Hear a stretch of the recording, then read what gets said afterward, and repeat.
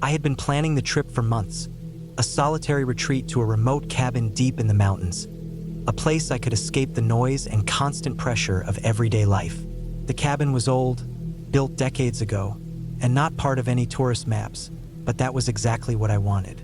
I arrived late in the afternoon, the sun already dipping behind the jagged peaks, casting long shadows over the forest.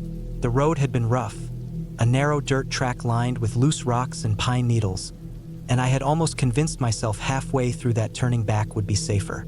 But the thought of the cabin, the isolation, and the quiet waiting for me pushed me forward. When I finally reached the cabin, it stood there like a relic from another time. A small wooden structure with weathered logs, a tin roof rusted along the edges, and a stone chimney that suggested it had seen many winters. The air smelled sharp and earthy, the scent of pine mixed with the dampness of moss and soil. The forest around it was dense, trees packed so tightly that the fading light barely touched the forest floor. I parked my car beside the cabin, jumped out, and immediately noticed how eerily quiet it was. The kind of silence that isn't natural, where you can hear the faintest sound of your own breathing and movement. It made my skin tingle. I spent the first hour exploring the cabin. Inside, it was rustic but functional. A small kitchen with a sink that had no running water, a wood stove with a half-used pile of firewood beside it, a table with peeling varnish, and a few chairs that seemed almost fragile from age. The living space had a simple couch and a small shelf with dusty books and magazines, all decades old. There was a single bedroom with a thin mattress on a wooden frame and a blanket that smelled faintly of mildew. I ran my fingers over the window sills, feeling the rough, aged wood, and noticed how the cabin seemed to lean slightly to one side, the floors uneven underfoot. It was exactly the kind of place I wanted. Untouched, isolated, disconnected from the modern world. As night fell, I gathered wood for the stove and lit a fire. The flames cast long, flickering shadows on the walls, and I could see the grain of the logs shifting in the light. Outside, the wind began to pick up, moving through the trees with a low, mournful hum, and occasionally, a branch would scrape against the side of the cabin. I felt a strange mix of peace and tension. I was alone, completely alone, and that was comforting and unnerving at the same time. I had brought food, water, and supplies for a week, planning to stay until the following weekend. The first night passed without incident. I slept fitfully, waking a few times at strange noises, the wind, the shifting of the cabin settling, the distant call of an animal, but nothing unusual. Morning came with a clear sky, bright sun cutting through the trees, and the cabin felt warmer, safer, more alive in the light. I prepared breakfast, a simple affair of eggs and bread, and sat by the window, watching the forest. There was something mesmerizing about the way the light moved through the trees, the subtle motions of wildlife, the occasional rustle of a deer moving through the underbrush. I felt a sense of contentment I had not experienced in years. The following days were peaceful but increasingly tense. During the day, I would hike around, explore the surrounding trails, and occasionally return to the cabin to cook meals or rest. I noticed subtle details that had escaped me on arrival. The way the cabin seemed to creak and shift in the wind, the small gaps between logs where a curious animal might peek in, the faint smell of damp wood that grew stronger with rain. On the third night, the wind turned into a steady howl, rattling the windows and making the cabin groan. I sat by the stove, trying to focus on reading a book, but my mind kept wandering. Every small sound, branches hitting the roof, the scratching of something outside, the creak of the cabin floor, felt magnified in the darkness. It was on the fourth night that the unease began to grow into real fear. I had gone to bed early, exhausted from a long hike, when I woke suddenly to the sound of footsteps outside the cabin. At first, I thought it was the wind or a loose branch, but the sound was deliberate, heavy, moving along the side of the cabin. My heart pounded, my body tensed. I stayed perfectly still, listening. The footsteps stopped, then started again on the opposite side, slow and careful. I considered calling someone, but there was no cell signal in this part of the mountains, and I realized how completely isolated I was. I spent the rest of the night awake, listening, imagining every possible scenario.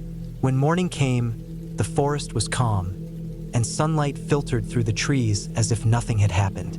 I tried to convince myself it had been a dream, a trick of the wind and my imagination. But then I noticed the subtle marks in the dirt near the cabin. Footprints, too large to be a deer, leading around the perimeter. My stomach sank. Someone had been here. Someone had walked around my cabin while I slept. Over the next few days, I became hyper-aware of everything. Every noise, every shadow seemed suspicious. I found small signs that something or someone had been near the cabin. A knocked-over chair on the porch, scratches on the outside wall, and more footprints that weren't mine. I didn't see anyone, didn't hear anyone, but the feeling of being watched was overwhelming. I avoided going out at night, instead sitting close to the stove, keeping a large knife at hand, scanning the windows. The forest that had seemed so peaceful before now felt suffocating, full of hidden threats.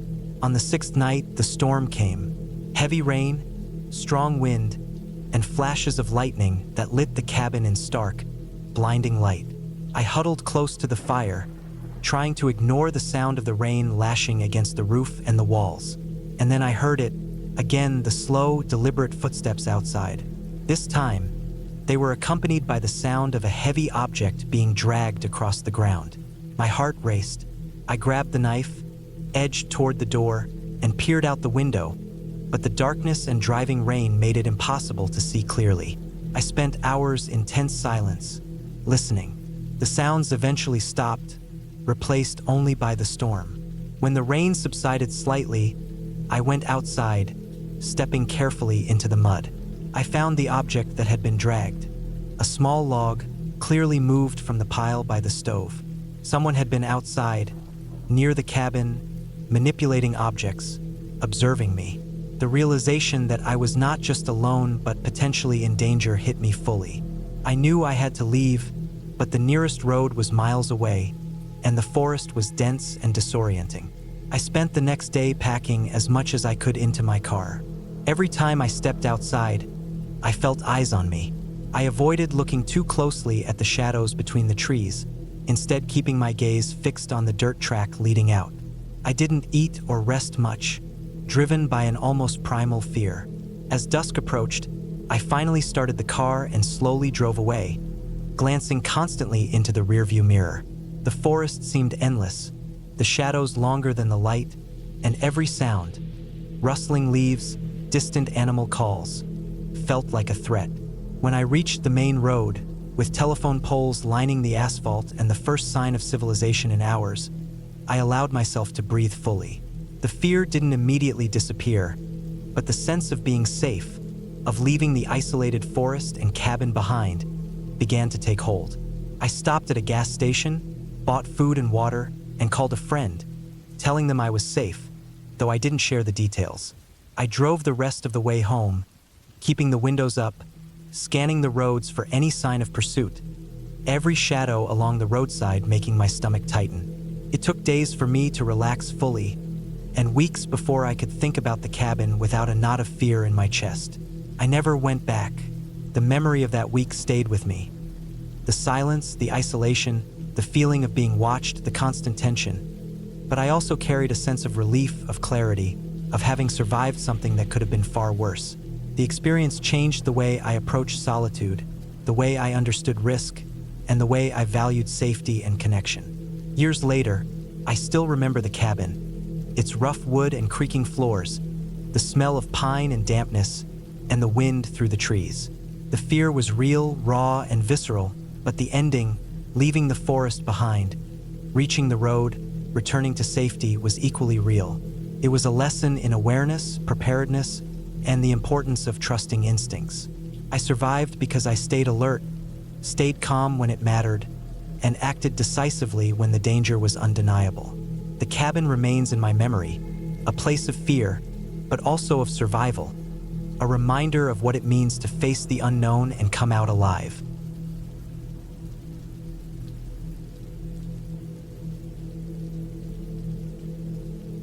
I had always wanted to spend a week alone in the mountains, away from the noise and constant demands of my life in the city. The cabin I rented was tucked deep in a national forest, far off any main roads, accessible only by a narrow dirt trail that wound through thick pines and oak trees. The directions the owner sent me were detailed but intimidating. He mentioned a creek I would cross, 2 small bridges, and a steep incline where my car might struggle. I laughed it off at the time, thinking it was part of the charm, but when I finally drove the last stretch and parked near the cabin, I realized that remote had an entirely new meaning. The silence hit me first, a heavy, almost physical quiet that made my ears ring and my thoughts feel louder than normal. The cabin itself was small, built from rough-hewn logs, with a steep roof that slanted sharply to handle snow in the winter. The windows were dusty but intact, giving me glimpses of the surrounding forest. I dropped my bags on the floor and ran my hand along the walls, feeling the cold wood beneath my fingers. There was a stove in the corner, a pile of firewood stacked neatly nearby, and a small table with 2 chairs. The bed was a simple frame with a thin mattress, but it looked clean. Everything smelled faintly of pine and dust, a scent I found strangely comforting. The first day was simple. I unpacked my things, gathered firewood, and walked along the narrow path behind the cabin. The forest was dense, and the sunlight struggled to break through the canopy. Birds called occasionally, and the distant rustle of leaves suggested deer or other small animals moving through the undergrowth. I found a small clearing with a patch of wildflowers and sat for a while, listening. There was a stream nearby, its water clear and cold. I dipped my hand in, feeling the current swirl around my fingers, and marveled at the isolation. No cars, no voices, no signs of anyone else for miles. Night came quickly. I built a fire in the stove, stacked logs carefully, and sat in the dim light.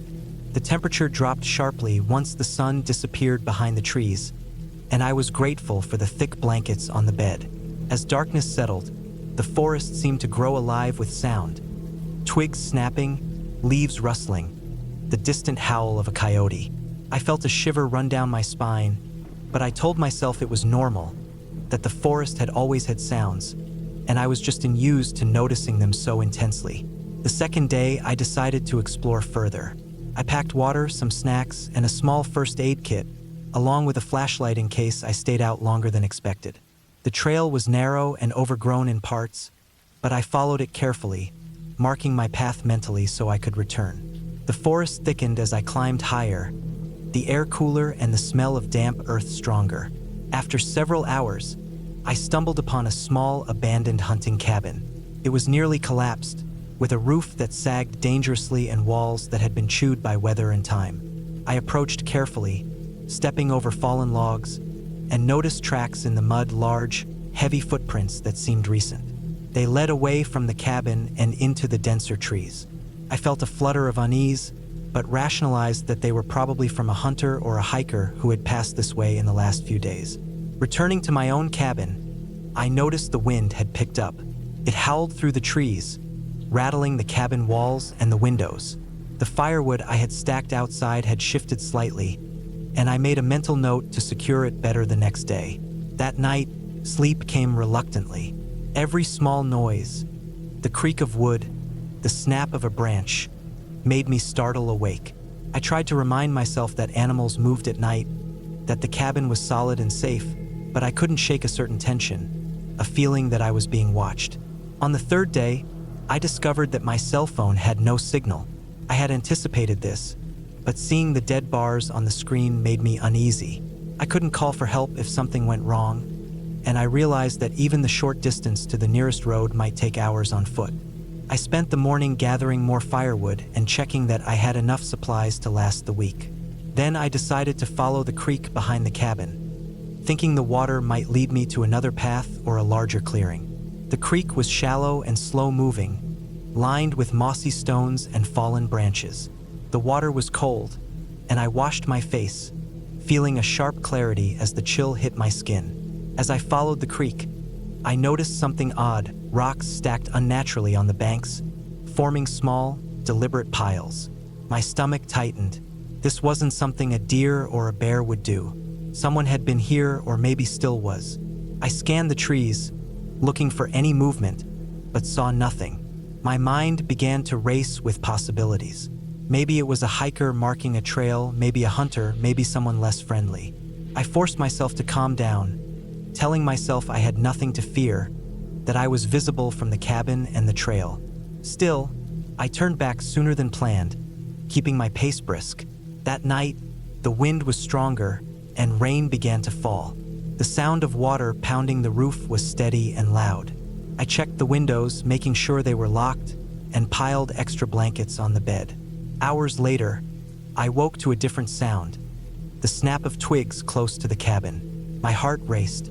I stayed perfectly still, straining to hear over the rain. Then I heard it again, soft but deliberate, moving around the perimeter of the cabin. I grabbed a flashlight and went to the window, shining the beam into the darkness. Nothing moved. I stayed there for hours, tense and alert, until the snapping stopped. I couldn't sleep the rest of the night, listening to the rain and imagining shapes in the shadows. The fourth day was the most difficult. My nerves were frayed, and every small sound made me jump. I decided to stay inside, cleaning the cabin and preparing meals. While chopping wood near the stove, I noticed a faint line of footprints outside in the mud, leading from the tree line to the cabin. They were larger than mine and irregular, like someone had been pacing. My chest tightened, and I felt a mixture of fear and anger. I considered leaving immediately, but the road was treacherous in the rain, and my car might not make it down the slope. I decided to stay, barricading the doors with whatever furniture I could move. The forest outside was dark and wet, the trees dripping with rainwater. I tried to focus on practical tasks, keeping busy to calm my mind. As evening fell, the storm worsened. Lightning flashed, illuminating the trees and throwing stark shadows inside the cabin. The wind rattled the roof violently, and I feared that a branch might fall. I checked the firewood and secured the doors again. Then I heard it, a low, deliberate footstep on the porch. My blood ran cold. I grabbed a hatchet from the corner and waited, heart pounding. The footstep repeated, slow and measured. I felt trapped, unable to leave and unwilling to confront whatever was outside. Then, after what felt like an eternity, the footsteps stopped. Silence fell, broken only by the wind and rain. I spent the night gripping the hatchet, alternating between watching the windows and trying to sleep in short bursts. The fifth day, the storm had passed, leaving the forest soaked and the air heavy with humidity. I decided I couldn't stay inside any longer. I gathered my courage and ventured out, armed with the hatchet and a sturdy branch for defense. I inspected the perimeter and noticed signs of someone, or something, having been there recently. Broken branches, trampled leaves, and more stacked rocks along the trail. I realized that I wasn't imagining it. Someone had been watching me, observing the cabin, and possibly waiting. My mind raced with scenarios, and I forced myself to think rationally. Whoever it was, they would be less dangerous if I made my movements deliberate and unpredictable. I spent the day marking a clear path back to the road, noting landmarks and clearing obstacles where possible. I moved quietly, staying aware of shadows and sounds, listening for movement behind me. By late afternoon, I reached a point where I could see the distant outline of the road. Relief washed over me. I doubled my pace, adrenaline keeping me alert. When I finally emerged onto the dirt road, I ran to my car, checked the tires and engine, and started the drive down carefully. Every turn was nerve-wracking. The memory of the footsteps and signs of someone nearby kept me tense. By the time I reached the nearest town, the sun was setting. I parked in front of a small store and sat in the car for a while, breathing heavily. My body was exhausted, my mind still racing, but I felt an enormous relief at being out of the isolation. I reported what had happened to the local authorities, describing the cabin, the footprints, and the rocks along the trail. They listened seriously and took notes, promising to patrol the area. I gave them as much detail as I could, knowing that someone might have been living near the cabin or using it to monitor visitors. Over the next few days, I stayed in town, recovering. I avoided the forest and cabin entirely, but I couldn't shake the experience from my mind. The fear, the tension,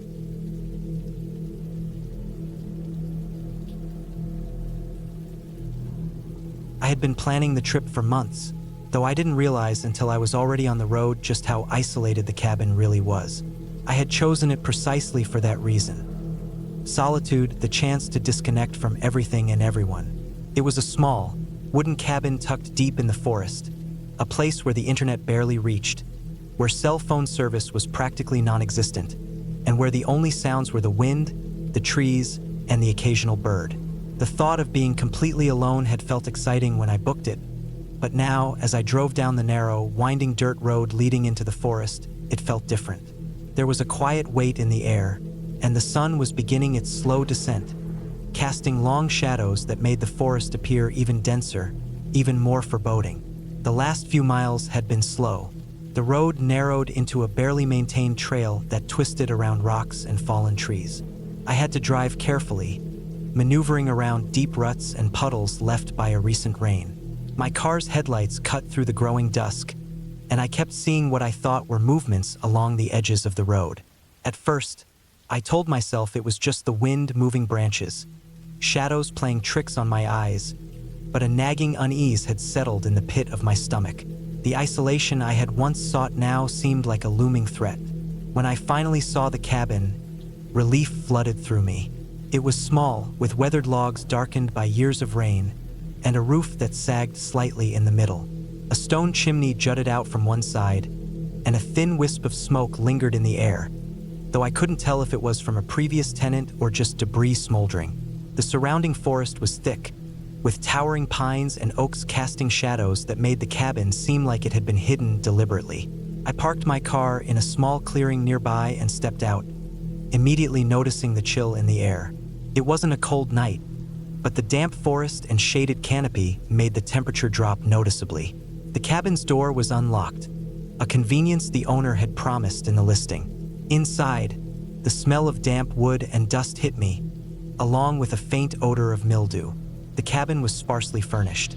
A small kitchen area with a propane stove, a worn wooden table with 2 chairs, a single bed tucked into a corner, and a wood-burning stove that looked like it hadn't been used in years.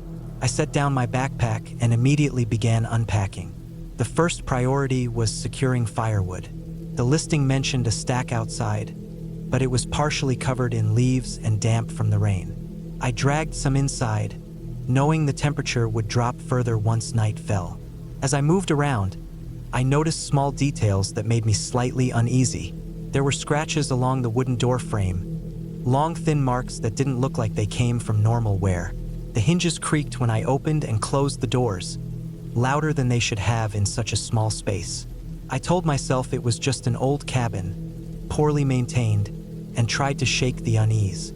I stacked firewood, checked the propane, and eventually settled in near the stove, lighting a small fire that took a while to catch due to the dampness.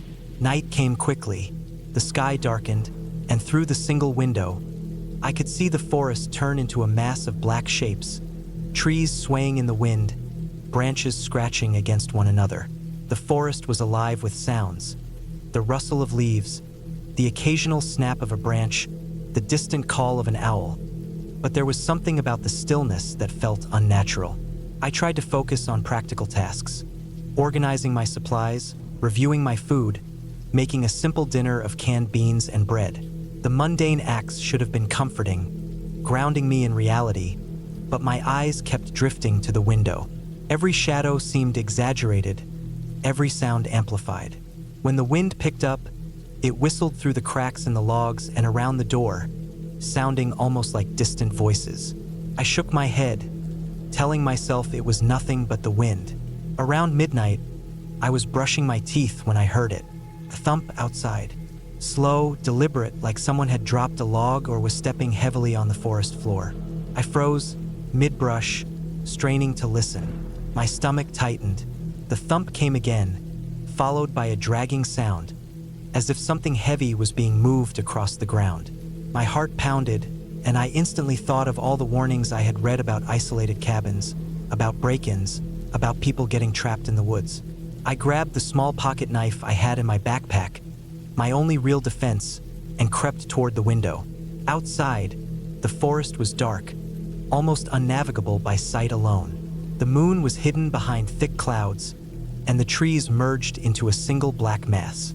I could make out a vague shape near the edge of the clearing, but it was hard to discern. It was large, human-like, and seemed to be moving slowly. I backed away from the window, my mind racing through possibilities. Could it be a hunter, a lost hiker, or someone with worse intentions? The thought of being alone in the forest, with no way to call for help, made my skin crawl. My phone had one tiny bar of signal, barely enough to send a message, and I wasn't sure if it would work at all. The thumping continued intermittently, moving around the clearing, and I realized I needed to act fast. I couldn't stay near the window, and hiding in the bedroom with a knife didn't feel safe either. I decided to secure the cabin as best I could. I checked all the doors and windows, wedging a chair against the front door and placing heavy objects against the other access points.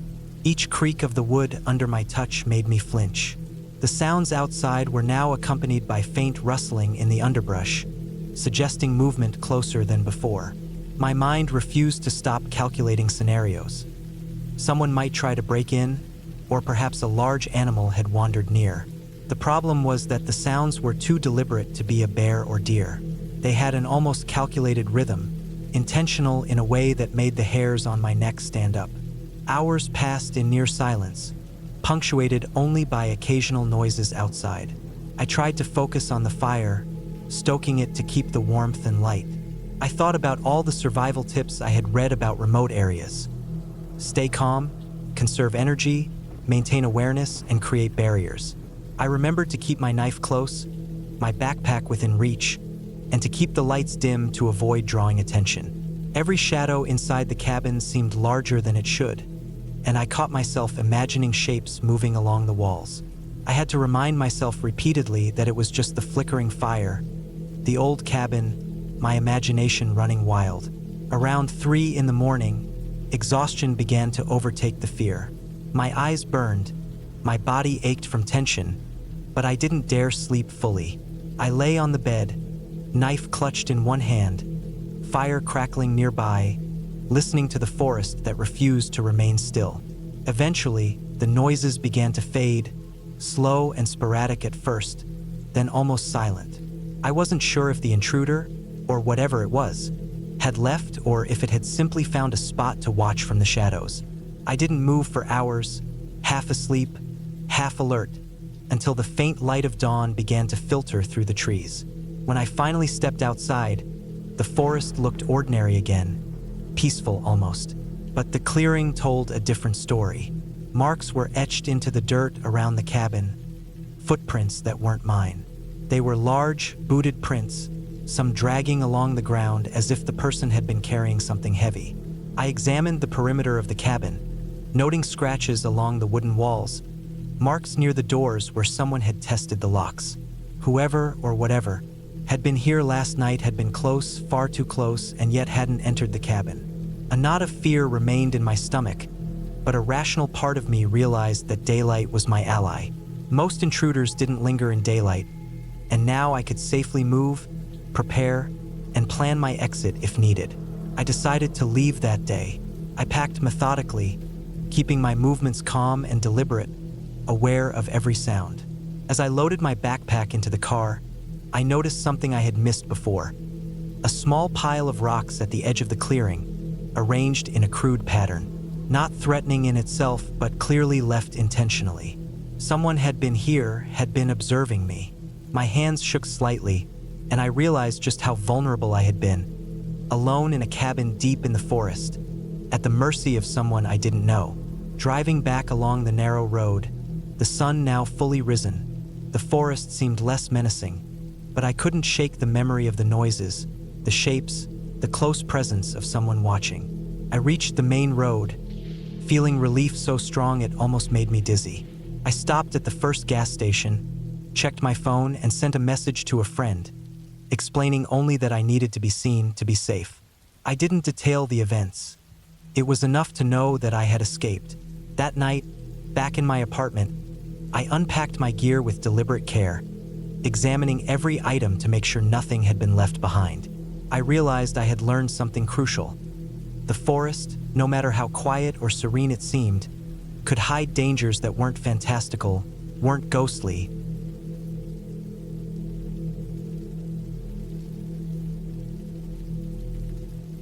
I never expected that a weekend trip to a cabin deep in the woods could turn into one of the scariest experiences of my life. The cabin was tucked away in a remote part of the mountains, far from the nearest town, and I had found it through a small listing online. The pictures were sparse, just a few photos of a wooden structure that looked solid, surrounded by thick trees and a small creek.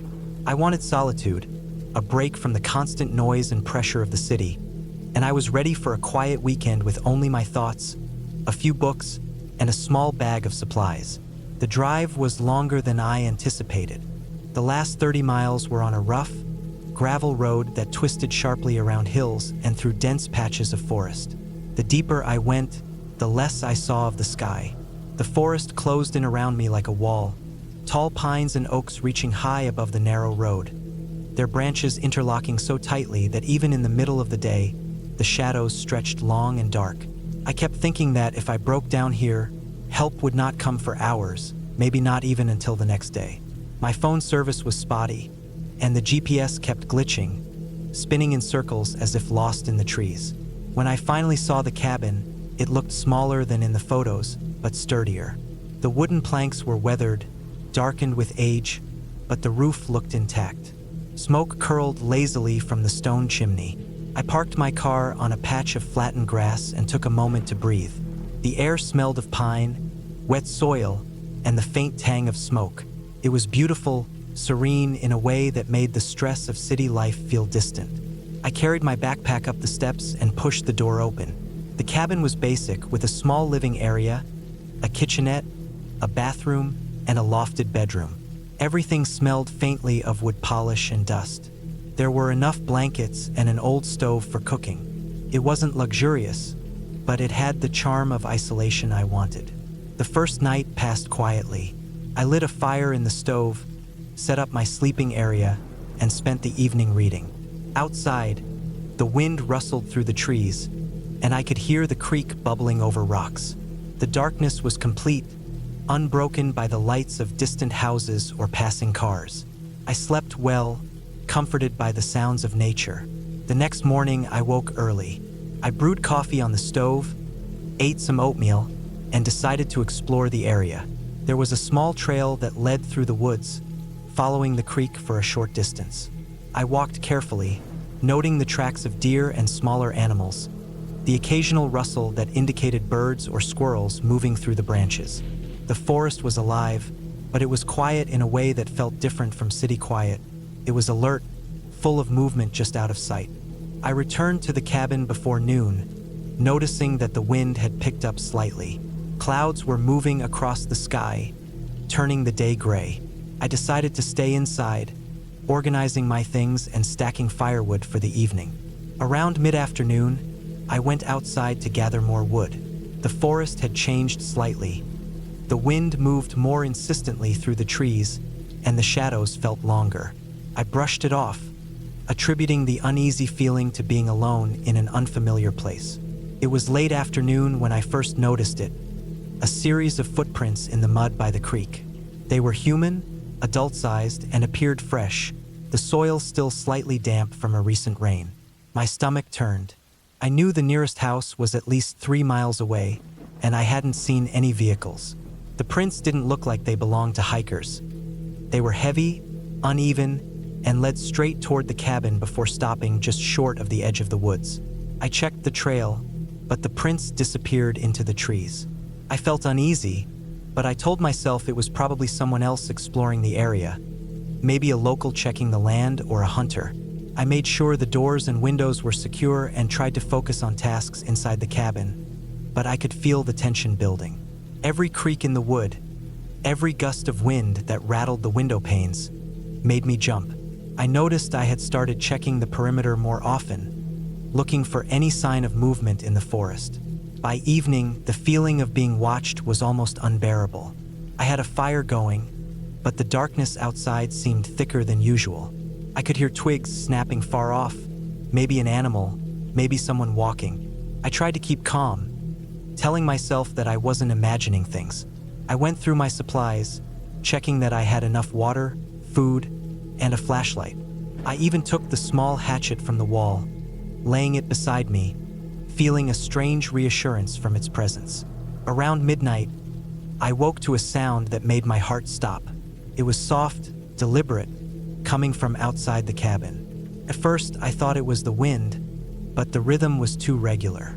Someone was walking around the cabin. I froze, listening as the sound moved slowly, circling the building. I wanted to look out the window, but I was afraid of what I would see. The only light came from the fire, casting shadows across the room. My mind raced, imagining the worst, and I realized I had left my backpack near the door with my keys and phone. Panic set in, but I tried to stay calm. The footsteps stopped. There was silence for a long time. I could hear my own breathing. I stayed as still as possible, waiting, counting the seconds, hoping whoever it was would leave. After what felt like an eternity, I crept to the window and peered through a gap in the curtains. The forest was dark, and I couldn't see anything, but the sense of being watched remained. I decided not to wait any longer. I grabbed my keys, my phone, the flashlight, and the hatchet. If someone tried to come in, I needed to be ready. I spent the rest of the night sitting by the fire, the flashlight trained on the door, every shadow making me jump.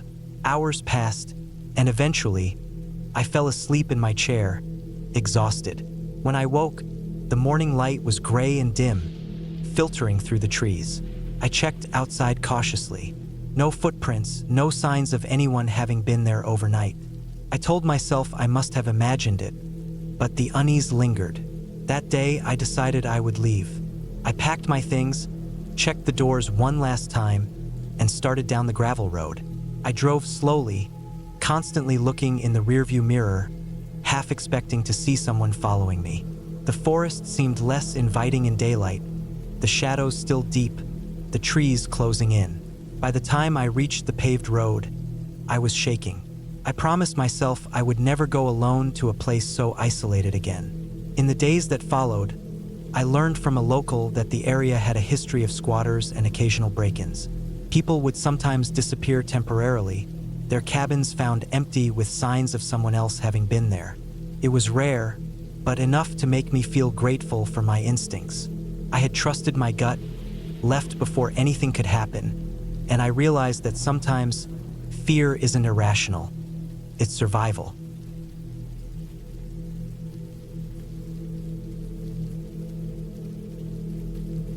I had always wanted to spend a week alone in the mountains, away from the noise and constant demands of my life in the city.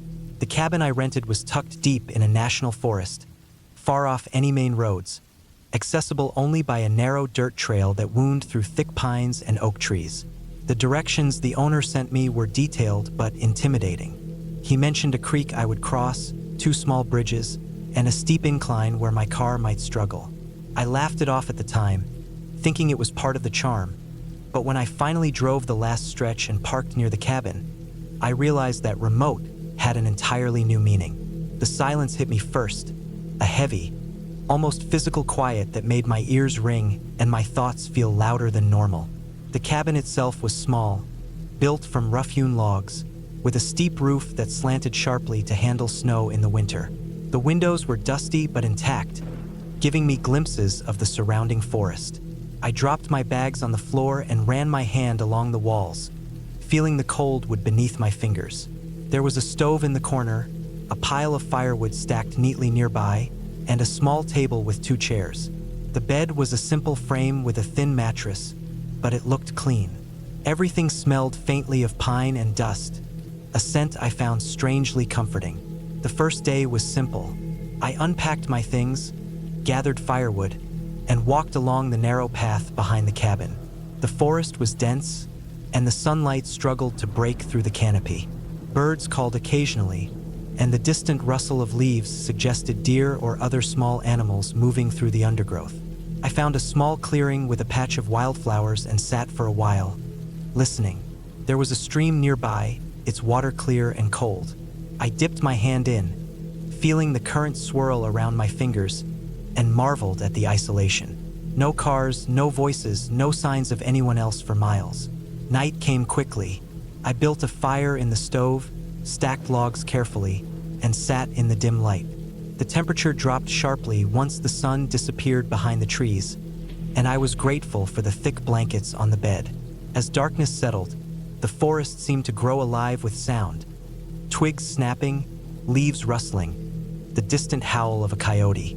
I felt a shiver run down my spine, but I told myself it was normal, that the forest had always had sounds, and I was just unused to noticing them so intensely. The second day, I decided to explore further. I packed water, some snacks, and a small first aid kit, along with a flashlight in case I stayed out longer than expected. The trail was narrow and overgrown in parts, but I followed it carefully, marking my path mentally so I could return. The forest thickened as I climbed higher, the air cooler and the smell of damp earth stronger. After several hours, I stumbled upon a small, abandoned hunting cabin. It was nearly collapsed, with a roof that sagged dangerously and walls that had been chewed by weather and time. I approached carefully, stepping over fallen logs, and noticed tracks in the mud, large, heavy footprints that seemed recent. They led away from the cabin and into the denser trees. I felt a flutter of unease, but rationalized that they were probably from a hunter or a hiker who had passed this way in the last few days. Returning to my own cabin, I noticed the wind had picked up. It howled through the trees, rattling the cabin walls and the windows. The firewood I had stacked outside had shifted slightly, and I made a mental note to secure it better the next day. That night, sleep came reluctantly. Every small noise, the creak of wood, the snap of a branch, made me startle awake. I tried to remind myself that animals moved at night, that the cabin was solid and safe, but I couldn't shake a certain tension, a feeling that I was being watched. On the third day, I discovered that my cell phone had no signal. I had anticipated this, but seeing the dead bars on the screen made me uneasy. I couldn't call for help if something went wrong, and I realized that even the short distance to the nearest road might take hours on foot. I spent the morning gathering more firewood and checking that I had enough supplies to last the week. Then I decided to follow the creek behind the cabin, thinking the water might lead me to another path or a larger clearing. The creek was shallow and slow-moving, lined with mossy stones and fallen branches.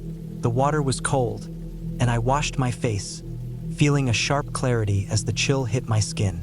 As I followed the creek, I noticed something odd, rocks stacked unnaturally on the banks, forming small, deliberate piles.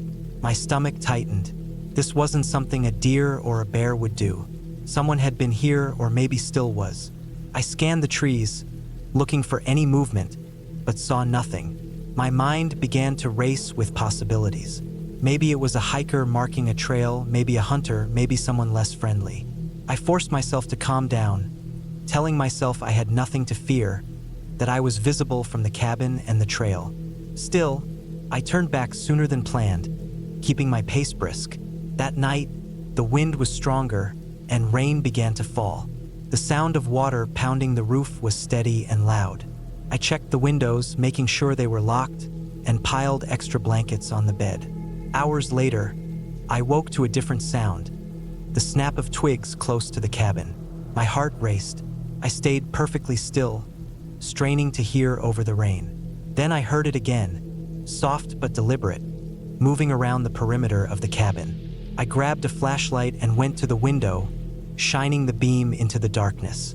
Nothing moved. I stayed there for hours, tense and alert, until the snapping stopped. I couldn't sleep the rest of the night, listening to the rain and imagining shapes in the shadows. The fourth day was the most difficult. My nerves were frayed, and every small sound made me jump. I decided to stay inside, cleaning the cabin and preparing meals.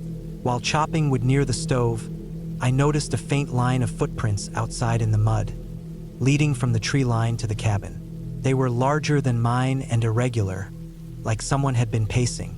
My chest tightened, and I felt a mixture of fear and anger.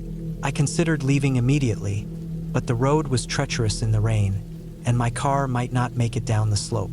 I decided to stay, barricading the doors with whatever furniture I could move. The forest outside was dark and wet, the trees dripping with rainwater. I tried to focus on practical tasks, keeping busy to calm my mind. As evening fell, the storm worsened. Lightning flashed, illuminating the trees and throwing stark shadows inside the cabin. The wind rattled the roof violently, and I feared that a branch might fall. I checked the firewood and secured the doors again. Then I heard it, a low, deliberate footstep on the porch. My blood ran cold. I grabbed a hatchet from the corner and waited, heart pounding. The footstep repeated, slow and measured. I felt trapped, unable to leave and unwilling to confront whatever was outside. Then, after what felt like an eternity, the footsteps stopped. Silence fell, broken only by the wind and rain. I spent the night gripping the hatchet, alternating between watching the windows and trying to sleep in short bursts. The fifth day, the storm had passed, leaving the forest soaked and the air heavy with humidity. I decided I couldn't stay inside any longer. I gathered my courage and ventured out, armed with the hatchet and a sturdy branch for defense. I inspected the perimeter and noticed signs of someone, or something, having been there recently. Broken branches, trampled leaves, and more stacked rocks along the trail. I realized that I wasn't imagining it. Someone had been watching me, observing the cabin, and possibly waiting. My mind raced with scenarios, and I forced myself to think rationally. Whoever it was, they would be less dangerous if I made my movements deliberate and unpredictable. I spent the day marking a clear path back to the road, noting landmarks and clearing obstacles where possible. I moved quietly, staying aware of shadows and sounds, listening for movement behind me. By late afternoon, I reached a point where I could see the distant outline of the road. Relief washed over me. I doubled my pace, adrenaline keeping me alert. When I finally emerged onto the dirt road, I ran to my car, checked the tires and engine, and started the drive down carefully. Every turn was nerve-wracking. The memory of the footsteps and signs of someone nearby kept me tense. By the time I reached the nearest town, the sun was setting. I parked in front of a small store and sat in the car for a while, breathing heavily. My body was exhausted, my mind still racing, but I felt an enormous relief at being out of the isolation. I reported what had happened to the local authorities, describing the cabin, the footprints, and the rocks along the trail. They listened seriously and took notes, promising to patrol the area. I gave them as much detail as I could, knowing that someone might have been living near the cabin or using it to monitor visitors. Over the next few days, I stayed in town, recovering. I avoided the forest and cabin entirely, but I couldn't shake the experience from my mind. The fear, the tension.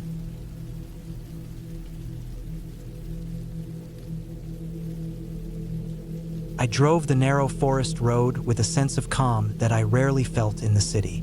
The summer air was heavy with the scent of pine and earth, and the sun filtered through the branches, creating sharp patterns of light and shadow on the asphalt. I had chosen this cabin for its remoteness, for the solitude, for the quiet that city life never allowed. It was tucked deep in the mountains, a few hours' drive from the nearest town, and I had only found it through a listing online. Small photos that showed a rustic wooden structure with a stone chimney and a clearing around it, empty except for the trees and a small creek that ran nearby. The closer I got, the narrower the road became, turning into a rough gravel path that rattled my car and forced me to slow down. I could feel the isolation settling in like a weight in my chest, a mix of anticipation and unease. The trees were thick on either side, dark green and imposing, and even though it was mid-afternoon, the shadows under their canopy seemed almost nighttime in their darkness. There were no houses, no other cars, just the distant sound of wind through leaves and the occasional chirp of birds. Finally, I reached the clearing.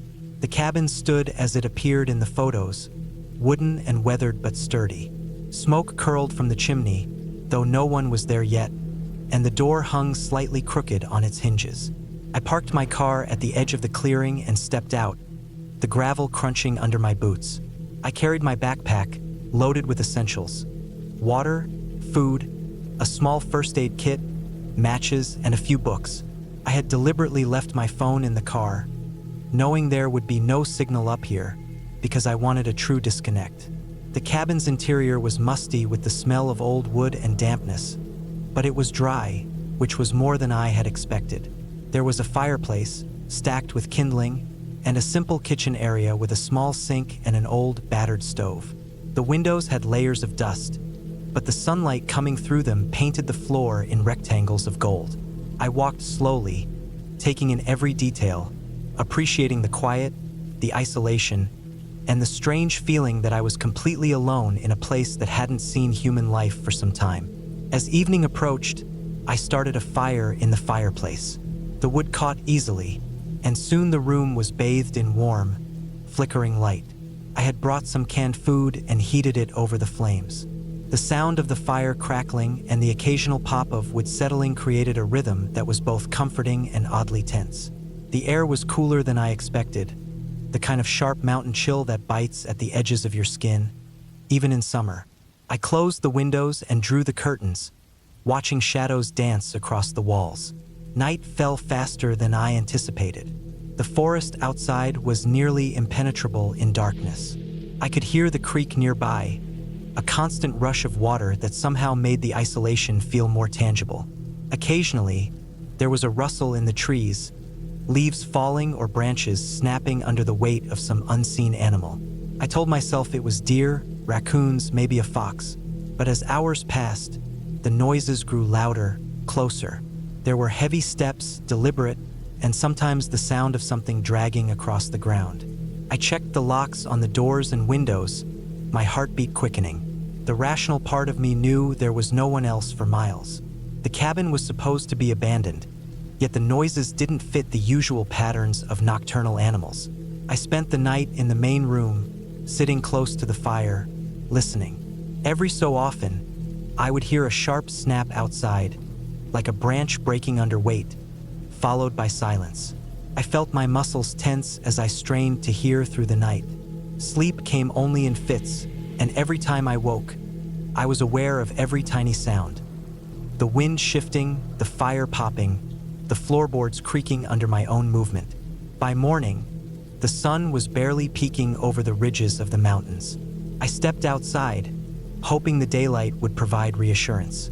The forest was calm, deceptively so, but the tracks in the dirt near the cabin froze me in place. They were not animal tracks.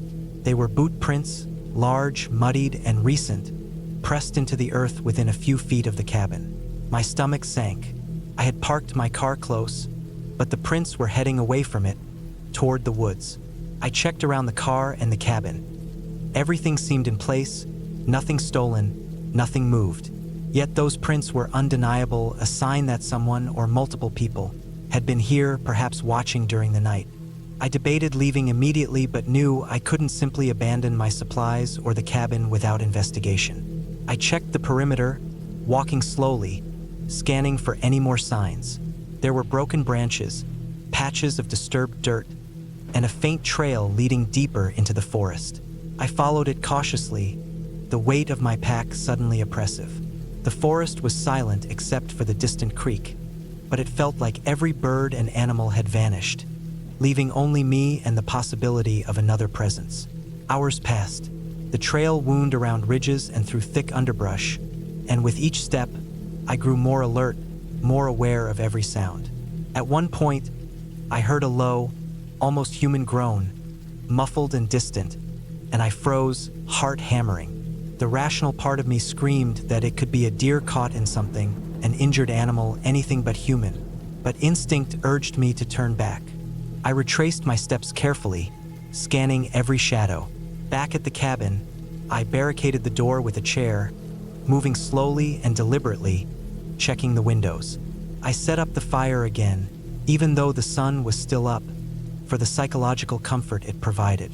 I stayed near it, preparing food and water, keeping my pack ready in case I needed to leave quickly. I did not leave the cabin for the rest of the day, observing from the window. Shadows moved among the trees, branches swaying though there was no wind, and my anxiety grew. I kept thinking about the footprints, the sounds, and the possibility that someone had been in the cabin during the night unseen. The second night was worse.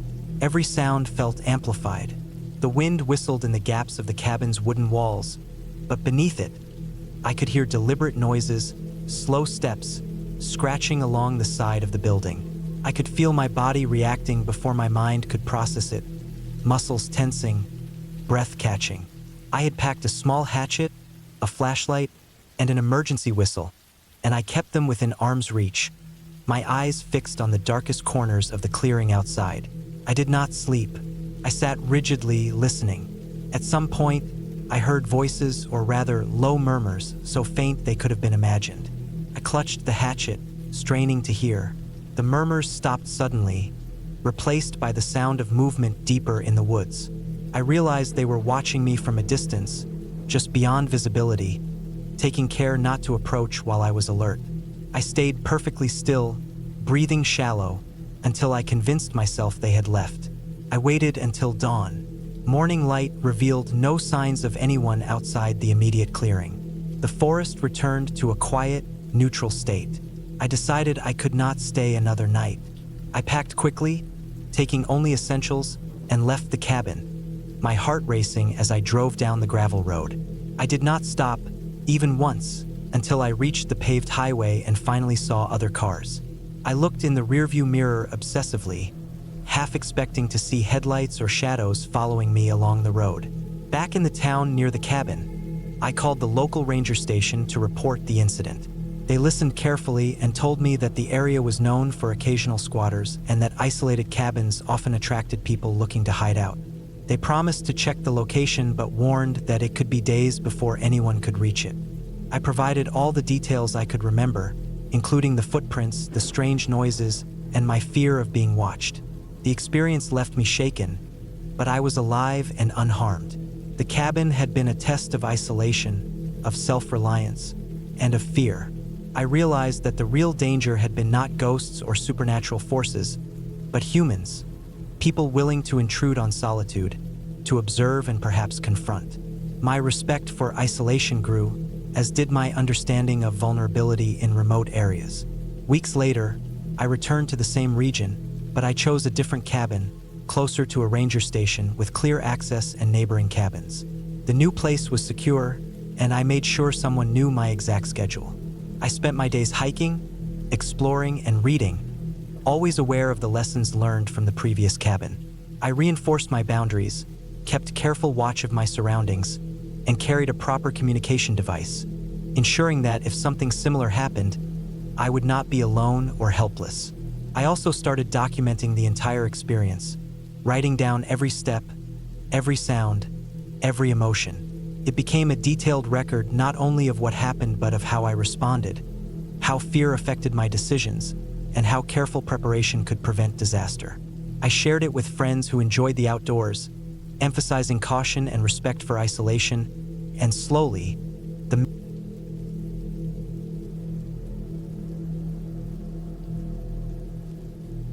I had been planning the trip for months, making sure everything was in order, checking the weather reports, the road conditions, and even the supplies I would need.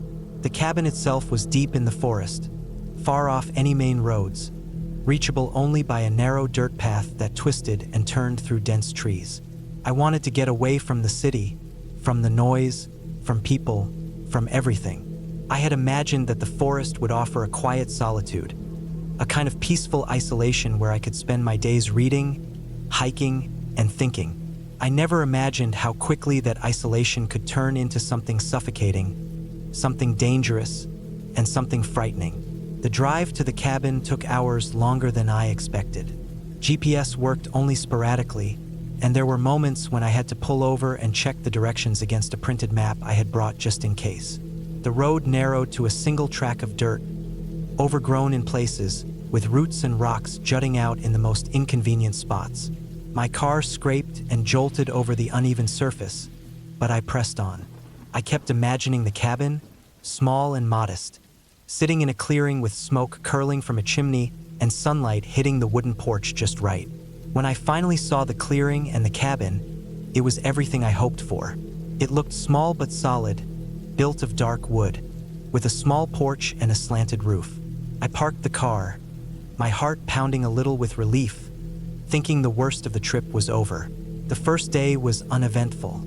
I unpacked my supplies, stocked the firewood, and checked all the windows and doors. The cabin smelled faintly of pine and dust. I opened the windows to let in fresh air, and for a while I felt relaxed.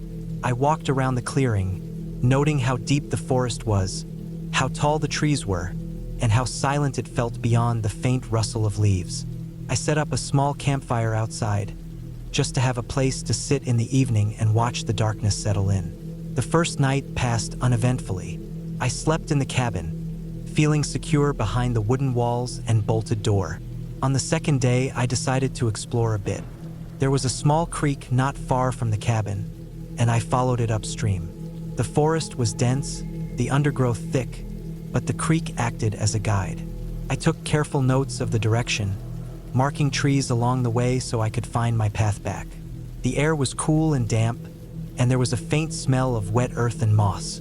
Everything was beautiful, almost hypnotic, but there was also a sense of unease I could not place. The deeper I went, the quieter it became, until even the birds seemed to vanish, leaving only the sound of water trickling over rocks. I returned to the cabin before nightfall, tired but content. I lit the fire in the stove and prepared a simple dinner, thinking about the peacefulness of the day. It was only as darkness settled over the forest that I began to notice the sounds that would not leave me alone. A faint scratching, maybe coming from the roof or the walls, a low, indistinct rustle from somewhere outside. I tried to ignore it, thinking it was just a deer or raccoon moving through the undergrowth. I double-checked the windows and doors, reassuring myself that I had locked everything properly.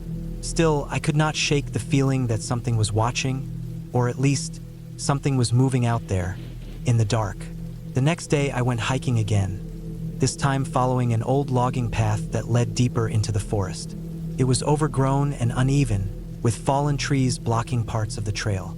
I carried my backpack with water, snacks, a map, and a small hatchet just in case. The forest was dense, and at times I had to force my way through thick bushes. By mid-afternoon, I realized I had gone farther than I intended.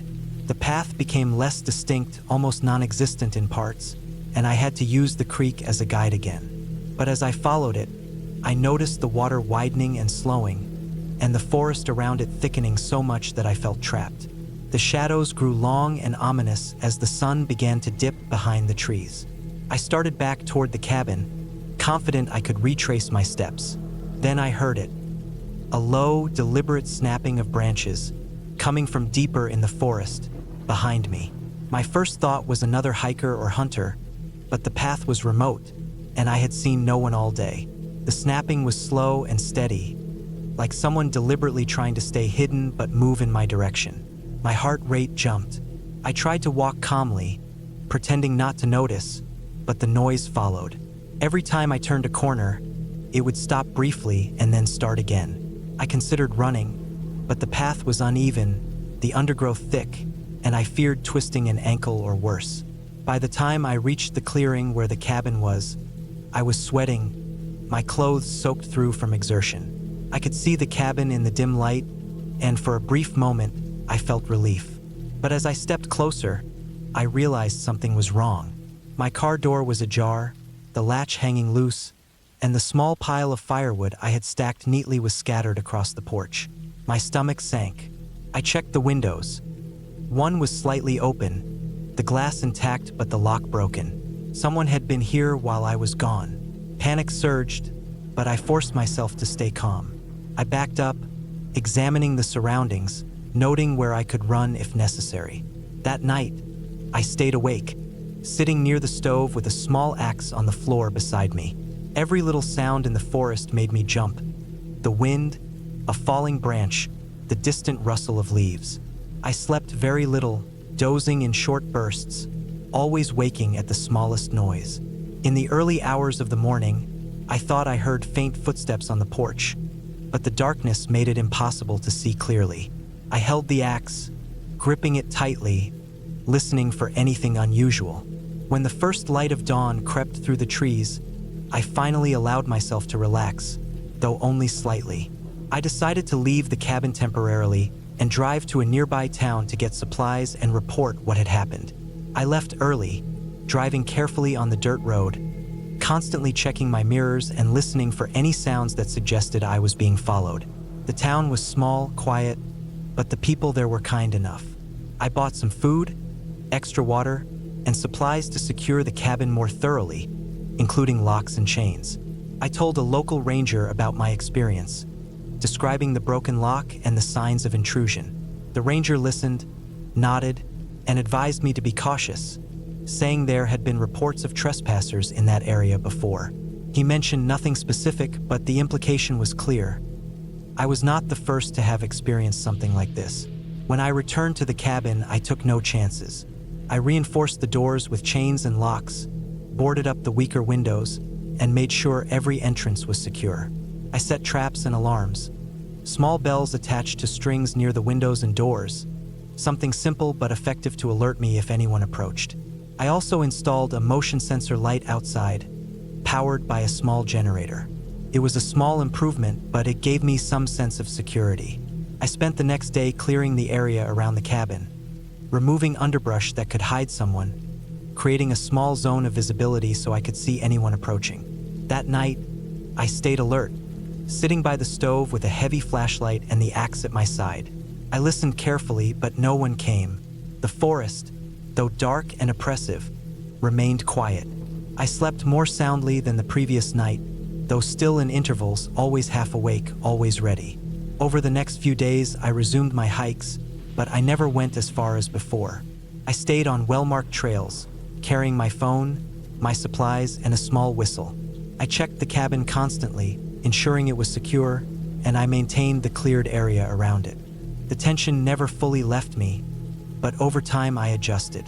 I began to enjoy the solitude again, cautiously. I cooked simple meals, tended to the fire, and spent hours observing the forest. I saw deer, rabbits, and other wildlife, always at a distance. The quiet that once seemed comforting now felt neutral. Peaceful, yes, but also alerting me to any change, any unusual movement. I remained vigilant, but I allowed myself to feel safe in my routines. By the end of the week, I had established a sense of control. The cabin was secure, the paths familiar, the forest predictable. I had learned to move quietly, to observe carefully, and to always anticipate the possibility of intrusion. The memory of the initial fear lingered, but it was tempered by preparation and knowledge. I had faced the danger and survived, and in that survival, I discovered a clarity and resilience I had not expected. The forest was still vast and isolating, but I had claimed a small part of it for myself under my own terms, safely and deliberately. When I finally left the cabin for good, I packed everything carefully, secured the property as best as I could, and drove back down the dirt path. The sun was rising, casting long shadows across the trees. I felt a sense of accomplishment, of relief, but also of connection to the forest, to the danger, and to my own ability to handle it. I knew I would never forget the fear.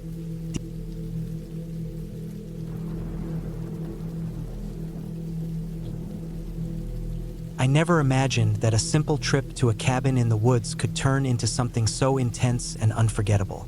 I had driven out to the remote area early in the morning, leaving the noise of the city behind.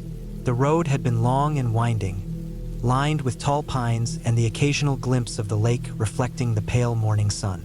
I remember the air had a certain sharpness to it, the kind that makes you feel alive and at the same time cautious. There was a light fog hanging low over the ground, so thin it barely obscured the forest, but enough to make everything seem quieter than usual. The cabin itself was more isolated than I had imagined from the photos. Tucked away behind a small rise, the wooden structure looked weathered but sturdy. Its logs were dark from years of exposure, and moss had crept up along the edges. There was a small porch that had a creak when I stepped on it, and the front door gave a little resistance before swinging open. Inside, the cabin smelled of old wood and a faint hint of damp earth. Dust coated the surfaces lightly, suggesting no one had stayed there for some time, but it wasn't unlivable. The windows were intact, letting in pale sunlight that spread across the wooden floor in a soft pattern. I had planned this trip for weeks. I needed isolation, a break from the constant buzzing of work, phones, and people. My backpack was heavy with essentials: food, water, a first aid kit, matches, a small stove, and a few books. I unpacked slowly, careful to note where everything went, and made a small fire in the stone fireplace. The smell of burning wood filled the cabin, comforting and grounding. It reminded me of simpler times, of childhood visits to similar cabins, though none quite so remote. The first day passed quietly. I explored the immediate surroundings, noticing the thick brush, the trail leading down to the lake, and the occasional rustle in the trees. Birds called to each other in the distance, and every so often, a deer would step out of the trees, glance at me, and retreat silently. As the day waned, I prepared a simple dinner, ate slowly, and watched the sky change from pale blue to deep amber, then to dark indigo. The sun set faster than I expected, and soon only the faint glow of my fire lit the cabin. The isolation was starting to sink in, but it felt good, like the world had finally slowed down for me. Night brought a different kind of awareness. Every sound seemed amplified: the crack of a branch, the rustle of leaves, the occasional distant cry of an animal. I told myself it was normal, natural even. I had grown up around forests. I knew these sounds. Still, there was a tension I could not shake, a feeling that the stillness was not as empty as it seemed. I made sure the windows were shut and the door latched, and I checked my phone. No signal as expected. I couldn't even call for help if I needed it. That thought was both liberating and unnerving. Sleep didn't come easily. I lay on the thin mattress I had brought, listening, alert to every creak of the cabin settling or whisper of the wind outside. Around 2 in the morning, I heard something that made my blood run cold. A low, dragging sound coming from outside. It was too deliberate to be an animal, too heavy and uneven. My mind raced through possibilities. Could it be a fallen branch? A bear? Person? I sat up slowly, straining to see in the darkness beyond the window. Nothing. The moon had hidden behind clouds, and the trees created shadows that could hide almost anything. I decided to stay still, hoping whatever it was would pass. After what felt like an eternity, the sound stopped. I waited another hour before daring to lie down again. Sleep came in short, fragmented bursts, each one ending with me sitting up, listening, heart pounding. By morning, I was exhausted but determined to not let fear control me. I ate a meager breakfast and considered my options. The nearest road was several miles away, and there was no cell signal to call for help. I decided to stick to the plan, explore during the day, stay put at night, and trust my instincts. The following day, I ventured further into the woods. I followed a faint trail that eventually ended at a small clearing where an abandoned campsite lay. Rusted cans, a broken tent, and a few scattered logs suggested someone had been here long ago. I examined the area carefully, noting footprints that had partially faded, likely from wind and rain. Something about the clearing made my stomach tighten. It had been long deserted, but it felt as though someone or something had been watching recently. I shook off the feeling, attributing it to imagination and the lingering tension from the previous night. I returned to the cabin by late afternoon. The sun was high but starting to dip, and I prepared another fire. That evening, I was more vigilant, checking the windows and the door multiple times. As darkness fell, I noticed another sound, a soft tapping, like someone tapping on the side of the cabin. I froze, listening. Tap, tap, tap. It wasn't continuous, but deliberate. I rushed to the window. Nothing. The trees swayed gently in the wind. I told myself it must be branches brushing the cabin, but the rhythm was too precise. Fear began to creep in. I remembered every horror story I had ever read about isolated cabins, about people breaking in, about getting trapped miles from help. I paced, grabbed my firewood, arranged it to keep the fire going through the night, and kept a heavy metal tool within reach. The night stretched endlessly. I heard more noises, footsteps outside that stopped when I moved, a snapping twig, something scraping lightly against the cabin's side. My heart raced constantly. I did not sleep. I could not. By the third day, I realized I could not continue this way. The isolation that had seemed peaceful now felt oppressive. I needed to leave, but I also had to be cautious. The forest could be treacherous, and I had no one to help if something went wrong. I spent the day packing essentials and clearing the cabin, making sure I left no trace of food or belongings. I moved quietly, listening intently for any signs of movement outside. The forest was alive with sound, but none of it matched the deliberate tapping I had heard the night before. I decided to leave at dusk, hoping the fading light would provide some cover and that the woods would seem less intimidating with the sky still visible. I followed the faint trail I had found earlier. Each step was calculated, each noise noted. I carried the heaviest tool I could find and kept glancing over my shoulder. The forest seemed endless, and the shadows grew longer as the sun dipped behind the trees. Suddenly, I heard a voice, a human voice, low and muffled, coming from behind a cluster of trees. My heart stopped. I froze, trying to identify the direction and distance. I could hear footsteps moving toward me. My mind raced. Should I run? Hide? Make a noise? I decided to move quietly but quickly, weaving through the trees and staying out of view. The footsteps followed, careful and deliberate. I kept to the underbrush, using every instinct I had honed from childhood hikes and outdoor survival skills. After what felt like an eternity, I broke into a small clearing and saw the dirt road that led back to civilization. I sprinted the final 100 yards, hearing the footsteps fade behind me. My legs burned, my lungs screamed, but adrenaline carried me forward. When I reached my car, parked haphazardly at the roadside, I fumbled with the keys, hands shaking violently. I got in, locked the doors, and started the engine. The headlights illuminated the road ahead, and I didn't stop until the cabin and the surrounding woods were well behind me. I drove for hours, not stopping, until I reached a small town with open stores and people around. The normalcy of life, cars passing, dogs barking, voices talking, was overwhelming and comforting. I parked, got out, and just breathed. The fear that had clung to me for days began to dissipate. I called the local authorities and explained what had happened. They said the area had reports of isolated break-ins and that people often got trapped or frightened by the remoteness of the forest. They would send someone to check the cabin, but for the first time in days I felt safe. Reflecting back, I realized how close I had come to serious danger. The cabin itself was harmless, but the isolation, combined with an unknown presence nearby, had created an environment where every small sound felt amplified into a threat. The experience left me shaken, but also more aware of the fragility of safety in remote places. I learned the importance of preparation, caution, and trusting instincts above all. That trip, which I had imagined as peaceful solitude, became a test of awareness, resilience, and survival. And in the end, I made it out, carrying with me both the memory of fear and the lesson of vigilance, determined never to underestimate the power of isolation again.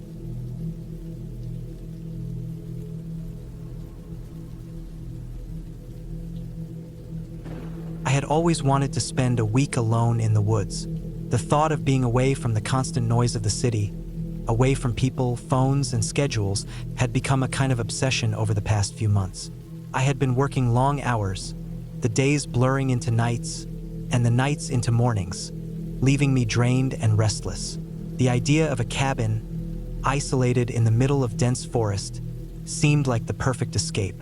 I found a small, rustic cabin online, a place that seemed old but solid, not the kind of place that was polished for tourists. The pictures showed a simple wooden structure, surrounded by tall pines, with a little creek running nearby. It had no Wi-Fi and barely any electricity, just a wood-burning stove, a small kitchen, and one bedroom. I wanted that isolation. I wanted that silence. The drive was longer than I expected. I had rented a small SUV and packed it with everything I thought I would need for a week: food, water, clothes, a first aid kit, a flashlight, batteries, a portable stove, extra blankets, a hatchet, and plenty of firewood, even though the cabin already had some stacked near the entrance. The last hour of the drive was on a narrow dirt road, winding through thick forest. The trees were so close together that sunlight barely reached the ground. It was quiet, almost unnervingly so. Every now and then, I would see a deer or a rabbit dart across the road, but no other signs of life. My phone had lost signal an hour earlier, and the GPS barely worked. I relied on the little map the cabin owner had emailed me, printed on paper. When I finally saw the cabin, it looked exactly like the photos. The wood was weathered, dark with age, and the roof sagged slightly. The windows were small and covered with simple curtains. The front porch was narrow, with a single rocking chair that creaked in the wind. I parked the SUV on a small clearing beside the cabin and stepped out. The air was different here, sharp, earthy, and faintly damp. I felt a mix of excitement and unease. Something about being completely alone in this deep forest was thrilling, but also a little frightening. The first thing I did was unload my gear and bring it inside. The cabin smelled of old wood and faint smoke. It was dusty in some corners, but the bed looked clean and the kitchen was usable. I unpacked my things, stacked the firewood neatly, and set up the stove. I wanted to make the cabin feel like mine, at least for a week. I made a simple meal, fried some eggs, and brewed coffee on the little stove. Outside, the forest was quiet, except for the occasional rustle of leaves or the distant call of a bird. That first night, I slept lightly. The cabin was creaky, and the wind whistled through the cracks in the walls. Every little sound seemed amplified in the silence. I woke several times, thinking I heard footsteps outside, but when I looked, there was nothing. I kept telling myself it was just animals or the wind or my imagination. Still, I couldn't shake the feeling that something was watching. The next day, I decided to explore the area. There was a small creek a few hundred meters behind the cabin, and a narrow path that seemed to wind deeper into the forest. I brought a backpack with water, snacks, and a knife, just in case. The creek was beautiful, clear water rushing over rocks, and I saw small fish darting under the surface. The forest was thick, the trees towering and close together. The path was narrow and sometimes hard to follow. I spent several hours walking, taking pictures of the landscape, noting the direction of the creek and the cabin so I could find my way back. As the day went on, I began to notice small things that unsettled me. I would hear a crack in the distance and think it was a branch snapping, but it would be too rhythmic, too deliberate. Shadows seemed to move in ways that didn't make sense. Once, I thought I saw a figure between the trees, but when I blinked, it was gone.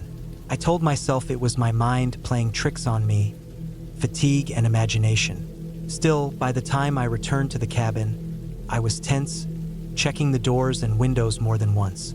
That night, the wind picked up. It rattled the windows and made the trees groan. I tried to sleep, but the sounds kept me awake. Around midnight, I heard a loud bang at the back door. My heart leapt, and I froze. I told myself it was a branch or something falling, but the sound had been sharp and close. I grabbed the flashlight and slowly approached the door, peering outside into the darkness. The beam swept across the clearing and the forest beyond, but there was nothing. The moon was bright enough to illuminate the immediate area, yet nothing moved. I went back inside, double-checked the locks, and sat on the bed, flashlight in hand, staring at the door for the next hour. The next morning, I found something strange. The firewood I had stacked neatly yesterday had been disturbed. A few logs were out of place, as if someone had handled them. I had no idea how this could have happened. There were no footprints in the soft dirt near the cabin, only the marks of small animals. I tried to convince myself it was just wind or an animal, but the thought made my stomach knot. I decided to stay inside most of the day, keeping the door locked, the windows shut, and the flashlight within reach. I ate lightly and kept checking the surrounding woods through the windows. Everything seemed quiet, but there was a tension in the air that I couldn't shake. By the third day, I started noticing other signs that unnerved me. Small items I had left on the counter were moved slightly. My water bottle was not where I had left it. The cabin felt different, as if someone had been inside when I wasn't looking. I searched for footprints outside but found nothing. There were no human tracks, only animal tracks that didn't match anything I could recognize. I couldn't understand how anyone could have entered the cabin without leaving a trace. I tried to keep calm, telling myself it was paranoia, but I was starting to dread being alone. That afternoon, I decided I needed to get some fresh air. I put on my boots and jacket and went for a short walk along the creek. The sun was low, casting long shadows between the trees. I kept my eyes open, scanning the forest for movement. Halfway along the creek, I stumbled upon something that made my blood run cold. A small, shallow hole had been dug into the soft earth near the bank, and in it lay a pair of worn boots, muddy and old. I had no idea who they belonged to or how they got there. I froze, heart racing, and looked around. There was no one in sight. I left immediately, walking quickly back to the cabin, feeling the weight of eyes on my back. That night, I could not sleep at all. Every creak, every gust of wind, sounded like footsteps approaching. I stayed awake until dawn, flashlight clutched tightly, eyes scanning the darkness. I barely slept for the next 2 nights, and by the 5th day, I was exhausted. My nerves were frayed. I considered leaving early, but I had driven so far and had already committed to a week. I forced myself to eat, to drink, to rest, but every time I closed my eyes, I imagined someone, or something, lurking outside the cabin, waiting. On the 6th day, I decided I needed to take action. I spent the morning barricading the cabin as best I could. I moved furniture to block the doors, nailed the windows shut, and even scattered small sticks and rocks around the clearing to alert me if anyone approached. I also set up a series of mirrors to reflect sunlight into the surrounding woods, creating signals and alerting me to any movement. It felt ridiculous, but I needed to feel some control. That afternoon, I sat in the cabin, scanning the forest, listening for the smallest sound.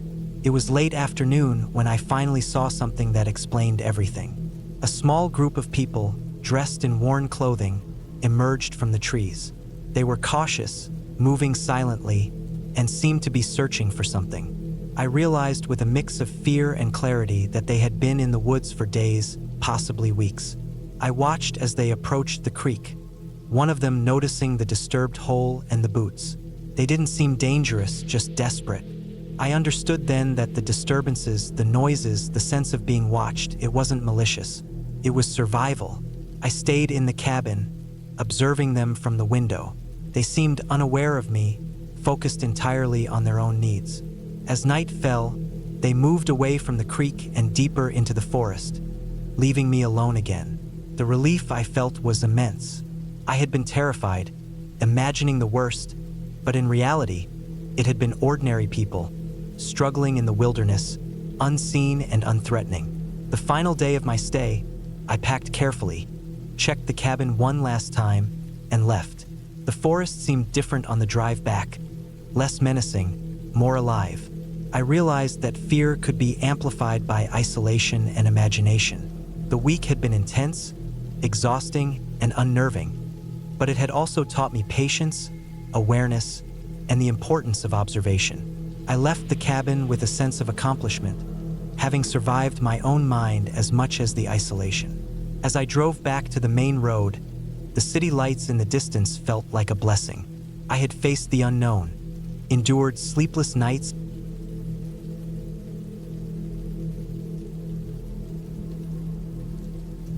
I had been driving for hours, the tires of my old sedan crunching over the gravel roads that wound through dense forests. The sun was beginning to dip below the horizon, leaving streaks of orange and pink that faded into a dull twilight. I had wanted this trip for months, an escape from the city and its endless noise. A few days in a cabin I had found online in the middle of nowhere. The reviews were sparse, but everything they said promised solitude, peace, and a real connection with the wilderness. That promise had been enough. I finally saw it as the road narrowed, a small clearing appearing in the trees. The cabin was wooden, rough-hewn, and seemed older than it actually was. A small stone chimney rose from one side, and the front porch sagged slightly under years of neglect. It wasn't picturesque in the way a postcard might make it seem. It was real, raw, and isolated. Perfect. I parked and stepped out, stretching my legs, feeling the crisp air fill my lungs. There was no sound but the wind rustling the pine needles and the occasional call of a distant bird. The forest was silent in the way that felt heavy, like it was watching. I brushed it off, telling myself it was only the kind of silence you find when you leave civilization behind. The cabin door was unlocked, as the previous renter had promised. I stepped inside, and the smell of damp wood and old smoke greeted me. Dust particles floated in the thin shafts of light coming from the windows. There were 2 rooms, a main living area with a small kitchen and a bedroom off to the side. The furniture was minimal: a rickety wooden table, a few chairs, a worn couch, and a bed with a thin mattress. The cabin was sparsely supplied, but there was enough firewood stacked in the corner and canned goods in the kitchen to last a few days. I set down my bag and began to explore. There were signs of previous tenants, notes written in pencil, a half-empty bottle of dish soap, and a stack of firewood that had been split unevenly. Everything was functional but imperfect. I liked that. It made it feel real, not like a staged rental. Night fell quickly, and I built a small fire in the stone fireplace, the flames casting shadows across the rough wooden walls. I sat on the couch, sipping water from a bottle and listening to the forest. The wind picked up outside, rattling the windows, and I felt a shiver run down my spine, though I told myself it was only the cold. Around midnight, I heard it, a snapping of branches outside, distant at first, but unmistakable. I froze, listening. The sound came again, closer this time. Something or someone was moving through the trees toward the cabin. My heart began to beat faster, but I tried to stay calm. There were hunters in this area, I reasoned, or maybe a deer had broken a branch. The thought should have calmed me, but it didn't. I grabbed a flashlight and quietly stepped to the window. The beam cut through the darkness, illuminating the dense trees. Nothing moved. I felt my pulse slow, but only slightly. I returned to the couch, trying to focus on the fire, telling myself I was imagining things.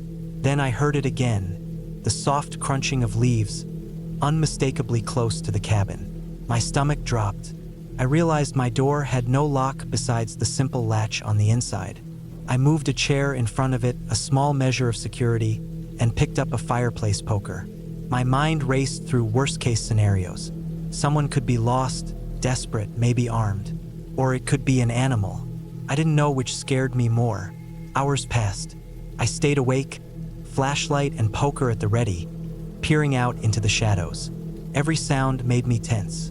Branches breaking, the wind shifting, a distant hoot of an owl. Sleep became impossible. I began to notice details I hadn't before. The way the firelight flickered against the walls, the subtle creak of the cabin as it settled, the smell of damp earth that seeped in through the cracks. The night was alive with subtle movements, each one amplifying my sense of isolation. Eventually, the sky lightened, the first gray of dawn creeping through the trees. I went outside cautiously, circling the cabin. Nothing. No footprints in the soft dirt, no signs of intrusion. I shook my head, feeling both relief and lingering fear. The night had played tricks on me, my mind filling in gaps with imagined threats. Yet the unease didn't leave entirely. I decided to make breakfast, a simple affair of canned beans heated over the fire. As I ate, I planned my day. I wanted to hike, to explore the area, but the memory of the night made me hesitant. I told myself it was a test of courage, and I would go. By mid-morning, the sun was fully up, and I ventured into the surrounding forest. The trees were tall and thick, the air crisp. I followed a narrow trail that led away from the cabin, stepping carefully over roots and rocks. Birds called overhead, and the forest felt alive in a completely different way from the oppressive quiet of the previous night. I began to relax, letting the rhythm of walking calm my mind. I hiked for hours, eventually reaching a small clearing with a creek. I knelt to drink, feeling the cold water run over my hands. The sound of moving water was soothing. I sat for a long time, listening to the forest, watching the way the sunlight shifted through the branches. For a moment, the fear of last night felt like a distant memory. On the way back, I noticed subtle signs I had missed before. Broken branches low to the ground, animal tracks, the remnants of a small campfire near a cluster of trees. Someone had been here recently. Not hunters, it was too crude, the fire pit too haphazard. My heart sank slightly, a reminder that the cabin's isolation wasn't absolute. People could come and go without notice. Returning to the cabin, I decided to secure everything more thoroughly. I dragged furniture to block the door more firmly, stacked extra firewood along the inside wall, and kept the fireplace poker at hand. I inspected the windows, closing the latches as tightly as they would go. The cabin felt safer, though my nerves remained frayed. That evening, I did something I hadn't dared the night before. I built a larger fire, lit every lamp in the cabin, and cooked a proper meal. I kept checking the surrounding trees, listening, alert for any sound. The night was long, but the fear was less acute, more controlled. I slept in short bursts, waking at every noise, but I began to notice patterns. Wind, falling leaves, animals moving about. Nothing that suggested human presence, nothing threatening. The next day, I decided to take stock of the cabin itself. I inspected the perimeter, noting the condition of the roof, the siding, and the foundation. I found small signs of animal intrusion. Mice nests in the corner, bird feathers near a window, but nothing dangerous. It reminded me that fear often comes from unknowns, from the things you cannot control. The cabin was old, imperfect, but safe. Over the next 2 days, I settled into a routine. I hiked, explored, collected water, chopped firewood, and kept the cabin orderly. Each night, I would double-check the doors and windows, light the fire, and sit with the flashlight and poker nearby.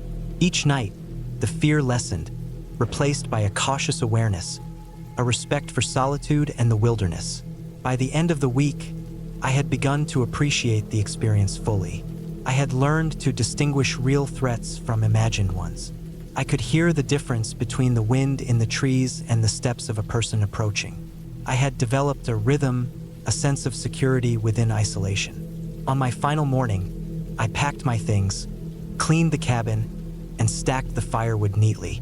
I left a note for the next renter describing the cabin's quirks and the best spots to explore. I took one last walk around the clearing, noticing details I hadn't before. The way the sunlight touched the leaves, the sound of the creek farther down, the smell of pine and damp earth. The forest was no longer frightening. It was alive, intricate, and demanding respect. Driving away, I looked back at the cabin one last time. The fear that had gripped me on the first night felt distant now. I had confronted the unknown, survived it, and emerged with a deeper understanding of solitude and awareness. The cabin had tested me, and I had passed, not through luck, but through careful observation, preparation, and respect for my surroundings. As I merged onto the main road, I felt a sense of calm settle over me. The city would return soon with its noise and certainty, but I carried with me the memory of isolation, of fear confronted, and of a place that had challenged me to pay attention in ways I never had before. The cabin was behind me, yet its lessons would stay with me far longer than the few days I had spent there. I had gone into the wilderness seeking escape, but I left with knowledge, awareness, and a profound sense of clarity about fear, preparedness, and the quiet strength that comes from facing the unknown alone.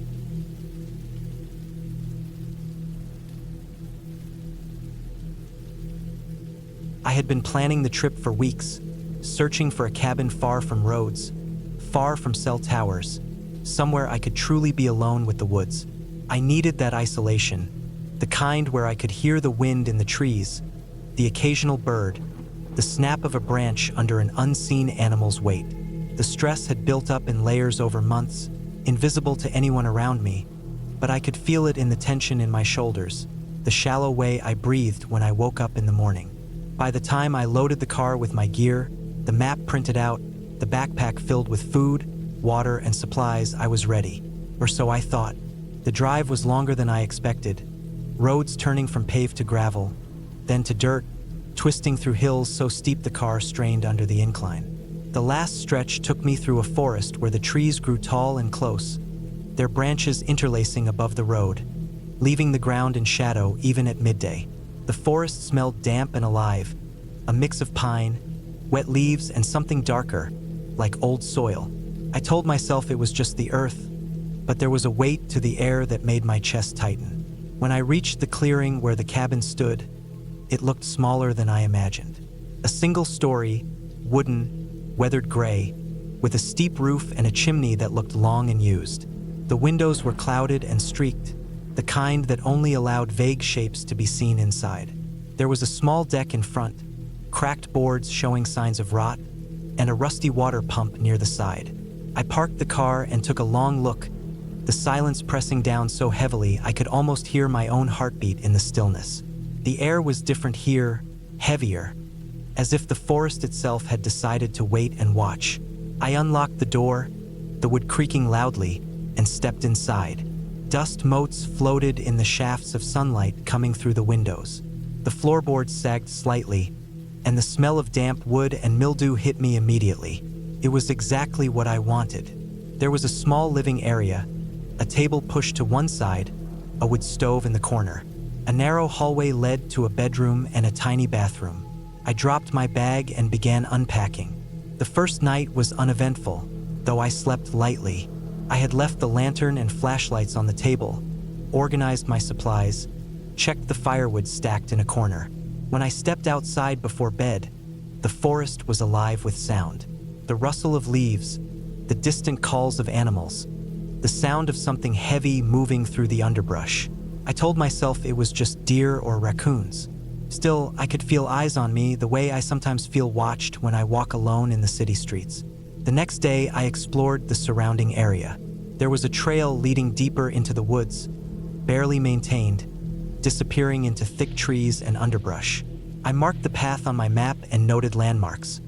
A large rock formation to the east, a fallen tree that looked like a natural bridge, a small creek. The air was cool and damp, and I could smell the earth strongly, the moss and the wet wood. Everything seemed quiet except for the occasional bird or the snap of twigs under my boots. I took mental notes of places where I could gather firewood and kept checking my supplies, making sure everything was safe and dry. On the third day, I noticed something unusual. At first, I thought it was my imagination. Small marks in the dirt around the cabin, footprints too large to be a raccoon, not matching anything I recognized. They were messy, half-faded in some areas, fresh in others, circling near the back where the trees grew close. I followed them carefully, stepping quietly, noting how they sometimes disappeared, sometimes reappeared, as if someone or something had moved around the cabin at odd times. My heart rate picked up, but I reminded myself this was just the wilderness. Maybe a hiker had passed by.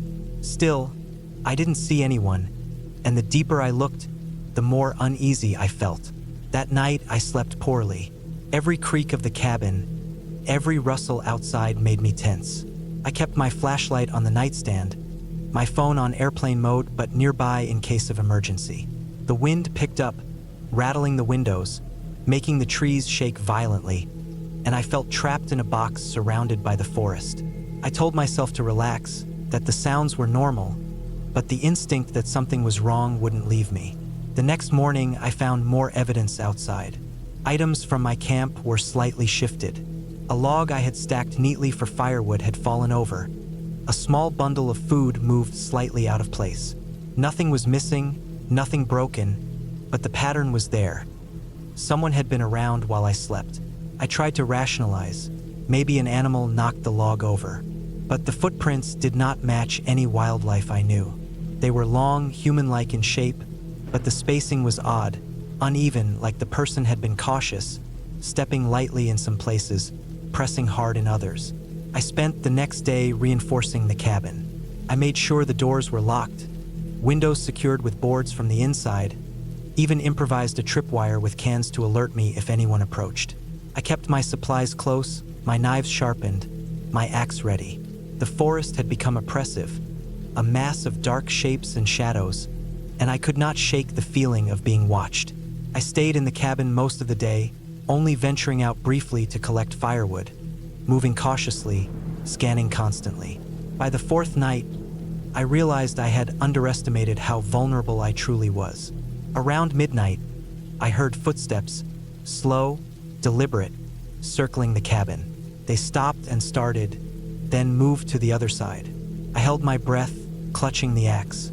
The sound of someone or something walking slowly through the underbrush was unmistakable. I stayed as still as possible, listening to every shift in the trees, every crack of a branch. My mind raced through scenarios. The person could be dangerous, maybe a drifter, maybe someone looking for shelter, maybe worse. The sound persisted for hours. I didn't sleep. I waited for sunrise, keeping my axe in hand, peeking through the cracks in the window boards.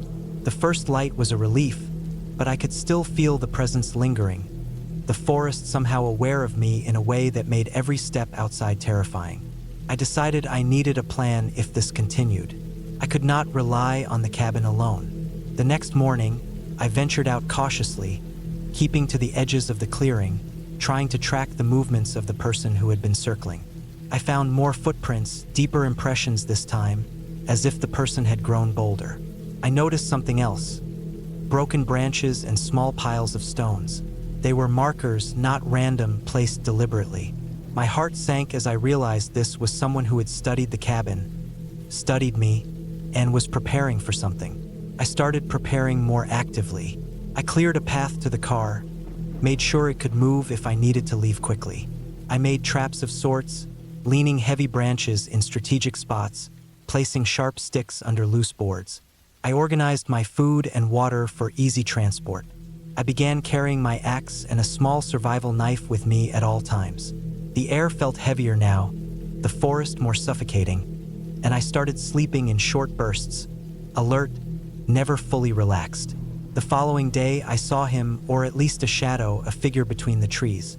He was tall, moving cautiously, keeping to the shadows. I froze, holding my breath, and he passed without noticing me. My mind raced. He knew I was aware, yet he did not approach directly. This became the pattern. Day after day, small signs, shadows, footprints, broken branches, the presence of someone studying me, testing me. I kept detailed notes, drew sketches of the clearing, mapped the trees and landmarks, trying to anticipate where he might strike or how he might enter. The fear settled into a constant, low-level anxiety that never left. I learned to sleep for only short periods, always waking at the slightest sound, checking the perimeter, holding my axe. One evening, as the sun was setting, I realized I needed to act. Waiting passively was no longer safe. I packed everything I could carry quickly, left only the minimum in the cabin, and prepared to leave under the cover of darkness. The forest seemed alive with tension, the sounds sharper, closer. I moved quietly, carrying my gear and keeping to the shadows, constantly scanning.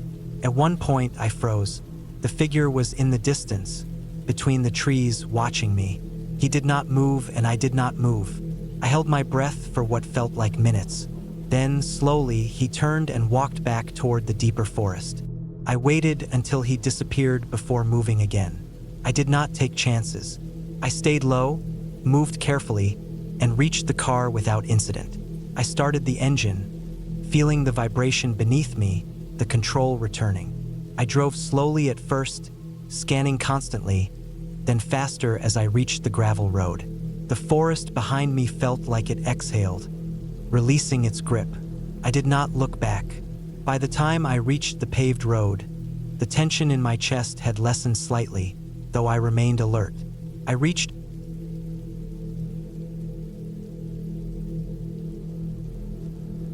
It started as a quiet escape. I had been working long hours in the city, my apartment feeling smaller every week, the air thick with the smell of car exhaust and fried food from the corner shop. I needed to get out, far out, somewhere that smelled like pine and dirt and nothing else. That's why I found this small cabin tucked away in the northern mountains, accessible only by a winding dirt road that wasn't on most maps. The idea of driving hours into the trees, leaving phone signals behind, and being entirely alone sounded perfect. I didn't anticipate how quickly perfect could turn into suffocating. The drive there was long, more mentally taxing than physically. The asphalt ended abruptly, giving way to gravel that rattled every bone in my body. I passed no other cars for miles. The trees leaned over the road, their branches like skeletal fingers in the early evening light, casting shadows that danced and merged with the dark soil. The sun was dipping low, turning everything to gold and then a bruised purple, and I felt a small tight knot in my chest that I couldn't explain. I ignored it, telling myself it was just excitement. When I arrived, the cabin was smaller than I imagined but solid, made of dark wood, with moss growing in patches on the roof. Smoke curled lazily from the chimney, though I later realized it wasn't from any current fire. I parked, grabbed my backpack, and stepped onto the porch. The boards creaked under my weight. I tried to take a deep breath and shake off the tension from the drive. The forest stretched endlessly around me. It was quiet in a way that felt unnatural. No birds, no insects, no wind, just the slight hum of my own nerves. The first night passed without incident. I unpacked, lit a small fire in the stove, and settled in with a book. Every crack of wood, every shift of shadows in the firelight made me jump slightly, but I told myself that was normal, that I was just alone in a new place. I went to sleep early, the kind of heavy sleep that follows exhaustion and cold air. It was the second day that things started to feel off. I decided to explore the small clearing behind the cabin. The undergrowth was thick, and every step I took caused twigs to snap sharply underfoot. I followed a faint trail, though I couldn't tell where it led. After a while, I noticed something strange. Faint footprints in the mud. They were human-sized, though slightly smaller than mine, and they led both into the forest and back toward the cabin. At first, I thought I might have imagined it, but the impressions were too real, too deliberate. A tightness gripped my chest, and I walked faster back to the cabin, trying to convince myself it was just some previous visitor, perhaps the caretaker or a lost hiker. That evening, I tried to distract myself. I cooked a small dinner over the stove and kept checking the windows. The forest was darker now, the trees blending into a wall of black. Every sound, the crackle of the fire, the wind brushing against the cabin walls, seemed amplified. Around midnight, I was awoken by a noise. It was faint at first, like the soft scrape of a branch against wood, then more distinct, a footstep, not outside, not near the cabin, but inside.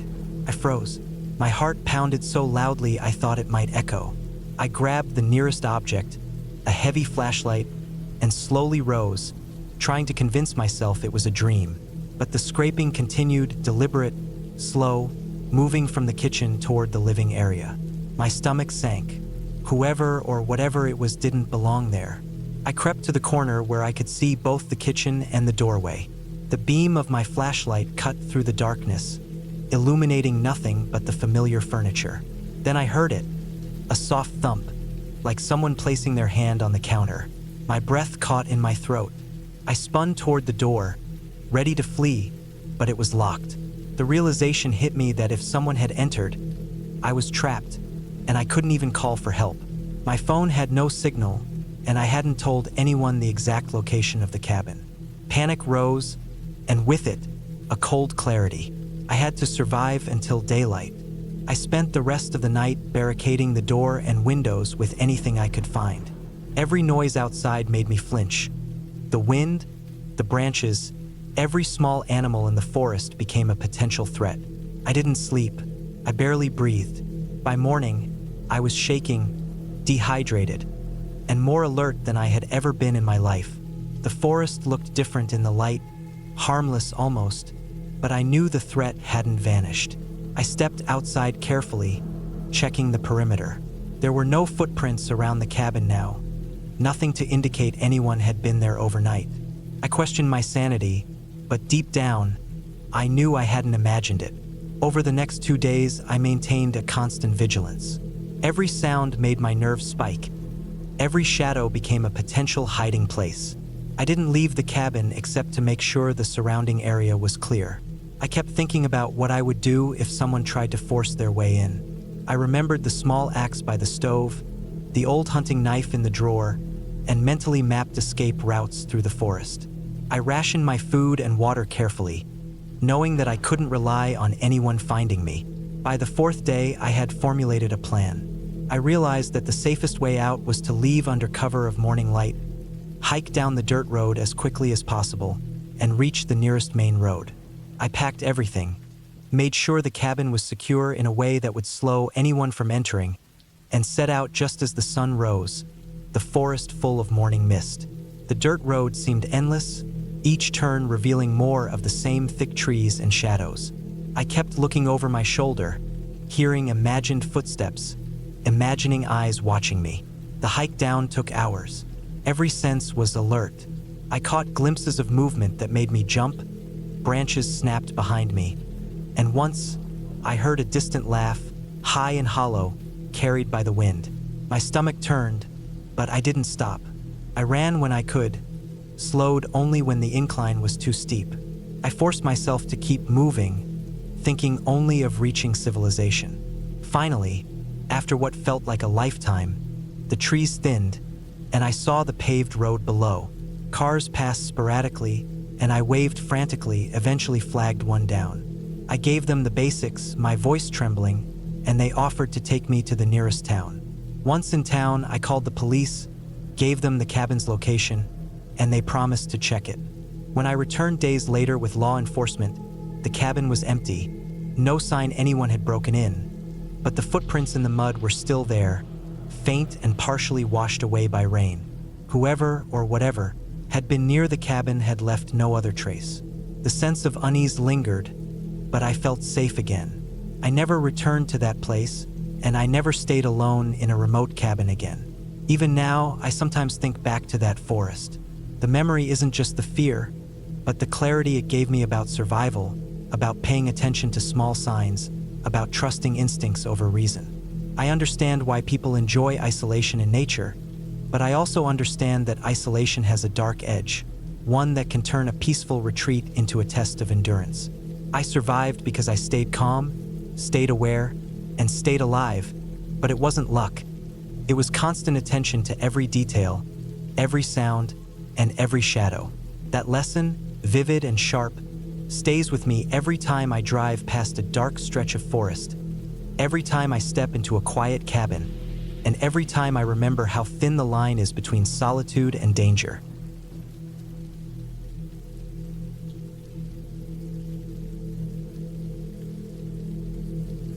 I had been driving for hours, winding along narrow forest roads that twisted and climbed without warning. The sun was low, casting long shadows through the tall pines that pressed close to the sides of the asphalt.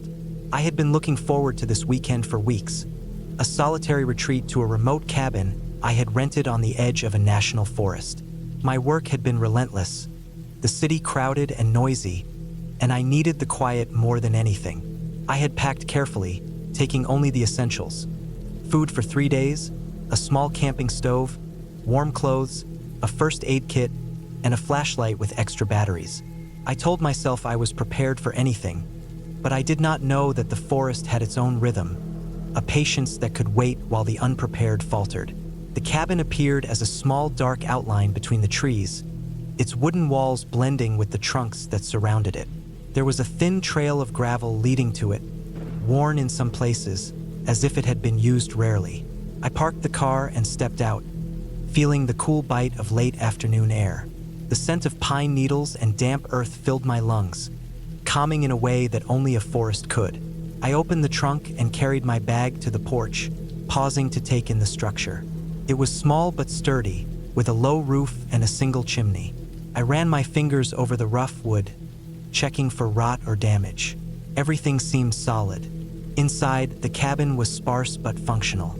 A small kitchen area with a sink and stove, a table and 2 chairs, a single bed with clean sheets, and a wood-burning stove that looked like it had seen many winters. I unpacked my things carefully, arranging them neatly. Food went into the small cupboard, my clothes into the worn dresser, and the flashlight into a side table near the bed. I made a small fire in the stove to warm the room as night approached. The crackle of the burning wood filled the small space, and I settled in with a cup of coffee from the thermos I had brought. Outside, the light was fading fast, and the forest darkened around the cabin. The first night was uneventful, filled only with the sounds of wind through the trees and the occasional call of an owl. I slept in the small bed, feeling the firmness of the mattress and the warmth of the blankets. The isolation was strange at first, but I welcomed it, the way it made my thoughts sharper and my senses more alert. In the morning, I awoke to sunlight streaming through the small window, dust motes dancing in the beams. I made breakfast, eggs and toast cooked on the small stove, and stepped outside afterward. The forest was alive in a quiet way, birds moving among the branches, the ground damp from overnight dew. I decided to explore the nearby trail, wanting to get a sense of the area before night fell again. The trail was narrow and overgrown in places, twisting among ancient trees and fallen logs. I moved carefully, aware that the ground was uneven and slick in spots. I passed a small stream, the water clear and cold, and watched it tumble over rocks for a while, feeling a strange calm in the isolation. I marked my path in my mind, noting features that would help me return. The forest seemed endless, and I found myself both exhilarated and slightly uneasy, a primal awareness of being far from help. I kept walking, climbing a small rise that gave me a view over the valley. The air was sharp, the sunlight filtered through mist that rose from the lower forest. I lingered there, breathing deeply, feeling the small tension in my shoulders ease. Returning to the cabin, I noticed that the wind had picked up. The trees creaked and groaned in a way that made me pause.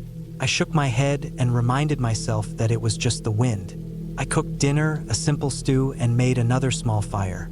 Night fell quickly, and I found myself listening more intently to the sounds outside. The forest was different at night, filled with subtle noises. The rustle of animals in the underbrush, the distant snap of a branch.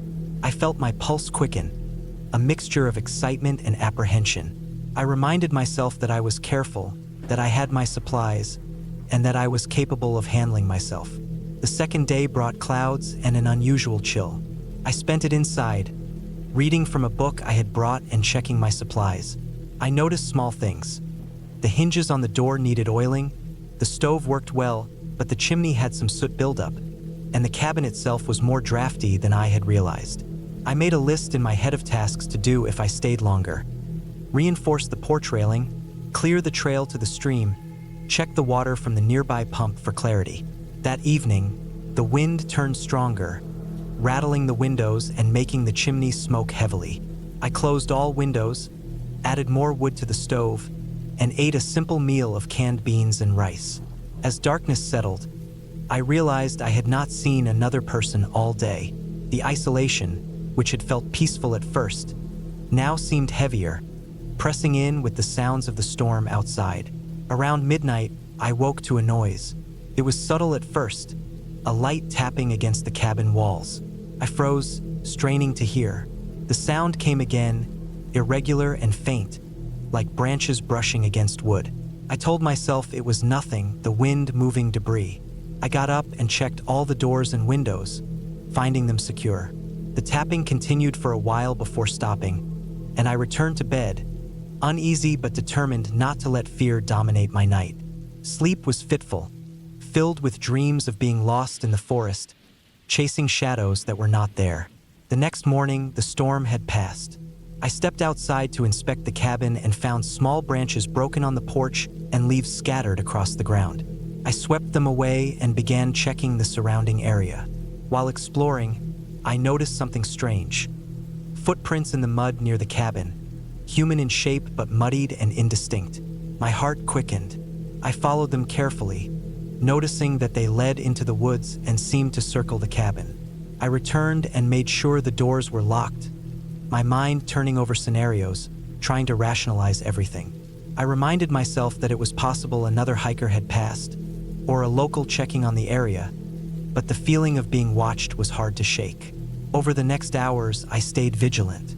I prepared food, tended the fire, and kept moving between windows and the doors, scanning the forest. The sense of being alone, once comforting, now carried an edge of tension. I made careful notes of where the footprints had been, photographing them with my phone. I noticed more subtle signs: broken twigs, disturbed underbrush, and the occasional glint of something metallic deep among the trees. I began thinking in terms of preparation. What would I do if someone approached, how I could signal for help, and how I could protect myself? By the evening, I had organized the cabin meticulously. I stacked wood, secured loose boards, and cleared areas around the cabin to improve visibility. I felt more in control, a fragile sense of safety amid uncertainty. I cooked dinner, listening to the forest, noting every sound, every movement. When night fell, I stayed near the stove, keeping the fire alive and bright. Sleep remained elusive, and I realized that the isolation had shifted from peaceful solitude to something tense, requiring constant attention. On the third day, I awoke early. The forest was quiet, Eerily so, the usual bird calls absent. I dressed quickly and stepped outside, scanning the perimeter. The footprints were gone, no sign of anyone in the immediate area. I breathed a small sigh of relief but did not relax. I packed a small bag, planning for a hike that would take me deeper into the forest to ensure I had a clear path for departure if needed. As I walked, I noticed the forest seemed normal, the streams clear, the trails intact. I allowed myself small moments of wonder. The sunlight through leaves, the pattern of moss on tree bark, the texture of the soil beneath my boots. The sense of threat was still present but diminished, more manageable with each careful step. Returning to the cabin, I noticed one last unusual detail. A small pile of rocks neatly stacked near the edge of the porch. It was subtle, easily overlooked, but deliberate. I checked around the cabin, scanning for signs of intrusion. Finding none, I concluded it was likely left by a hiker or someone passing by, perhaps even days ago. The tension that had built over the previous nights eased slightly, replaced by cautious curiosity. I cleaned up and packed my remaining things, preparing to leave the cabin for good. By mid-afternoon, I was ready. I took a last look around, appreciating the solitude and the quiet of the forest. I made my way down the trail toward the road, carrying only essentials, alert but calm. The forest seemed welcoming now, a living, breathing space rather than a threatening one. I reached the road, my car waiting, and felt the tension fully drain from my body. Driving back toward civilization, I reflected on the experience. The fear, the heightened awareness, the beauty of isolation, and the importance of preparation and attentiveness. I realized I had faced uncertainty and handled it.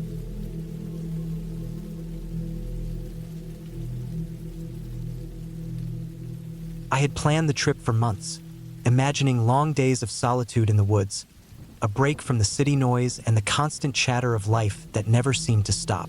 The cabin I rented was deep in the forest, off a dirt road that barely showed up on any map.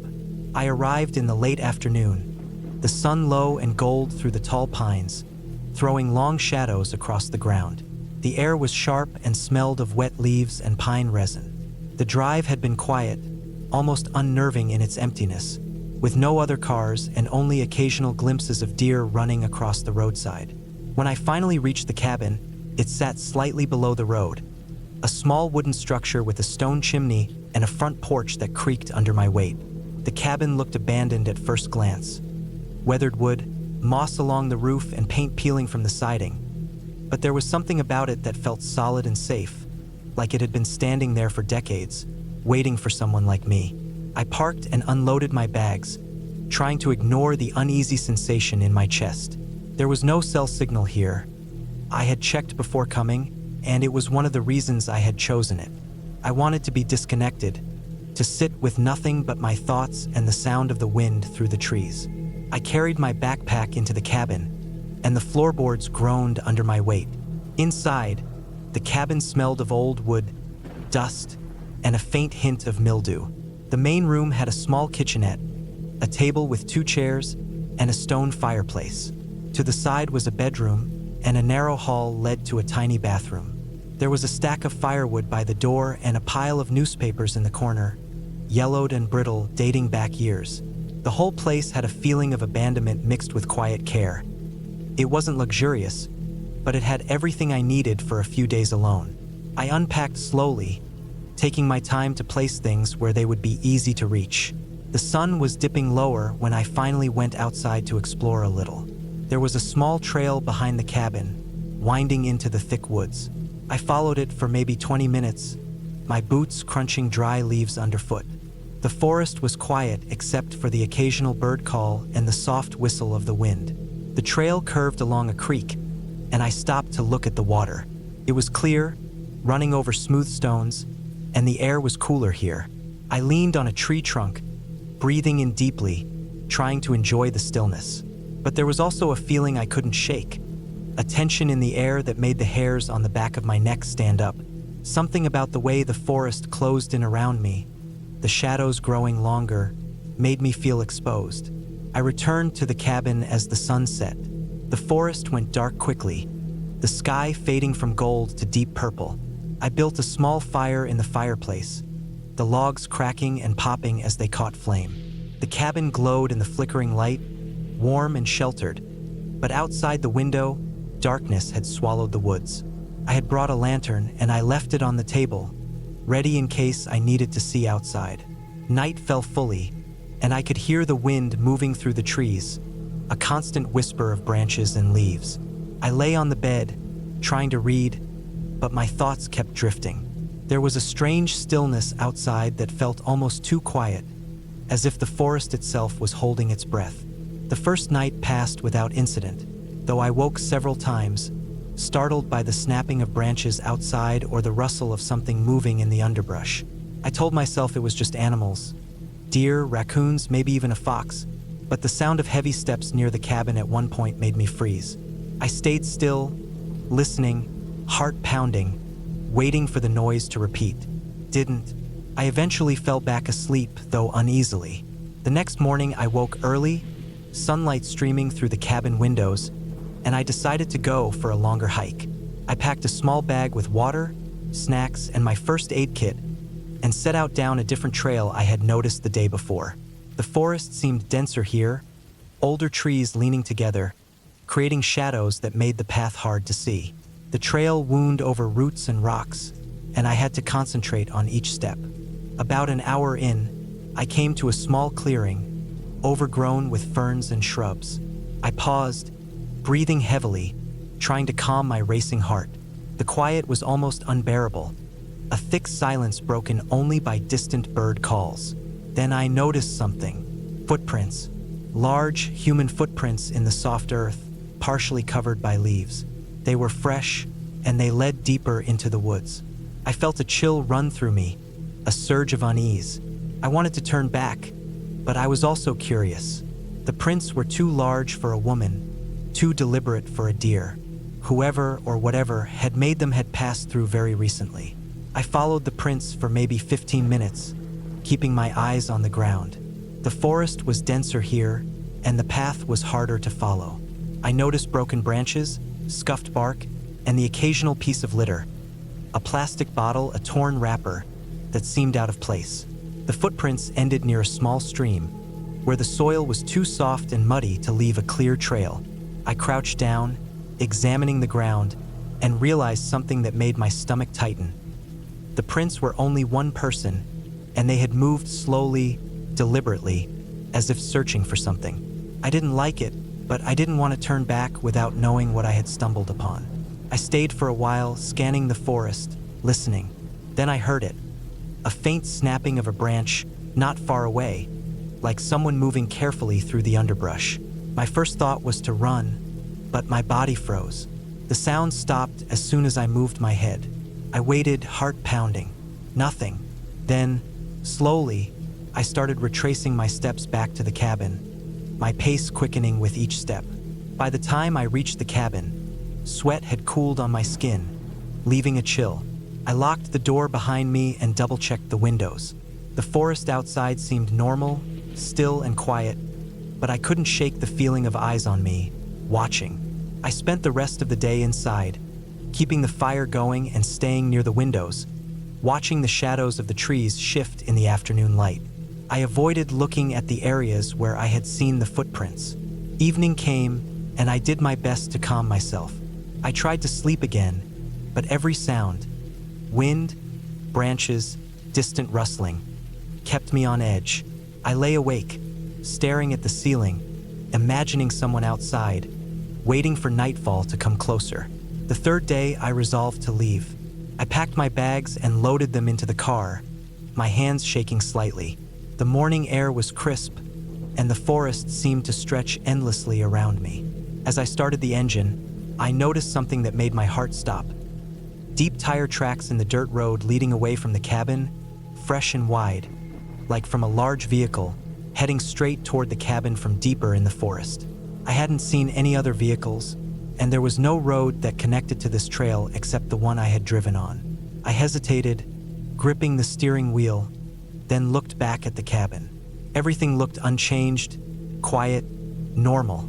I told myself it was probably just a forestry truck or someone staying nearby. but the rational thought did nothing to ease the tension knotting my stomach. I drove slowly, keeping my eyes on the sides of the road. Every shadow between the trees looked like movement, every rustle in the leaves a threat.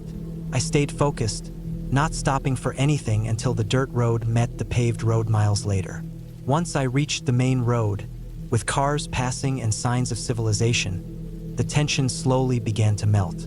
I called the rental company to report what I had seen and was advised to leave the area immediately. I did, heading straight back to town without stopping. The forest receded behind me, becoming a blur of green and brown. Looking back, the experience stayed with me. The cabin was nothing supernatural, just an old building in a remote forest. But the feeling of being watched, of knowing someone else could be out there in the woods, moving quietly and deliberately, lingered. I realized how vulnerable I had been, how unprepared for the isolation and the reality of being completely alone with a potential threat. That trip, intended for solitude and peace, had shown me a different side of the woods, silent, patient, and capable of producing fear in a way no storybook ghost ever could. I never returned to that cabin, and I never went alone into a forest that remote again. But I kept thinking about it. The shape of the trees at dusk, the sound of branches snapping under weight that was neither mine nor any animal's. The forest had felt alive in a very human way, and I learned that sometimes the most terrifying thing is just knowing someone else is out there unseen.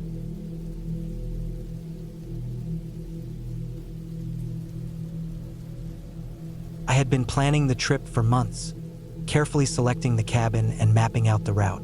It was supposed to be a weekend escape from everything: work, city noise, and the endless obligations that seemed to weigh on me every day. The cabin was advertised as isolated, rustic, and surrounded by dense forest. I wanted nothing more than to be alone with nature, to hike, read, and just breathe fresh air. I arrived on a Friday afternoon, the sun already low in the sky, turning the tops of the trees into fiery gold. The drive up the narrow, winding mountain road had been tense.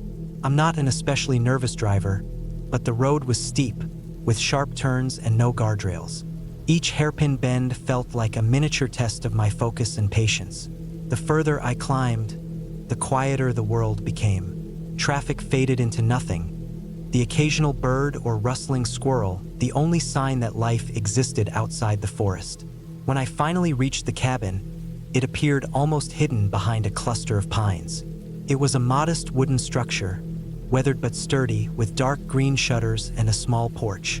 The cabin gave off a sense of permanence, as if it had been there for decades, quietly observing the forest. I parked my car on a gravel patch and stepped out, stretching after the drive. The air was sharp and cold, the kind of crispness that makes your lungs feel new and alive. I unloaded my backpack and surveyed the area. There was a narrow trail leading deeper into the woods and a small fire pit outside, surrounded by stones. I took a deep breath and felt the tension of the week start to melt away. Inside, the cabin smelled faintly of wood and mildew, but in a comforting, natural way. The furniture was sparse but functional. A small table, 2 chairs, a sofa, a simple bed tucked into the corner. The kitchen had an old stove and a tiny refrigerator, and the windows were large enough to let in the fading light. I unpacked my things slowly, deliberately, making the space feel like my own. I hung my jacket on a hook, put my hiking boots by the door, and took a moment to just stand in the middle of the cabin, listening to the forest outside. The silence was thick, almost tangible, punctuated only by distant bird calls and the rustling of leaves. That first night, I made a small fire in the pit outside. The logs snapped and hissed, sending sparks into the air. I sat on a folding chair, wrapped in a blanket, watching the flames dance. The forest beyond the glow of the fire was an impenetrable darkness, the trees looming like silent sentinels. I felt a thrill, a mix of awe and apprehension. Being alone in such isolation was both exhilarating and unnerving. I reminded myself to stay aware of the small practicalities, keeping the fire controlled, locking the doors, and having my flashlight handy. Sleep came slowly.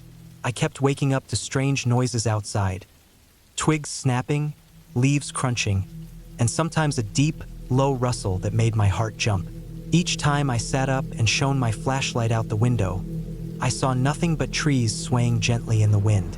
I tried to convince myself that it was the forest settling, that the noises were nothing more than small animals or branches shifting. By morning, I was exhausted but still determined to enjoy the day. I spent Saturday hiking. The trail led through thick forest, past a small stream that gurgled over moss-covered rocks. The air was filled with the smell of wet earth and pine, the ground soft under my boots. Birds darted overhead, and occasionally I caught glimpses of deer slipping silently through the trees. I felt completely alone, but not in a lonely way. The isolation was a relief, a break from the constant noise and movement of everyday life.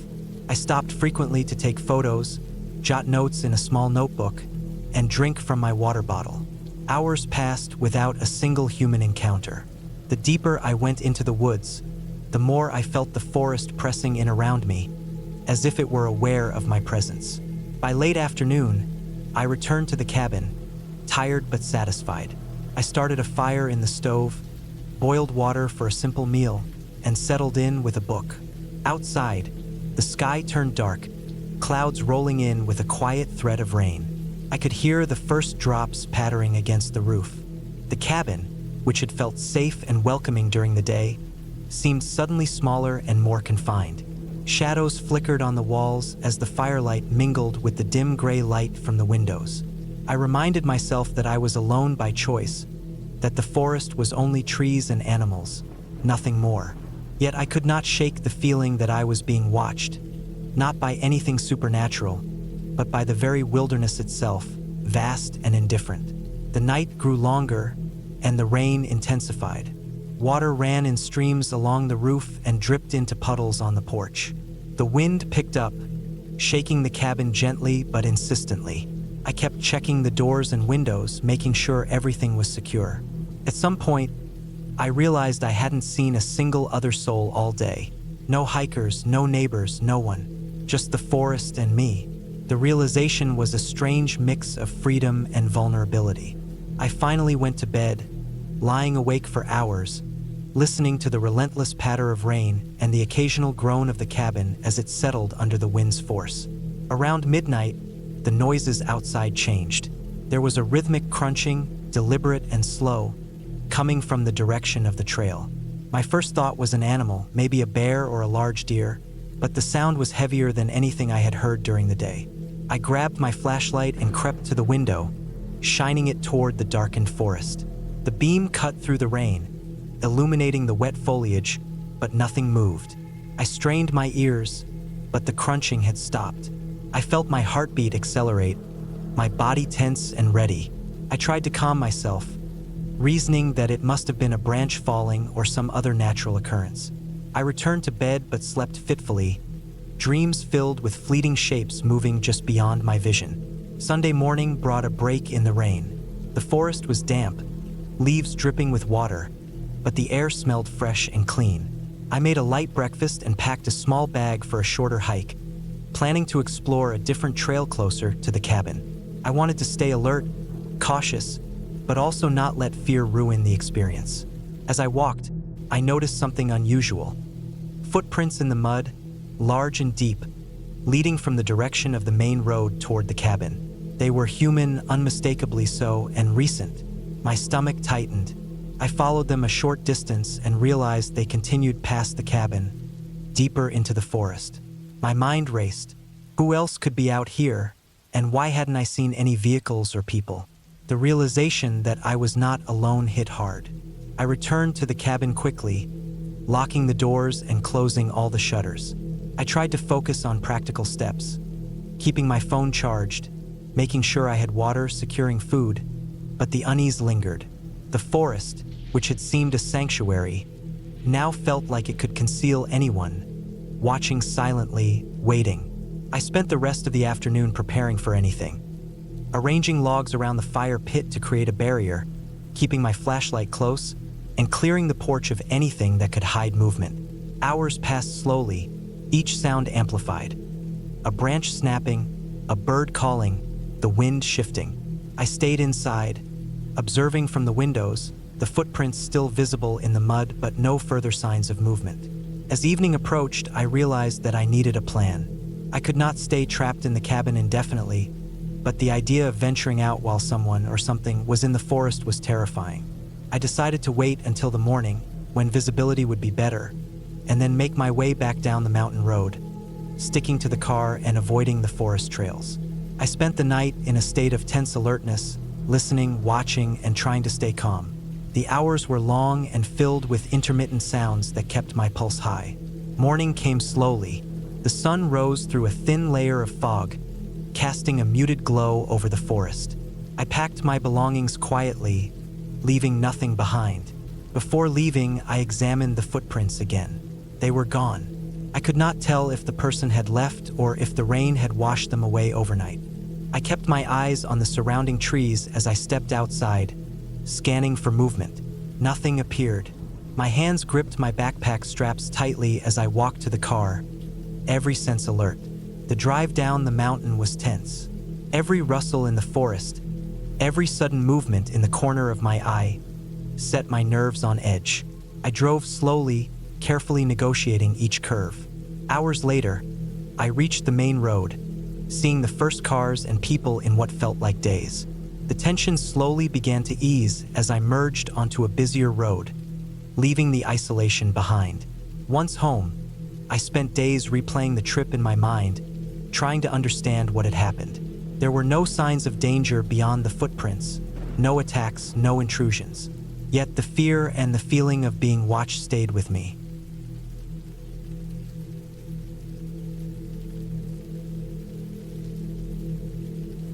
I had been looking forward to this trip for months. The cabin was secluded, tucked deep into the mountains where cell service was non-existent, and the roads ended in long stretches of dirt and gravel that twisted through thick pine forests. The pictures online had promised isolation, quiet, and the chance to escape from the constant noise of my everyday life. I wanted to be alone with nothing but the sound of wind in the trees and the occasional cry of a distant animal. I packed carefully: firewood, water, canned food, a small first aid kit, and enough blankets to cover several nights in case the weather turned. I left my car at the last paved road and drove the rest of the way slowly, gripping the steering wheel tightly as the tires crunched over rocks and potholes. The further I went, the narrower the road became, until it was no more than a single lane squeezed between towering pines.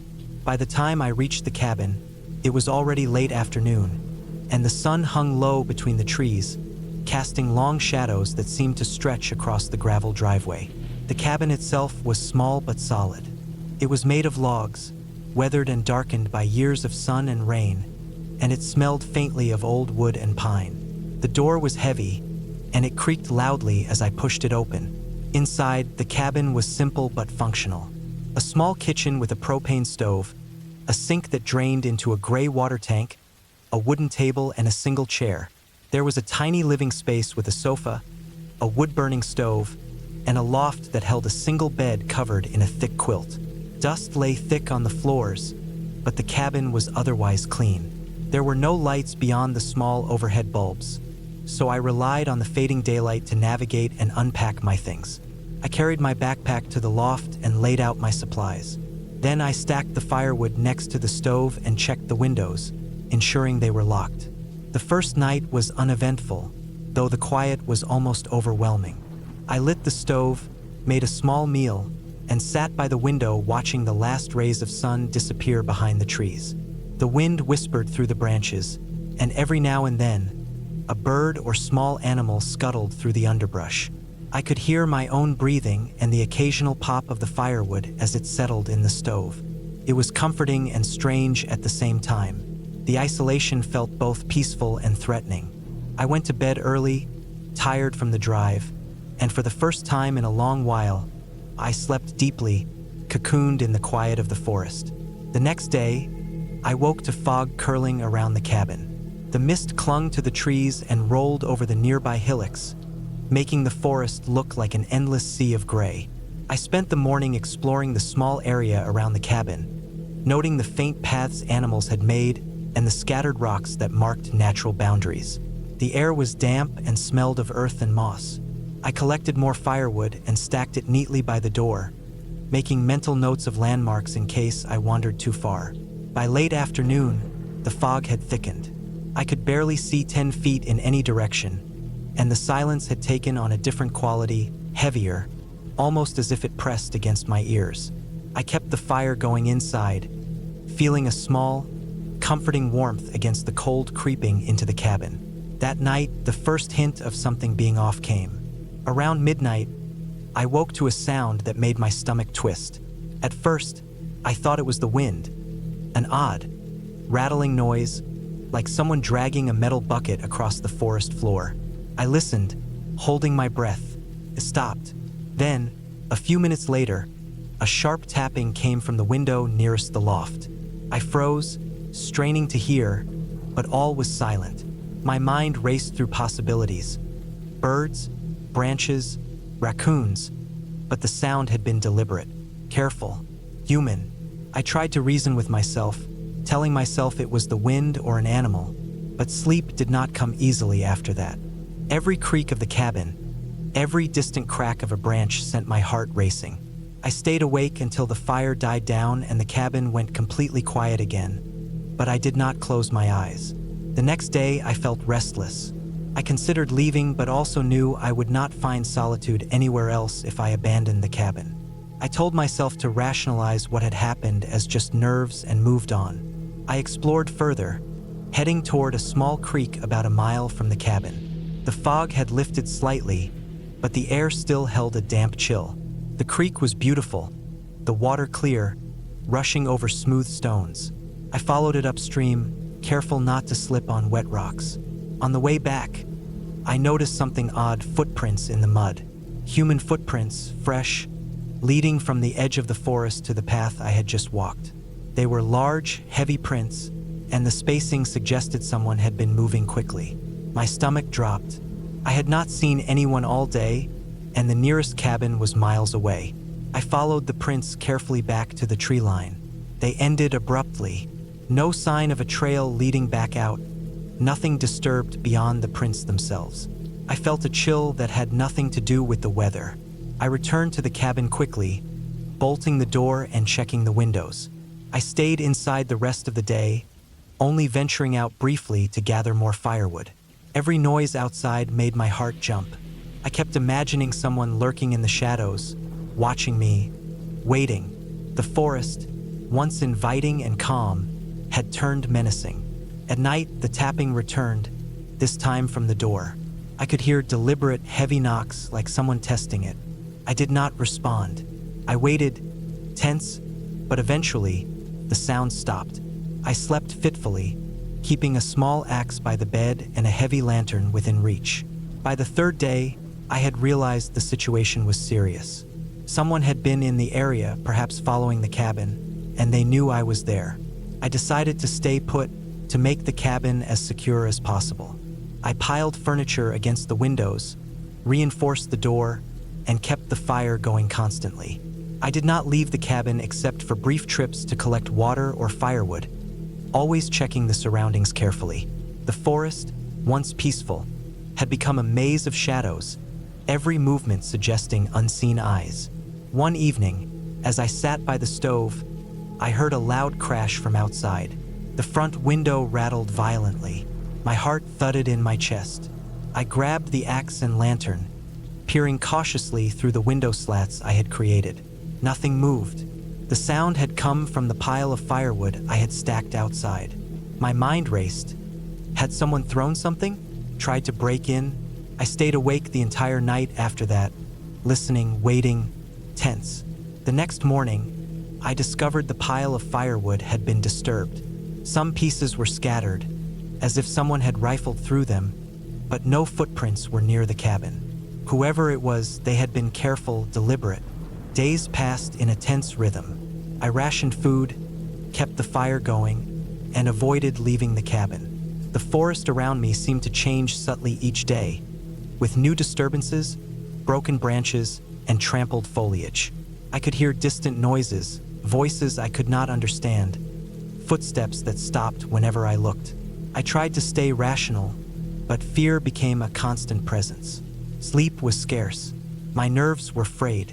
I began keeping a journal, noting every sound, every shift in the surroundings.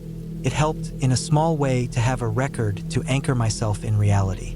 Then, on the fifth night, everything escalated. I was in the loft, trying to rest, when I heard it again. A deliberate knock, this time multiple, on the door.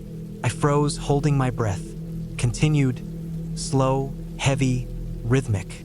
I grabbed my axe and crept to the bottom of the stairs, lantern in one hand, axe in the other. The knocking stopped. For what felt like hours, I stood there, barely breathing. Then came the unmistakable sound of someone trying to force the door open. My pulse spiked. I shoved a chair against the door and pushed all my weight into it. The door creaked but held. The sounds outside continued for some time. Scraping, thudding, rustling in the underbrush. Eventually, the noises faded. I sat against the door, shaking, barely able to think. Morning came slowly, pale light filtering through the window slats. I knew I could not stay any longer. I packed essential supplies quickly: water, some food, the axe, a small knife, and my journal. I waited until the sun was high and visibility was better. Then I left. I moved cautiously through the forest, retracing the path I had come. Every shadow, every branch breaking underfoot made me tense. I avoided obvious paths, sticking to areas where the forest was thick. Hours later, I reached my car, parked on the last stretch of paved road. I locked the doors and sat inside, breathing heavily, scanning the tree line for any movement. None came. I started the car and drove away, never looking back. Weeks later, I returned with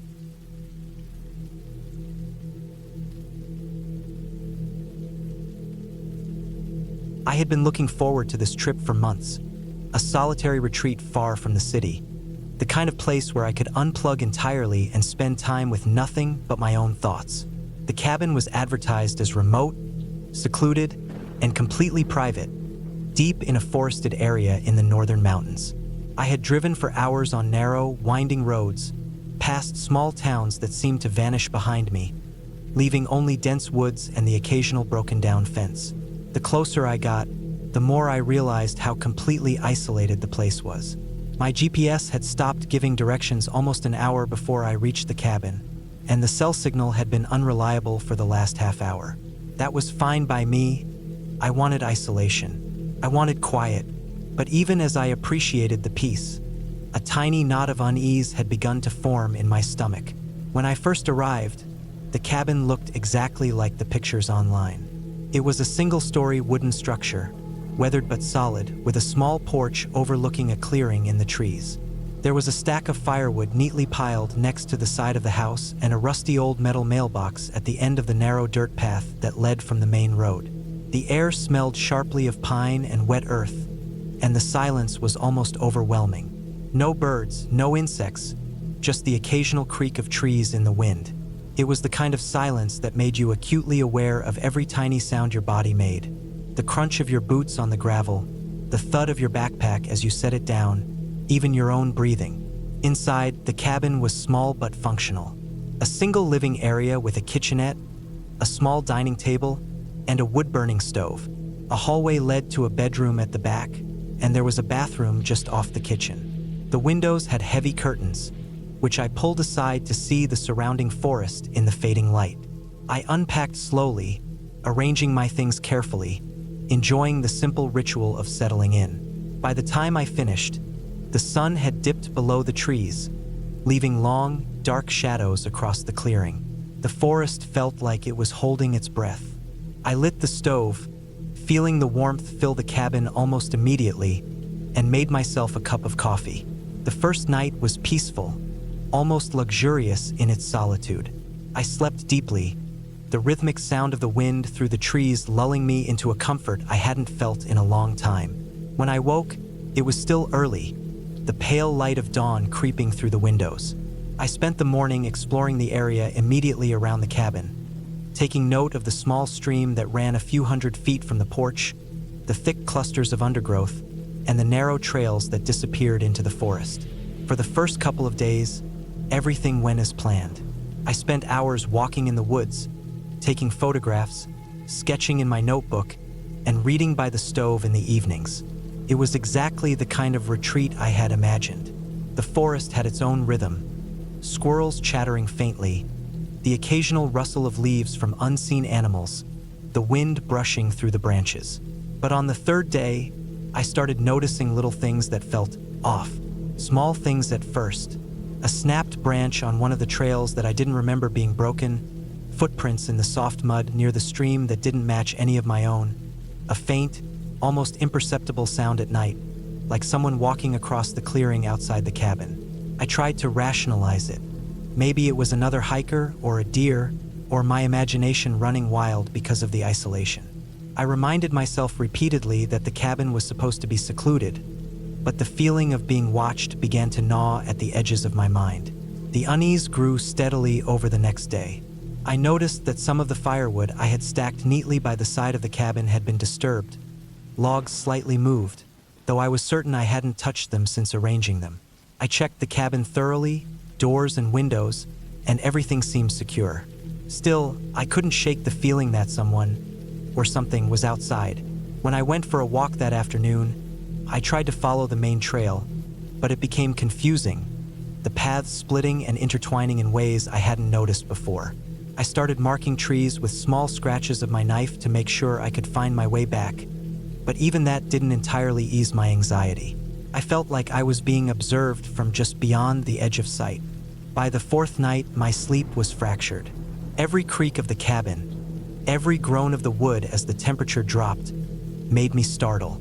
I kept the stove burning all night for light and warmth, and I left the curtains partially drawn, though I dreaded what I might see if I looked out the windows. At some point, I thought I heard footsteps outside, soft and deliberate, moving around the clearing. My heart raced, and I sat frozen, straining to hear. But eventually, the sound stopped, and I convinced myself it was just an animal. Still, the feeling of being watched didn't go away. The next morning, I decided to investigate the area more systematically. I wanted to reassure myself that no one had been near the cabin. I took my camera and walked slowly around the clearing, examining the ground. That's when I found the first real sign that something was wrong. Half buried in the mud near the stream were deep footprints. They were large, bigger than mine, and unmistakably human. The mud was soft, and the prints were fresh. I photographed them, examined the depth, and tried to compare them to my own boots. These were definitely not mine. Panic began to rise in me, a slow, simmering fear. I had a plan, call the local ranger station, but then I remembered that the cell signal had been unreliable for days. My phone showed one bar, barely enough to maintain a call, and even then, I wasn't certain it would go through. I pocketed the camera and decided to keep a close eye on the cabin from then on. For the next day, I stayed inside almost entirely. I ventured out only briefly to collect firewood, always making sure to carry my knife and to glance around constantly. Every little sound, the snap of a twig, the rustle of leaves, made me tense. At one point, I thought I saw movement between the trees, something pale and humanoid, but when I blinked, it was gone. I couldn't tell if it was someone watching me or just my imagination. By that evening, I had moved all my belongings into the bedroom, closing the door and using the stove to make the room feel safe. I didn't sleep much, instead listening for anything unusual. Occasionally, I thought I heard low, deliberate knocks on the cabin walls, but they were too soft to be certain. The following day, I resolved to leave. I packed my bag quickly, double-checked the cabin for anything that looked tampered with, and stepped outside. The forest was quiet, eerily so. As I walked to my car, I noticed footprints again, this time leading from the tree line toward the cabin. They were larger than mine, heavier, as if someone had been deliberately tracking me. Fear settled fully into my chest, a cold, hard weight. I forced myself to keep moving, not looking back. The road was a long, winding path back to civilization, and I walked faster than I had ever walked in my life, scanning constantly, expecting someone to emerge from the trees at any moment. Nothing did. Eventually, the familiar highway appeared, and my fear began to ease, though it lingered like a shadow. I reported the footprints to the local ranger station once I had a signal. They took it seriously, noting that there had been reports of hikers being followed or stalked in the area, though no one had ever been seriously harmed. They advised me to file a police report, which I did as soon as I reached town. I returned home that night, exhausted and shaken, the adrenaline of fear still thrumming in my veins. I couldn't stop thinking about the cabin, the footprints, and the idea that someone had been so close without me noticing until it was too late. Months later, I still avoid that forest entirely. The cabin was abandoned, left to weather the seasons, and I never went back. The experience left a lasting impression, a quiet, insistent reminder of how quickly isolation can turn into vulnerability, and how easily the forest, no matter how beautiful, can hide the presence of someone watching, waiting. I recovered from the immediate fear, but the memory of those footsteps, the subtle shifts in the clearing, and the knowledge that someone had been close enough to see me, touch the world around me without ever being caught remains vivid. It's not a story of ghosts or folklore, just a very real human fear, the kind that comes when you realize that even in the most beautiful solitude, you are never completely alone.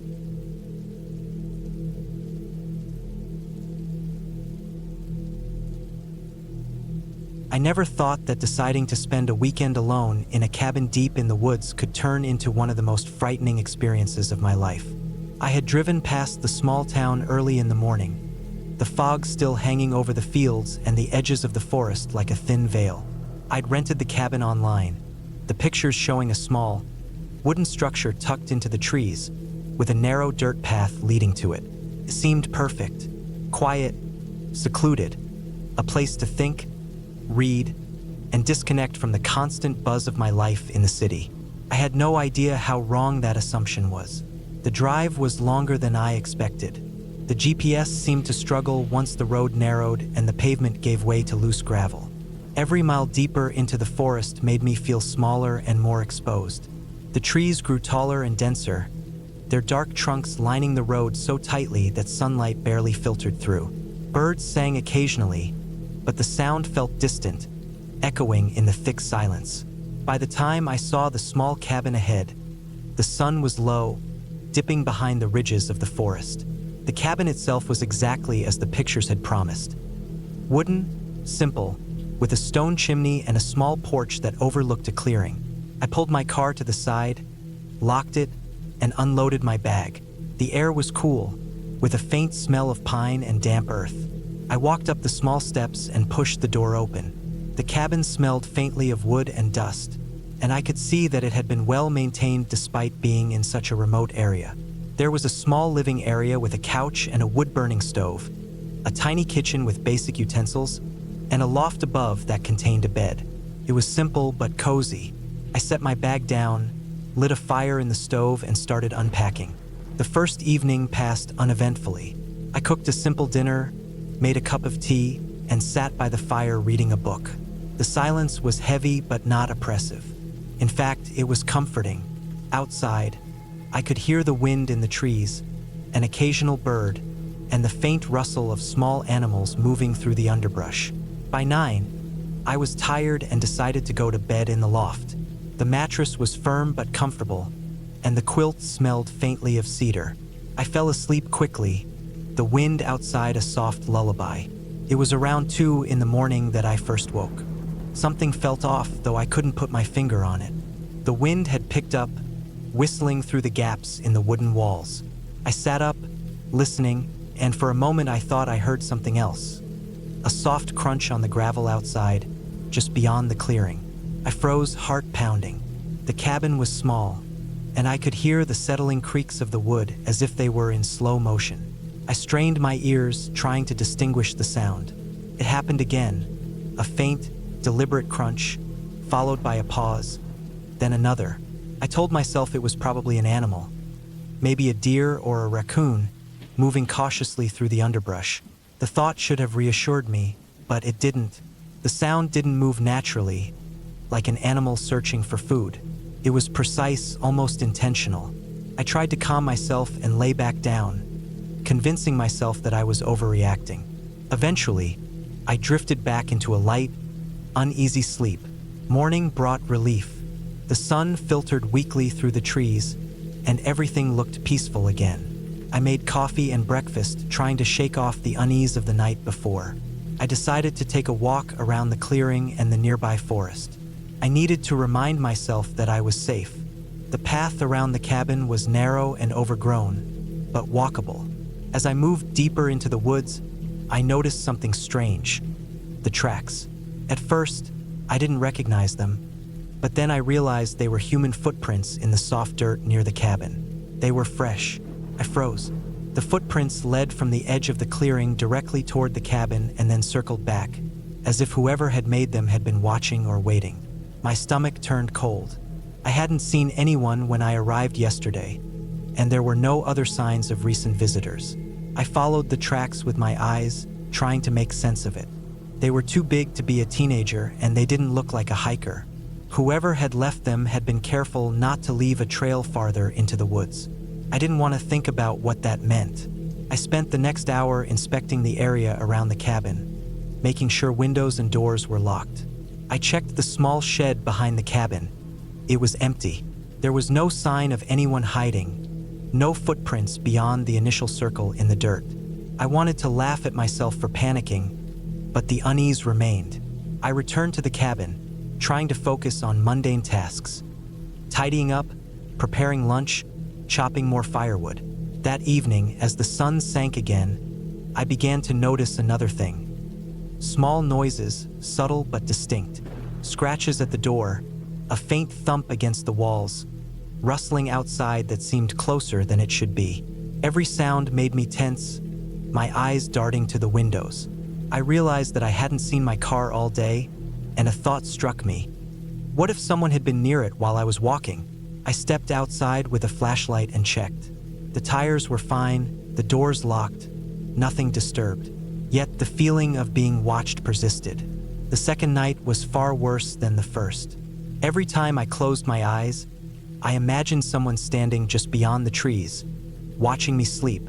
I could hear faint noises at odd intervals. A branch snapping, the gravel crunching under weight, the wind, or maybe not the wind, whistling past the cabin. Sleep became impossible. I stayed awake, huddled near the stove, keeping the fire alive and my eyes on the darkened windows. My mind raced through worst-case scenarios, each more terrifying than the last. Around 3 in the morning, I heard it. Footsteps on the porch. Slow, deliberate, close enough that I could almost feel the weight of the person moving. I froze, my chest tight. The knob on the door rattled slightly, as if someone had turned it. Panic surged, and I grabbed the hatchet I had brought along for chopping wood. My instincts screamed to hide, but there was nowhere to hide in the loft except under the bed, and I knew that wouldn't be safe. I stayed where I was, heart hammering, listening to the sounds outside. Then, as suddenly as it started, it stopped. The porch was empty again. Morning couldn't come soon enough. When it did, I rushed outside with my flashlight and looked for tracks. They were there, fresh footprints leading away from the porch into the forest. Whoever had been there hadn't stayed long, but they had been close enough to scare me half to death. I took photos of the tracks and considered calling the police, but I realized that I didn't have a strong signal on my phone. I was cut off, isolated, and alone. I spent the next day fortifying the cabin as best I could. I moved furniture in front of doors and windows, checked that all locks were secure, and even placed stones around the cabin as an additional obstacle. I didn't leave the clearing, except for brief trips to chop wood or check the perimeter. Each time, I felt a weight on my chest, a tightness in my stomach. The forest, which had seemed so peaceful the day before, now felt hostile and oppressive. Every shadow looked like someone waiting to strike. That night, I slept with one eye open, wrapped in blankets on the floor near the stove. I heard movement outside again, distant but unmistakable. It was clear now that I wasn't imagining things. Someone had been watching me, lurking near the cabin when darkness fell, and possibly hiding during the day. My mind went through every possible escape plan. Running to my car, hiding in the woods, calling for help. I had no clear answer. The forest was too dense to run blindly, and I didn't know if leaving the cabin would make me an easy target. The next morning, I decided that waiting wasn't an option. I packed my bag quickly, double-checked that nothing was left behind, and locked the cabin as best I could. I moved cautiously through the clearing toward my car, keeping my flashlight ready and scanning the trees constantly. My heart pounded with every snap of a branch. I made it to the car without incident and jumped inside, locking the doors immediately. I started the engine and drove slowly down the gravel road, constantly checking the trees. As I got further away, I noticed something that chilled me to the bone. In the rearview mirror, I saw a figure standing at the edge of the clearing, just watching. I couldn't make out details, it was too far, shrouded by the trees, but the posture, the stillness was deliberate. I floored the accelerator, gripping the wheel tightly, and didn't stop until I reached the main road and civilization again. I never went back to that cabin. Later, I learned from the rental company that no one else had booked the cabin that weekend. The footprints, the movements, all unexplainable but real. I reported the incident to the local police, providing the photos of the tracks and describing everything I had seen and felt. They suggested it might have been someone living rough in the woods, someone who had been hiding and watching for days. They couldn't confirm anything, but advised me to be extremely cautious if I ever ventured into remote areas again. Even months later,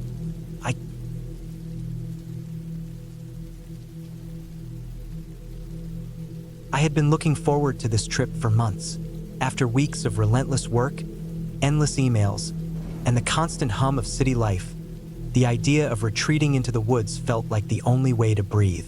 I had found a small cabin online, isolated but not too far from the nearest town, and it seemed perfect.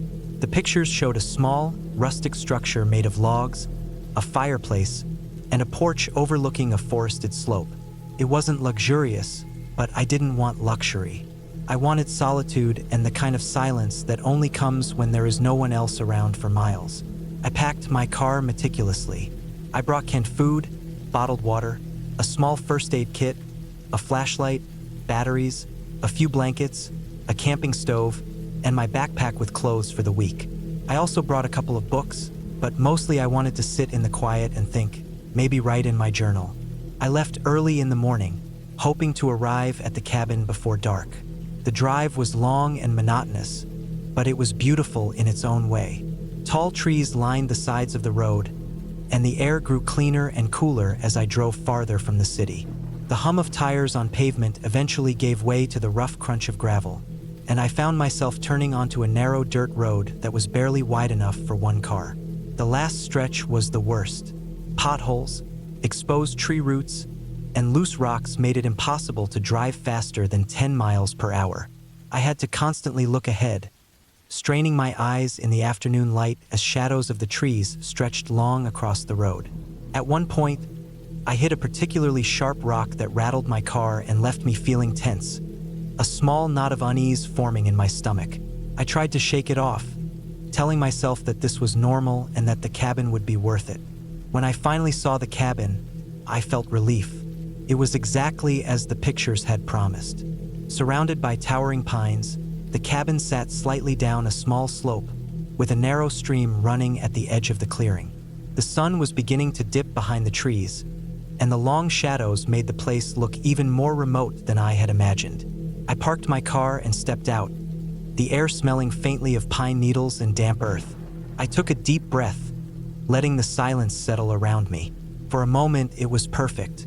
I unloaded my things slowly, trying to keep my energy even, aware that the light was fading fast. The interior of the cabin was dark but inviting. The wooden floors creaked slightly under my weight, and the fireplace sat unused in the corner, cold and full of dust. I set my backpack down and walked through the small rooms. One room had a bed with a thin mattress and a blanket folded at the foot. Another had a table and chairs, and the kitchen area had a small stove and a sink. There was no electricity, but the cabin had an old propane lantern that I set up on the table. Lighting it was tricky at first, but I managed, and soon a warm glow filled the room. I started to unpack my food and water, setting up the small stove to heat a can of soup for dinner. Outside, the sun was nearly gone, and the forest was quiet except for the occasional chirp of a bird or rustle of leaves in the wind. I felt good, satisfied, I was finally alone. Night fell quickly. I finished eating and washed my dishes in the sink, the cold water making my fingers red and stiff.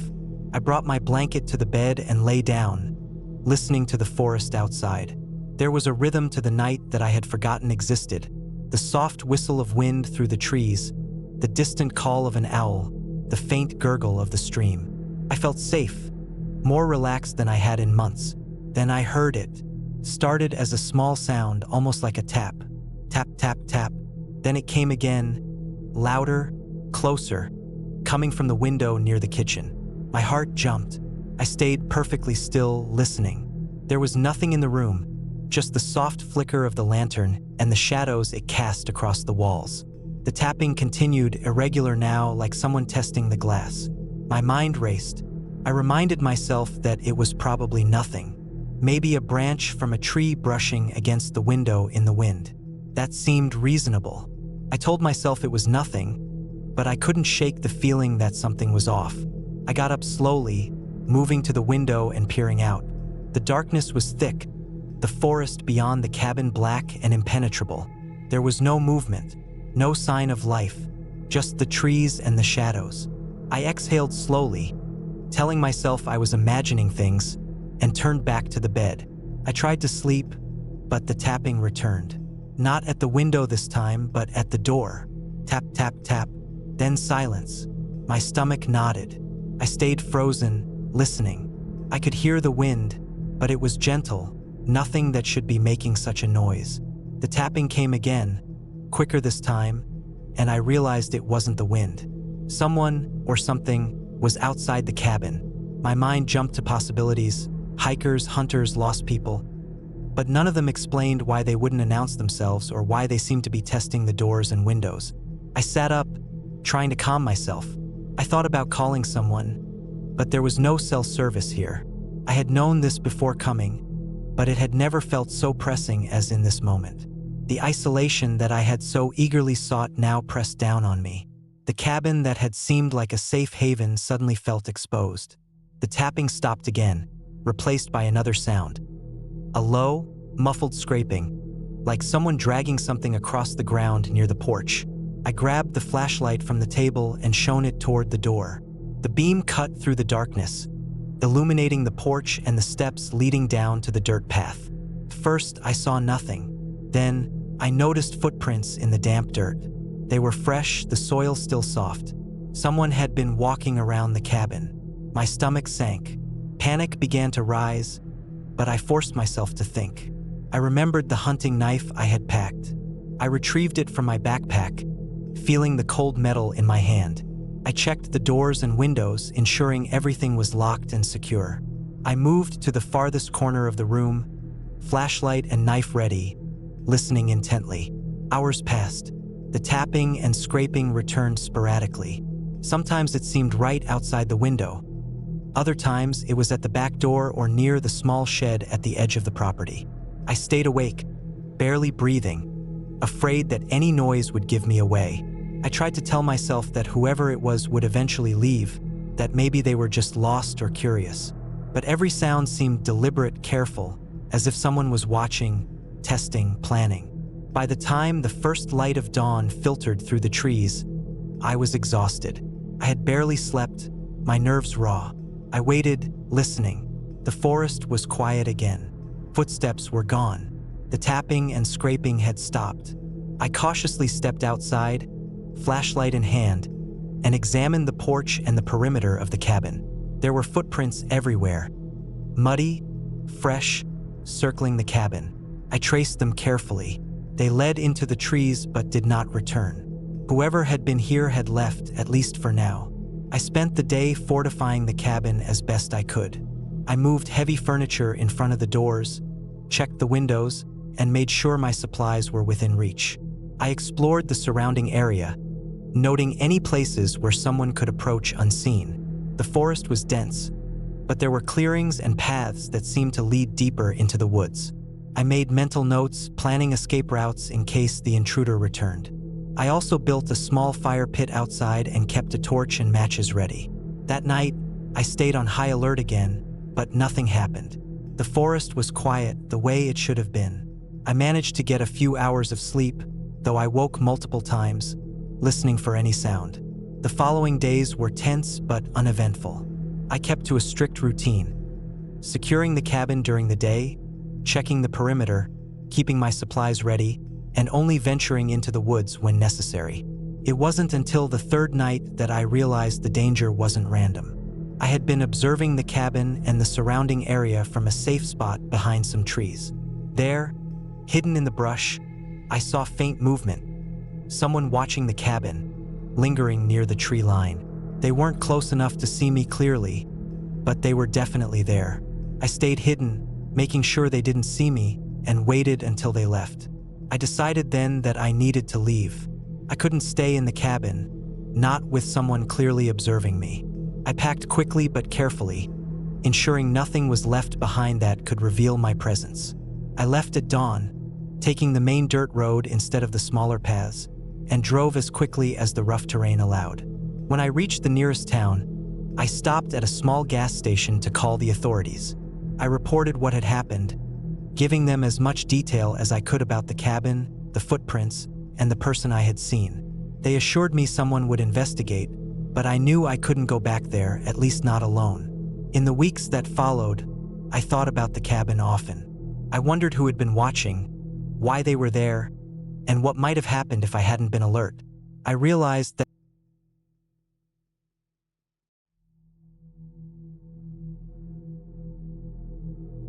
I had been planning the trip for weeks, carefully choosing a small, isolated cabin tucked away in the mountains. I wanted complete solitude, a place far from any roads, phones, or people. The advertisements for the cabin promised serenity and nothing else, and that was exactly what I needed. I had been under a lot of stress at work and needed to disappear for a while, to breathe fresh air and find some quiet. The cabin was small, wooden, with a single bedroom, a small kitchen, and a fireplace. There was no electricity beyond a few old outlets and a single lamp with a generator backup. Water was available from a small stream nearby, and the cabin had a pump for drinking water. Everything else I had to provide for myself, from food to heating. The drive up was long and winding. I left the city at dawn, the streets quiet except for the occasional car and the early birds. The highway eventually gave way to smaller country roads, which became gravel paths, and finally, a rough dirt track that was barely wide enough for my car. As I drove further, the trees grew taller, thicker, closing in on the road and filtering the sunlight into patches of green and gold. The air smelled different the further I went, fresher and cleaner, and the silence began to grow heavier, filling the space around me. I passed no other vehicles for the last hour before I reached the cabin, just the occasional distant crow or rustle of leaves. The cabin itself was even more remote than I had imagined. It stood on a small clearing, surrounded by dense forest on all sides. A small fire pit sat to the side, blackened from past use, and a stack of firewood leaned against the outer wall. I parked and stepped out, breathing in the crisp air, feeling the tension in my shoulders start to ease. The cabin smelled of old wood and faintly of smoke. It was simple, almost bare, but that was what I wanted. I unloaded my bag and firewood, setting everything inside, and began preparing for the evening. The first night was uneventful. I built a fire in the fireplace, lit a few candles, and made a simple meal. The sun set quickly, leaving the clearing in shadow and the surrounding forest dark. I had brought a lantern and a flashlight, but the light from the fire was comforting enough. Outside, the wind whispered through the trees, and small animals moved in the underbrush.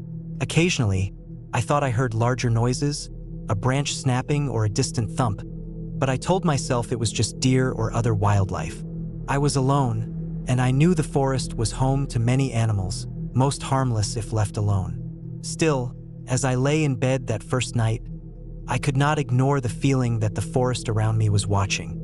The darkness felt deeper here than anywhere I had been before, dense and full of shapes that my mind tried to interpret. The next morning, I woke early, sunlight filtering through the small window. I made coffee on the small gas stove, then went outside to explore the immediate area around the cabin. There was a narrow trail that led downhill toward a small stream. I followed it for a while, noting how quiet the forest was, how the air smelled of damp earth and pine. The stream was clear, running over rocks and pebbles, and I filled my water bottle, careful to filter the water before drinking. I saw tracks, small animal tracks, mostly rabbits and deer, but also some larger footprints. At first, I thought they might be bear tracks, but they were too shallow and uneven for that. I could not make out what had left them, and I shrugged it off. It was a remote area. Large predators were rare, but I reminded myself to stay alert. Over the next day, I settled into a routine. I chopped firewood, collected water, and explored more of the surrounding forest. I noticed signs of wildlife everywhere. Scratches on trees, chewed bark, small burrows and nests. The forest was alive, and at first it felt peaceful. But the deeper I went, the more I noticed how quiet it could be. Birds and insects would stop for moments, as if listening, and even the wind felt cautious, moving carefully through the trees.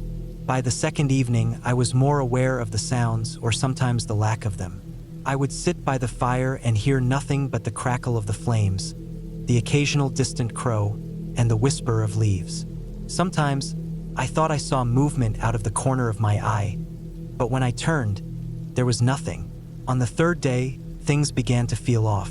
I had gone out to collect more firewood and follow another trail I had noticed near the stream. I wandered further than before, noting landmarks and taking mental notes in case I needed to return quickly. I saw more animal tracks, but some seemed unusual, larger, deeper, and spaced irregularly. The hairs on the back of my neck stood up. I tried to tell myself it was nothing, just an animal passing through, but the unease lingered.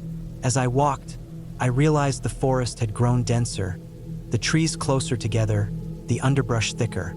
The trail I thought I had been following seemed to disappear, swallowed by the forest floor. I stopped and looked around, trying to retrace my steps, but the forest all looked the same. The stream was nowhere in sight. I decided to head back, but the forest seemed to stretch further and further with each step.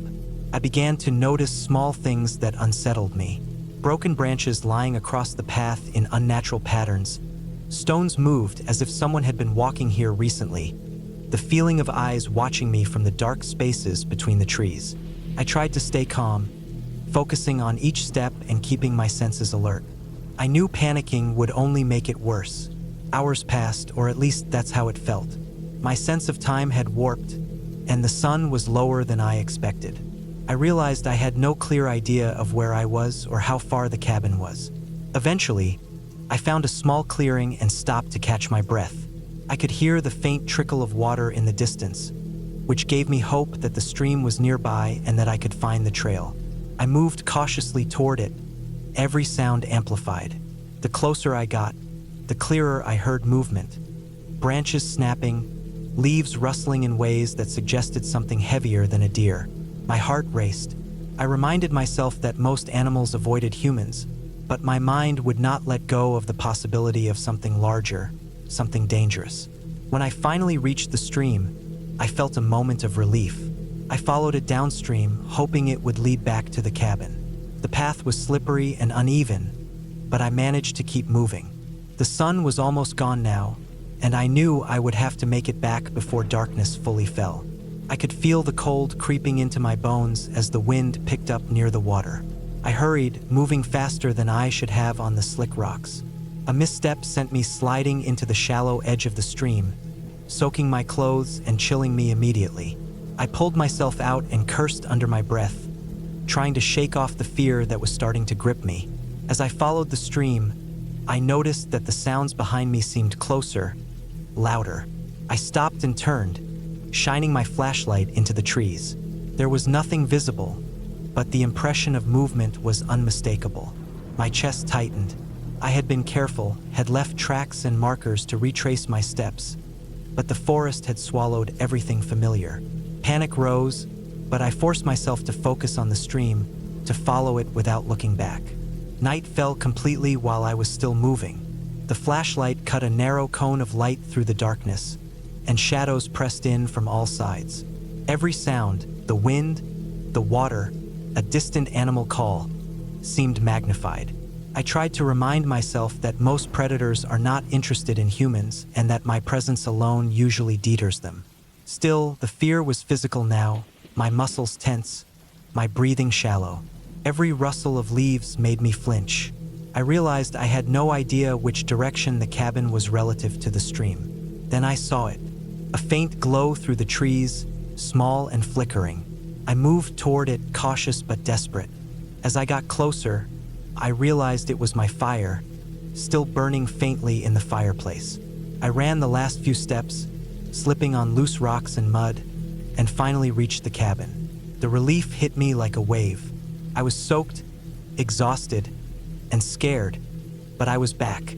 I collapsed on the porch, breathing heavily, and stared at the dark forest around me. I could feel the tension slowly draining, replaced with a deep, lingering awareness of how close I had been to getting lost entirely. Inside, I built a fire quickly and warmed my wet clothes over it, drinking water and trying to calm my nerves.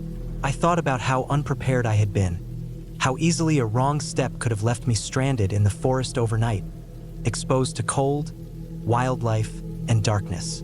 I checked all the locks, secured the doors, and kept a large knife by my side. That night, I slept lightly, fire still burning, listening to every sound. I heard nothing beyond the wind and small animals moving outside, but I could not shake the awareness of how isolated I truly was. The following days, I stayed closer to the cabin, no longer venturing far into the forest. I explored small areas nearby.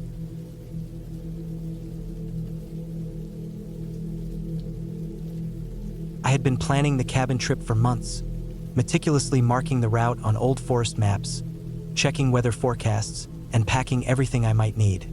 I wanted a break from the constant noise and rush of the city, a place where I could just be alone with the forest, the wind, and the smell of pine. The cabin I rented was far off the main road, accessible only by a long, uneven dirt track that wound through dense woods. The further I drove, the narrower the path became, and the taller the trees loomed, their trunks so thick I could hardly see the sky. It was peaceful in the way a quiet place can be, but there was an underlying sense of isolation that I ignored because I wanted this trip to be about solitude and reflection. The cabin itself was small but solid, built of dark logs and surrounded by thick underbrush. From the outside, it looked abandoned, though in reality it had been maintained enough to be rented. There was a faint smell of dust and damp wood when I opened the door. I set my bags down, unpacked the essentials, and took a slow walk around the property, noting the overgrown garden and the old fire pit with charred remains of wood from previous visitors. I took mental notes of the doors and windows, the paths leading into the woods, and the small stream that ran along the northern edge of the property. It was all perfectly ordinary, the kind of quiet that comes with being far from human noise, but there was an almost imperceptible tension in the air, as if the forest itself were holding its breath. The first night passed uneventfully. I had a fire going in the small stone fireplace, and the occasional sound of owls or rustling leaves outside was comforting rather than frightening. I slept in a creaky bed, the kind that makes noises every time you shift, but it felt grounding somehow, like I was connected to the structure of the cabin itself. I woke early the next morning to sunlight filtering through the windows and the sound of water trickling over rocks in the stream. I made coffee, ate a simple breakfast, and spent the day exploring nearby trails. I noticed deer tracks and occasional rabbit paths, and I watched the birds flit through the trees. It was all serene, and I felt the tension I had brought with me from the city beginning to melt away. The second day, however, started to feel different. I was walking a trail that I hadn't explored the day before, a narrow path that twisted steeply through a grove of fir trees. The forest floor was thick with needles, and the air was heavy with the smell of damp earth. I heard a snapping sound behind me, a branch breaking, and froze. I told myself it was probably a deer or some small animal, but my heartbeat sped up more than it should have. I turned slowly, scanning the shadows between the trees, but saw nothing.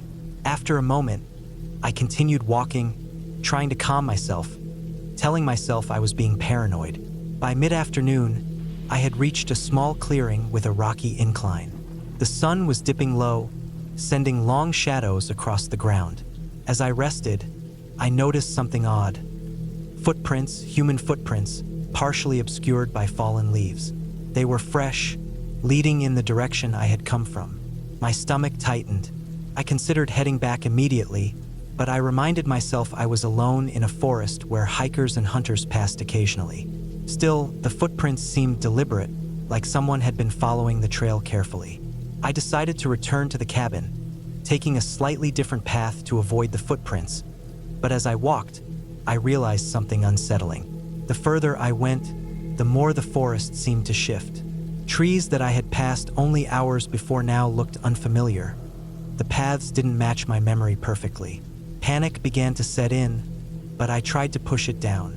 I told myself the sun was low, the shadows were playing tricks on my mind, and that I just needed to stay calm.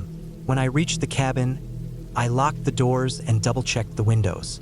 I built a fire more as a comfort than a necessity, and I sat close to it, listening. The wind whispered through the trees, and I heard rustling that wasn't consistent with the usual sounds of the forest.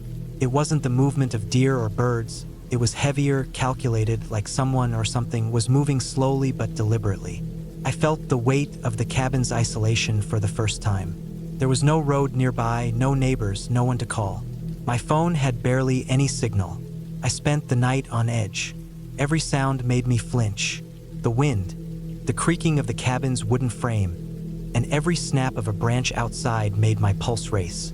I stayed awake for hours, staring into the fire, imagining possibilities I didn't want to consider.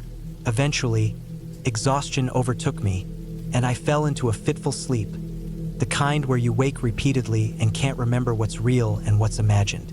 The next morning, I decided to leave the cabin, even though it was far too early in my trip. I packed quickly, double-checking the doors, and set off down the dirt road. That's when I realized the tires on my car were flat. I stepped out, shaking, inspecting them. Each tire had a small, clean slit, impossible to ignore. My heart sank further. There was no way this had happened naturally, no way I had overlooked it. I was trapped, isolated, with no easy way to escape. I spent the day trying to find a signal on my phone, walking up and down the road, shouting, trying to attract attention, but nothing worked. The forest seemed endless, the path winding and narrow, shadows stretching unnaturally as the sun began to lower. I was forced to return to the cabin, dragging my backpack, my mind racing. That night was worse. I barricaded the doors as best I could, placing heavy furniture against them. Sitting in a corner with a hatchet I found in the cabin. Every sound outside made me flinch. The rustling, the snapping of branches, the occasional heavy footfall. It all seemed calculated, like someone was waiting for me to panic. I slept very little over the next 2 days, surviving on the small supplies I had brought. I rationed food and water, and I forced myself to stay alert, scanning the windows and listening for any movement. I had no idea who or what was out there, but I knew I had to be prepared. Each time I looked outside, shadows moved. Sometimes I thought I saw figures standing at the edge of the trees, watching, waiting. By the 4th day, desperation forced me to take action. I realized the only way out was to fix my tires or walk to the nearest road. I gathered what tools I could find in the cabin and made a plan. I decided to attempt the repair during daylight, hoping the visibility would deter anyone from approaching. I worked carefully, my hands trembling, checking the perimeter constantly. The air was thick with tension. I could hear distant animal calls, but also something heavier, deliberate, that didn't belong. Hours passed, and I finished patching the tires. I got in the car, started the engine, and drove slowly down the dirt path, scanning the forest constantly. At one point, I thought I saw a figure step onto the road, just a glimpse, and my heart jumped into my throat. I accelerated carefully, not wanting to risk spinning out on the uneven track. I drove until the road finally widened, the trees thinning, until I reached a more traveled area where I could flag down another car. Eventually, I made it to the nearest town. I went straight to the police, explaining everything in detail, the footprints, the slashed tires, the feeling of being watched. They listened carefully, took notes, and promised to investigate. It was a relief to be around other people, to feel some measure of safety, to know that I wasn't entirely alone in the world. After that, I returned home, but the experience stayed with me. I learned to respect the isolation of the forest, the way it can turn from peaceful to dangerous in a matter of hours. I still think about the cabin, the quiet, and the unseen presence that made me realize how vulnerable someone can be when alone. The ending was clear. I survived, I got help, and I learned to never underestimate the combination of isolation, natural surroundings, and human unpredictability. I rebuilt my sense of security slowly, carrying the lessons with me, knowing that the forest was indifferent, but the danger had been very real, very human, and very close.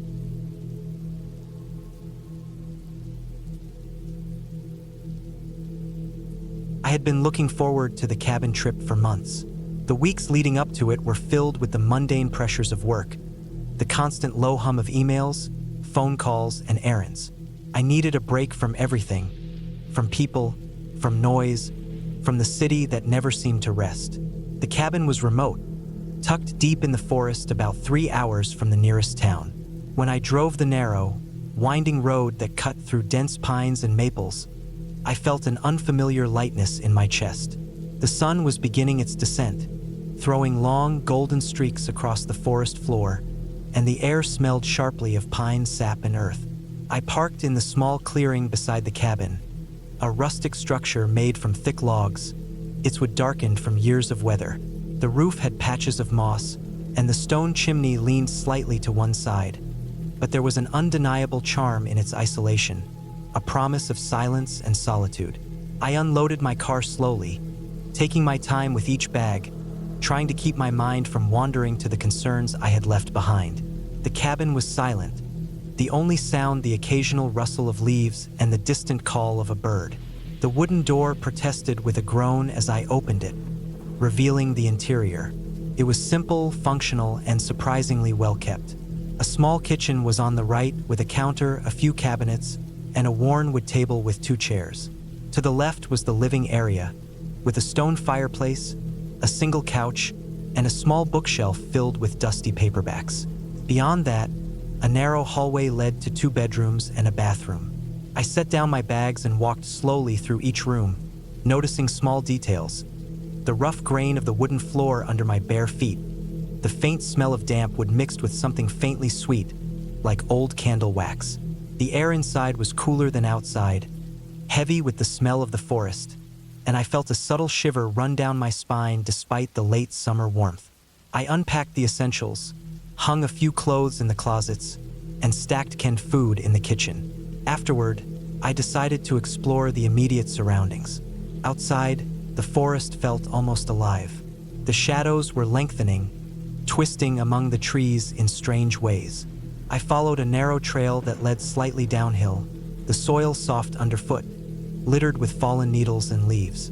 The trail wound deeper into the woods, curving between ancient trees, over small rises, and past patches of thick undergrowth. Birds flitted between branches, and somewhere in the distance, the unmistakable sound of running water reached me. A stream, perhaps. The further I walked, the quieter it became, the muffled sounds of the forest seeming to press closer around me. By the time I turned back, the light had shifted. The sun was lower, and the shadows seemed longer, darker, almost pressing in on the edges of my vision. Returning to the cabin, I set a small fire in the fireplace, the crackle and warmth settling some of the unease that had crept in during the walk. I made myself some tea and sat by the window, watching the trees sway in the evening wind. The forest was beautiful, but it also carried a subtle, persistent sense of being watched, though there was no one there.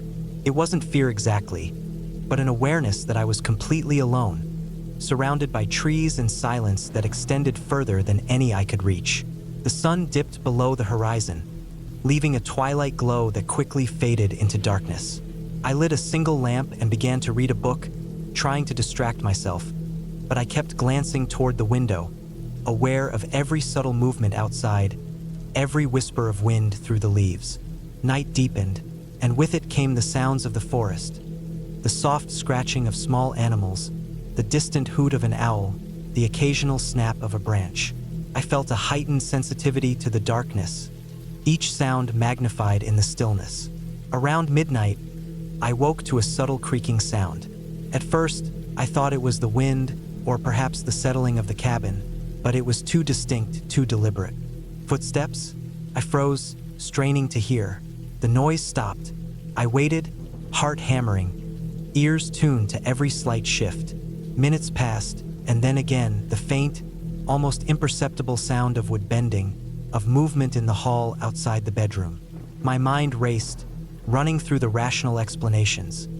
An animal, a branch breaking against the cabin, the floorboards shifting. But as the sound grew slightly louder, I realized it wasn't outside.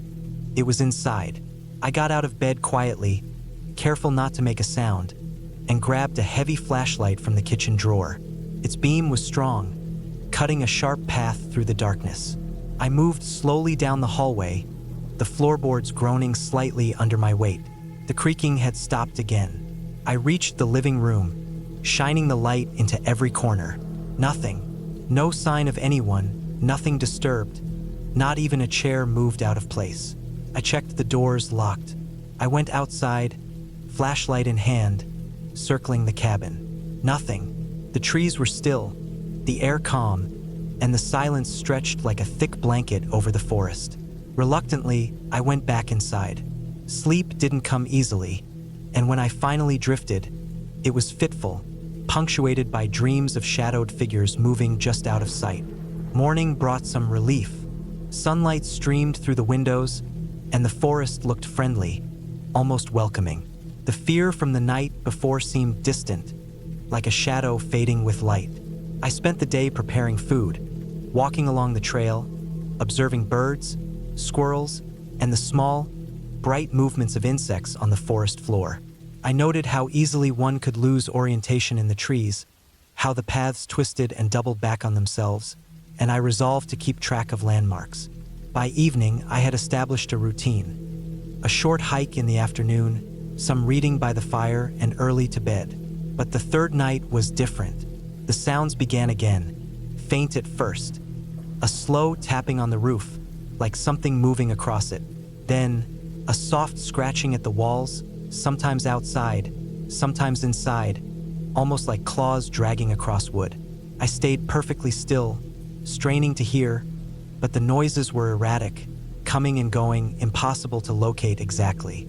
I checked the doors again, windows, and even the small cellar hatch. Everything secure. I considered the possibility of animals, squirrels, raccoons, maybe a larger predator, but nothing explained the interior noises, the sounds coming from above or behind walls. Sleep became impossible. I sat by the fire, flashlight beside me, scanning the shadows that danced on the walls. I noticed subtle irregularities. Scratches in the wooden floor near the bedroom door, small indentations in the dirt around the cabin's perimeter, and a faint, pungent odor, musky and metallic. It wasn't strong, but noticeable. Anxiety gnawed at me.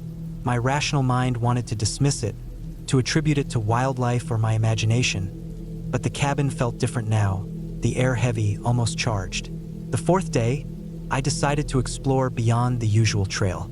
I packed water, a knife, and the flashlight, and walked deeper into the forest than before. The trees grew denser, and the air felt cooler. I noticed broken branches and faint footprints, larger than human, and my stomach tightened with unease. The forest was alive with sound, but I could sense movement that didn't belong, something aware of me, though not necessarily hostile. I followed a narrow ridge and discovered a small clearing, where the ground looked recently disturbed. Broken twigs, flattened grass, and a small pile of leaves arranged strangely. I examined it closely. There were faint marks, almost clawed, but irregular, like something large had been rooting around. I realized I had been walking in circles. The forest had confused me. I traced my steps back carefully, marking trees with a small knife, leaving subtle scratches to guide me back. By the fifth night, the sounds escalated. Scraping, tapping, and thumping echoed through the cabin, and for the first time, I realized I had no escape. The road was several miles away, and the forest thick with undergrowth. I spent hours barricading the doors and windows with furniture, placing heavy objects against the floorboards, and keeping the flashlight ready. When the sun finally rose, I ventured outside. The forest looked the same, innocent almost, yet the tracks and marks around the cabin told a story of persistent presence. Something had been there during the night, moving through and around the cabin, studying me. I could feel its awareness, as though the forest itself was alive and observing. I decided to leave. I packed quickly, checked the cabin one last time, and made my way to the road. Each step through the forest was measured, careful, yet hurried. The trail seemed longer, the shadows stretching unnaturally. When I finally reached the clearing where my car waited, the relief was immediate. The engine roared to life, and as I drove away, I glanced in the rearview mirror. The cabin,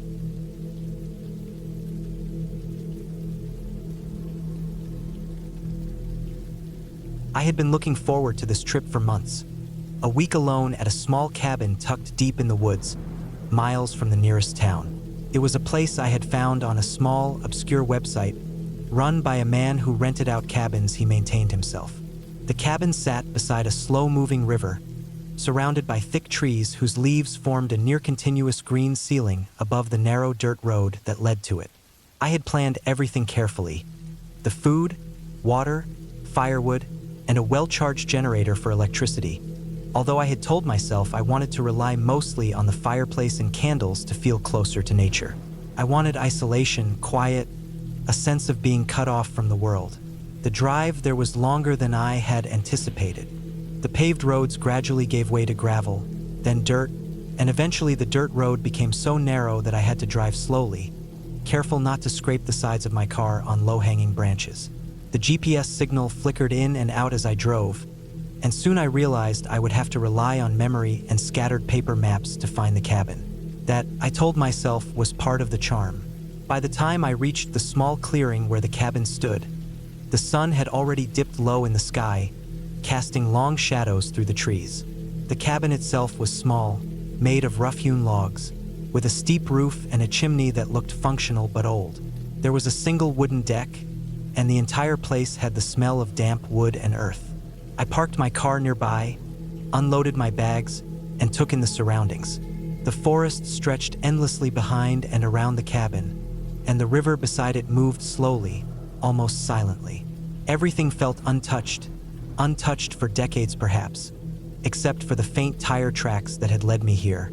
I unpacked slowly, placing my food in the small refrigerator, stacking firewood neatly by the stone fireplace, and setting up the few candles I had brought.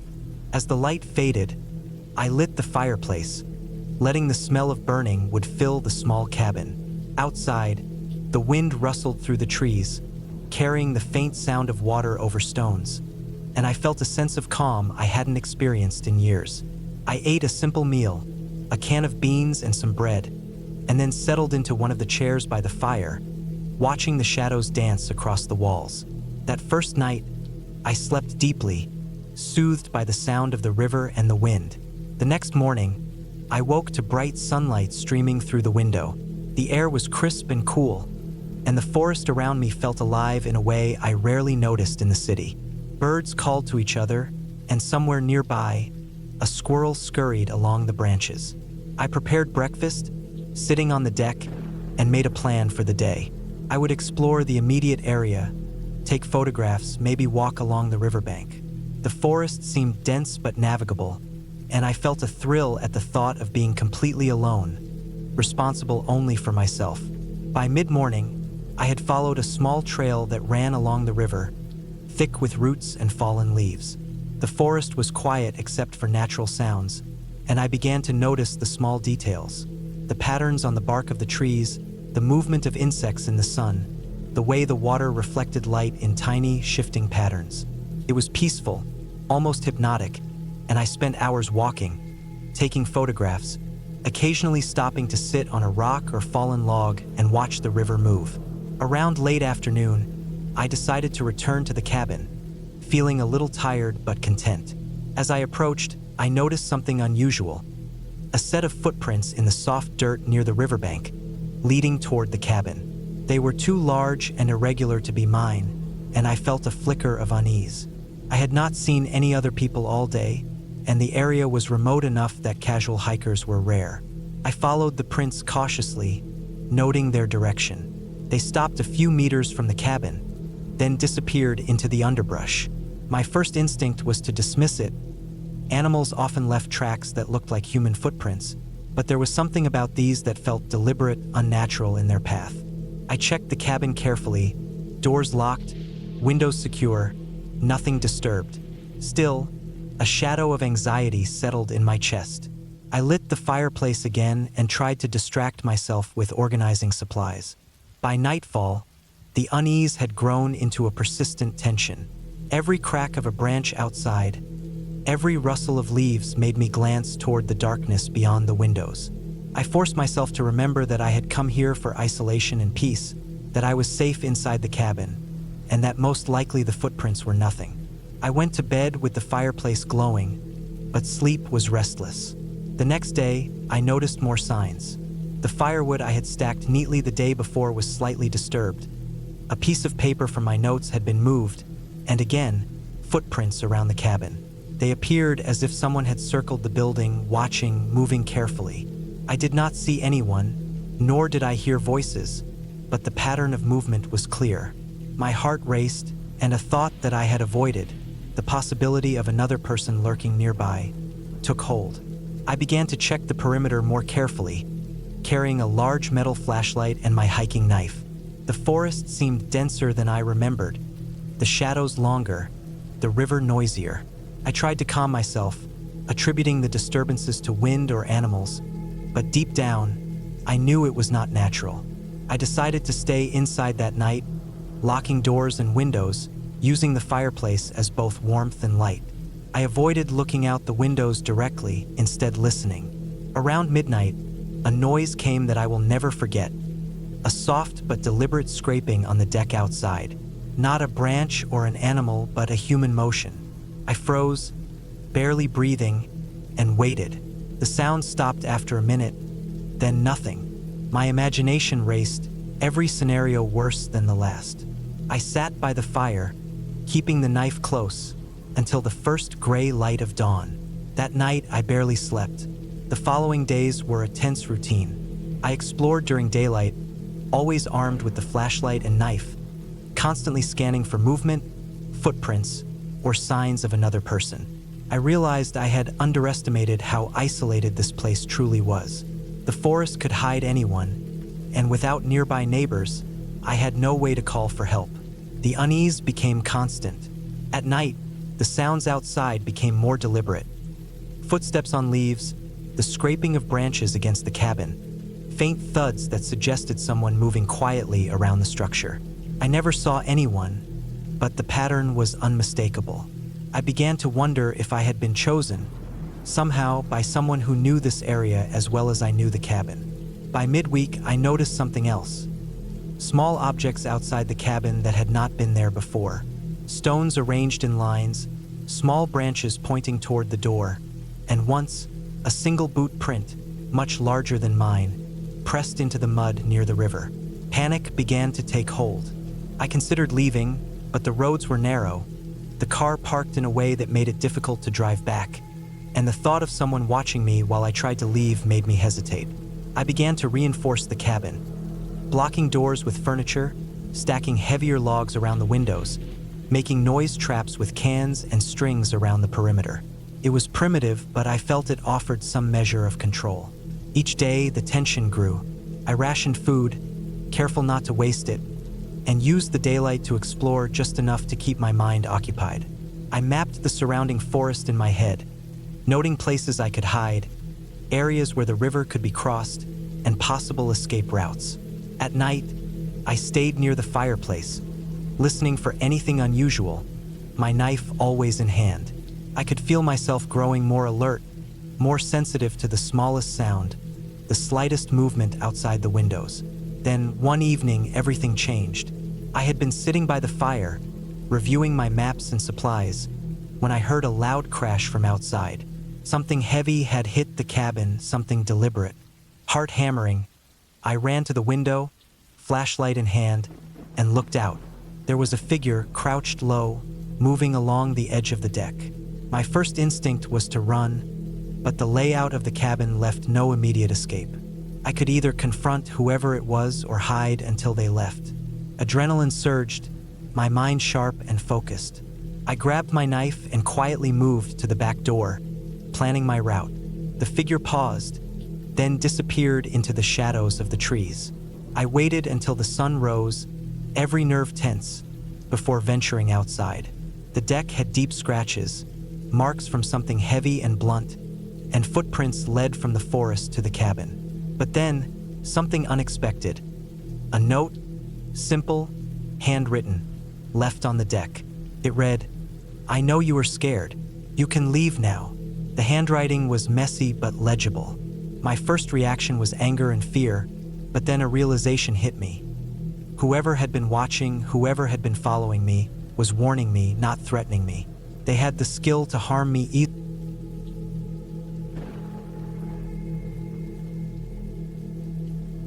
I had always thought of myself as someone who could handle being alone in the woods. I had gone on smaller trips before, camping in well-populated parks and taking short hikes where the chances of encountering any serious danger were low. I had planned this cabin trip as a way to push myself further, to test my ability to be self-sufficient in a remote area. The cabin was in a dense forest, miles from the nearest road, and the owner had told me it was used mostly by hunters during the winter. I liked the idea of complete isolation. I wanted quiet, solitude, and the chance to see if I could really manage on my own. I arrived in the early afternoon, driving my small car along a dirt road that had clearly been used only occasionally. The road was narrow, and in some places, overgrown with bushes and fallen branches. When I finally turned a corner and saw the cabin, I felt a small surge of relief. It was a modest wooden structure, low to the ground, with a metal roof and a stone chimney. A small creek ran nearby, and the trees around it were tall and dense, creating a canopy that blocked much of the sunlight. I parked a short distance away and walked up to the cabin, my boots crunching on the leaf-strewn ground. The cabin looked abandoned, but solid. The wooden walls were weathered but intact, and the windows, though dirty, were not broken. I pushed the door open, and the smell of old wood, damp earth, and the faint hint of smoke hit me immediately. The interior was simple. A small kitchen area with a wood-burning stove, a table and chairs, and a narrow bed in the corner. There were a few shelves with canned goods left by the owner, and a stack of firewood next to the stove. I unpacked my small bag, which contained food, water, extra clothes, and my first aid kit, and set about making the cabin feel a little more like home. The first night was surprisingly quiet. I made a fire in the stove, cooked some food, and sat in the chair staring at the flames. Outside, the forest was alive with sounds, birds calling, the rustle of small animals in the underbrush, and the occasional snap of a branch far off. I felt calm, almost content. I was exactly where I wanted to be, alone, in the woods with no one to disturb me. The next day, I decided to explore the area. I walked along the creek, noting the tracks of deer and smaller animals. The forest was thick, the trees close together, and the sunlight barely reached the forest floor. I marked my path carefully, knowing it would be easy to get lost. As I walked, I noticed the silence in certain areas, the absence of birdsong or movement, which gave me a slight, uneasy feeling. I shook it off, telling myself it was just the natural ebb and flow of wildlife activity. I spent the next few days alternating between exploring and maintaining the cabin. I chopped wood, cleaned the stove, and stocked up on water from the creek after boiling it. The nights were long, and the darkness pressed against the cabin walls. I often stayed up late, listening to the sounds outside. Sometimes I would hear branches snapping closer than I expected, and I would tense, my heart racing until I realized it was probably just an animal. I reminded myself that fear was part of being out here, that it was natural to feel uneasy. On the fourth night, something changed. I had gone to bed earlier than usual because the previous day had been exhausting. Around midnight, I woke to a sound I couldn't immediately place. It was faint at first, almost like the scrape of wood against stone, coming from outside the cabin. I stayed very still, listening, trying to determine if it was the wind or a falling branch. But the sound continued, deliberate and slow, moving closer to the cabin. My heart began to race, and I felt a cold sweat on my back. I didn't move, just listened. Then I heard it again, unmistakable this time. A footstep on the porch. I didn't have a phone signal out here, and I knew yelling would only draw attention to myself if someone was actually there. I grabbed the small hatchet I kept near the bed and pressed myself against the wall, watching the door. The footsteps stopped for a moment, and I held my breath. Then the doorknob rattled. Someone was trying the door. I felt my stomach twist with fear. Whoever it was, they weren't just wandering. They were actively trying to get in. I could hear their movements outside, the shift of weight, the careful listening. I forced myself to calm down, to think. The door was old but solid, and I had already checked the locks before coming in. I pushed a chair against the door and kept the hatchet ready. The sound stopped, and for a long while there was silence. I didn't dare move, not even to peek out the window. Eventually, after what felt like hours, I must have dozed off from sheer exhaustion. When I woke in the morning, everything seemed normal. The door was intact, the chair in place. No sign of anyone had been inside, but I couldn't shake the feeling that I had been watched, maybe even that the intruder was still around. I decided to be extra cautious.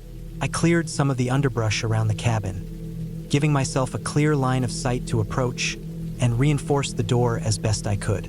I made sure I had enough food and water, and I created a small pile of stones near the entrance that I could throw to make noise if I needed to. The next couple of days passed with tension lingering in the air. I went out during the day, but I was always aware of my surroundings. Every movement of the branches, every rustle in the undergrowth, made me flinch.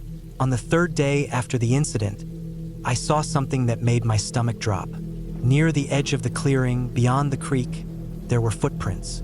They were too large and deep to be mine or an animal's. They led from the forest edge toward the cabin and then disappeared. Whoever had been here was not just casual. They had been watching, following, possibly planning. I felt trapped in my own refuge. The woods, once peaceful, now felt like a prison. I spent that night awake, every sense alert. I heard the distant howl of a wolf and the night wind, but I was also aware of the silence between those sounds. The gaps where nothing moved, where danger could be hiding.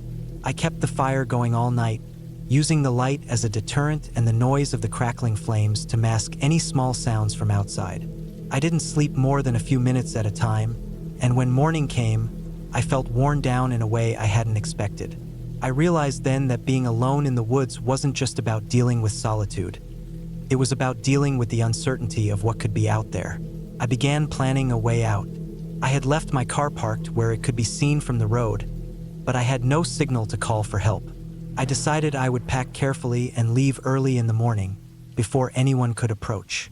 I spent the day gathering my things, checking the firewood, and making sure I had enough water for the trip back.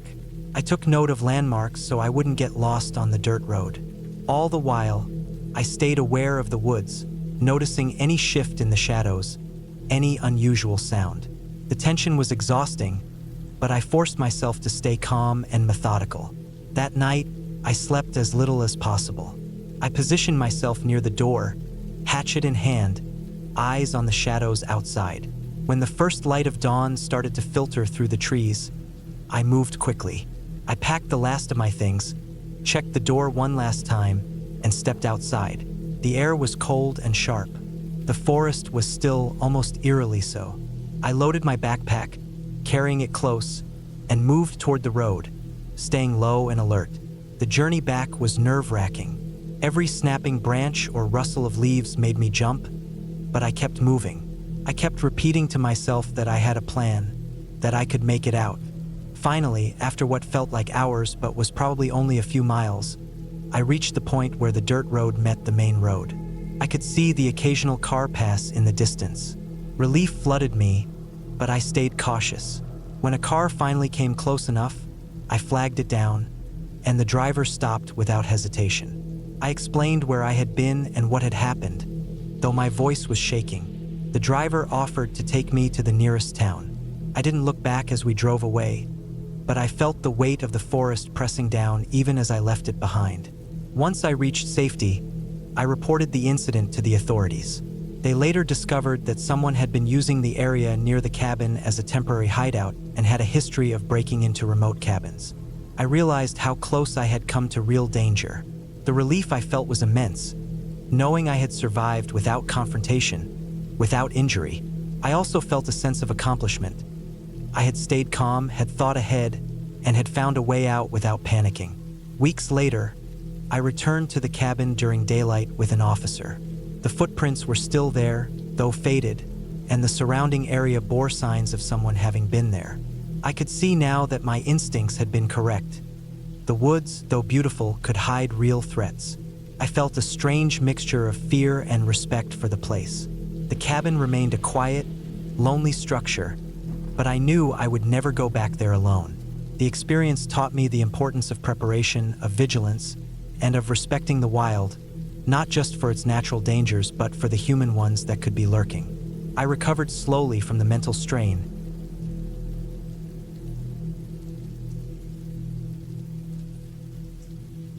I had planned the trip to the cabin for months. It was a solitary place, deep in the mountains, accessible only by a winding dirt road that few people took, especially in late fall when the trees were bare and the early snow had begun to dust the ground in small, uneven patches. I had packed everything carefully, thinking about every detail: food, water, extra blankets, a generator, firewood, and my backpack with essentials for hiking and survival. I liked being prepared. I liked knowing that even if something went wrong, I could handle it. That confidence, I thought, would be my armor. The drive there had been quiet. I left the main highway behind at mid-morning and followed the narrow road upward, past stretches of dense pine and birch. The smell of the forest was sharp and fresh, a mix of damp earth and pine sap that clung to the air. I felt a small thrill in being alone, away from the noise of the city, the endless demands of work, and the chatter of people who seemed to speak just to fill silence. This was silence worth having. By the time I arrived at the cabin, the sun was already dipping low behind the mountains. The cabin was exactly as the description had promised. Small, rustic, made of rough-hewn logs, with a steep roof covered in moss and a stone chimney that seemed almost as old as the surrounding forest. A wooden porch wrapped around one side, and the door was heavy, made of thick planks with iron hinges. I felt an odd mix of excitement and apprehension, though I couldn't have explained why. I parked the car near the edge of the clearing and unloaded my gear, carrying everything to the cabin. I stacked firewood near the hearth, checked the generator, and inspected the small kitchen. It was cramped but functional, with a sink, a small propane stove, and a fridge. There were 2 bedrooms, both bare except for mattresses and blankets. I liked that: no distractions, no clutter, just a space to exist, to breathe, to be alone with my thoughts. The first night was quiet in a way that felt both peaceful and oppressive. Without the hum of electricity or the occasional noise of the city, every sound seemed amplified. The wind through the trees, the distant snap of a branch, the soft scurrying of small animals in the underbrush. It all sounded sharper, closer. I lit a fire in the hearth and sat near it for hours, reading a book by flashlight, sipping water, and occasionally listening to the silence stretch around me. Outside, the forest seemed to pulse with life I couldn't see, and though I told myself I wasn't afraid, I felt a tiny prickle at the back of my neck. By the second day, the forest had become more than a backdrop. It felt alive in a way that was harder to dismiss. I had planned to hike a trail that wound up the mountain behind the cabin, a loop that promised views of the valley below. The path was narrow, covered in leaves and small stones, the edges falling off into steep drops that made me step carefully. As I climbed, I noticed that the forest seemed quieter here than it had at the cabin. Even the wind seemed to avoid this path. Birds were silent. Only the occasional rustle of an animal moving unseen reminded me I wasn't completely alone. I hiked for hours, moving slowly, taking breaks to drink water and catch my breath. The sun climbed higher, casting long shadows across the trail. At one point, I reached a clearing that looked out over the mountains. The view was breathtaking. Valleys rolled beneath me, dotted with patches of forest, rivers shining like silver threads. I stayed there for a long time, sitting on a rock, feeling the cold wind on my face, the sharp scent of pine in my nose. I felt an odd calm. Being alone here felt like being alive in a way I hadn't in years. I turned to head back down the trail, and that's when I first noticed the broken branches along the path. Not small twigs that fell naturally, but snapped branches, roughly broken as though something or someone had passed quickly, forcing its way through the underbrush. I stopped, scanning the trees. There was nothing visible, nothing moving, but the pattern was clear. Something had been on the trail recently. My heartbeat quickened, and I told myself it was probably an animal. Bears, maybe, or deer, but the breaks were sharp, deliberate, almost human in their placement. I shook my head and kept moving, telling myself that I was just imagining things, that the forest always looked ominous when you weren't expecting it. By the time I returned to the cabin, dusk had begun to settle. I built another fire, more out of habit than need, and cooked a small meal. Every shadow seemed to stretch unnaturally in the firelight. I double-checked the locks on the doors and windows, though I had no reason to believe anyone could reach me here. Still, a part of me was uneasy. I tried to focus on the mundane, cleaning my dishes, checking my supplies, stacking wood. My mind kept wandering back to the broken branches. I kept replaying the image of them, wondering if I had been careless in dismissing it. That night, the wind changed. It had been soft all evening, rustling the pine needles lightly. Then it rose, and the sound became harsher, scraping against the roof and walls, rattling the windows. I lay awake listening to it, counting the seconds between gusts, trying to convince myself it was just weather. But then came a new sound, soft, deliberate footsteps on the porch outside. Slow, careful, measured. I froze. My first instinct was disbelief. No one would be out here. The dirt road was miles away. The nearest house was over an hour by car. Yet the sound continued, moving along the porch, then stopping abruptly. I couldn't see through the darkness, but my mind raced.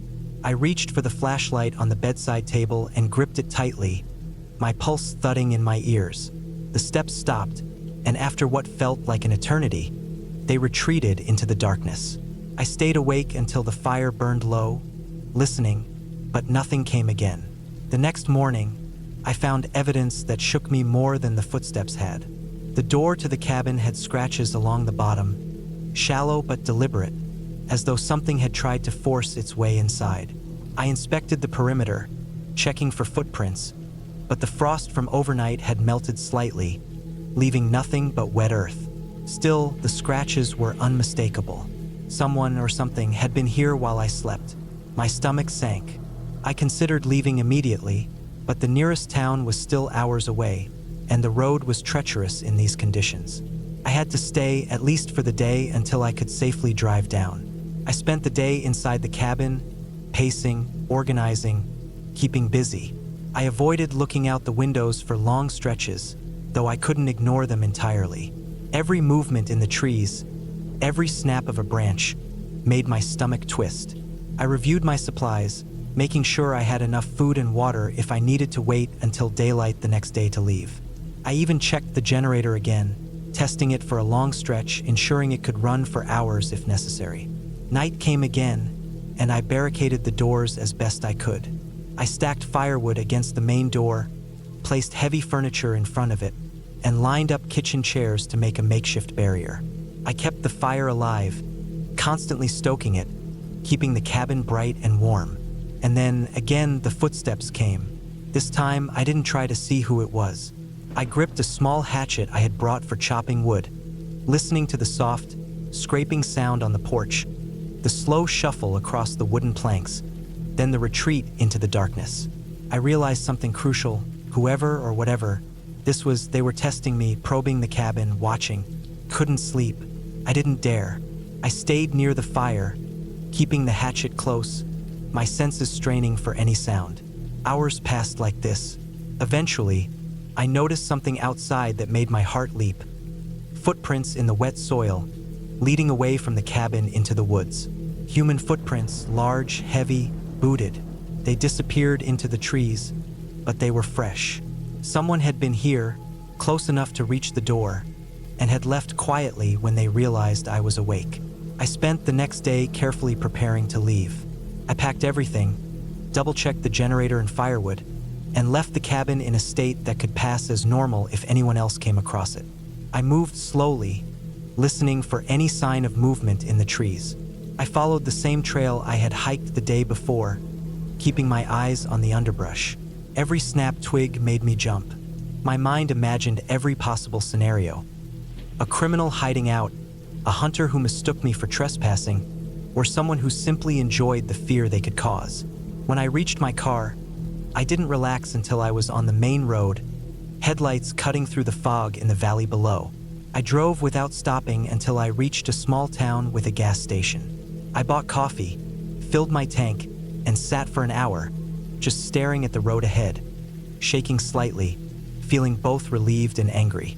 Relieved to have survived without confrontation. Angry that someone had violated my sanctuary, had forced me into fear. It was days before I could fully process the experience. I realized that the forest, beautiful and serene in daylight, was a dangerous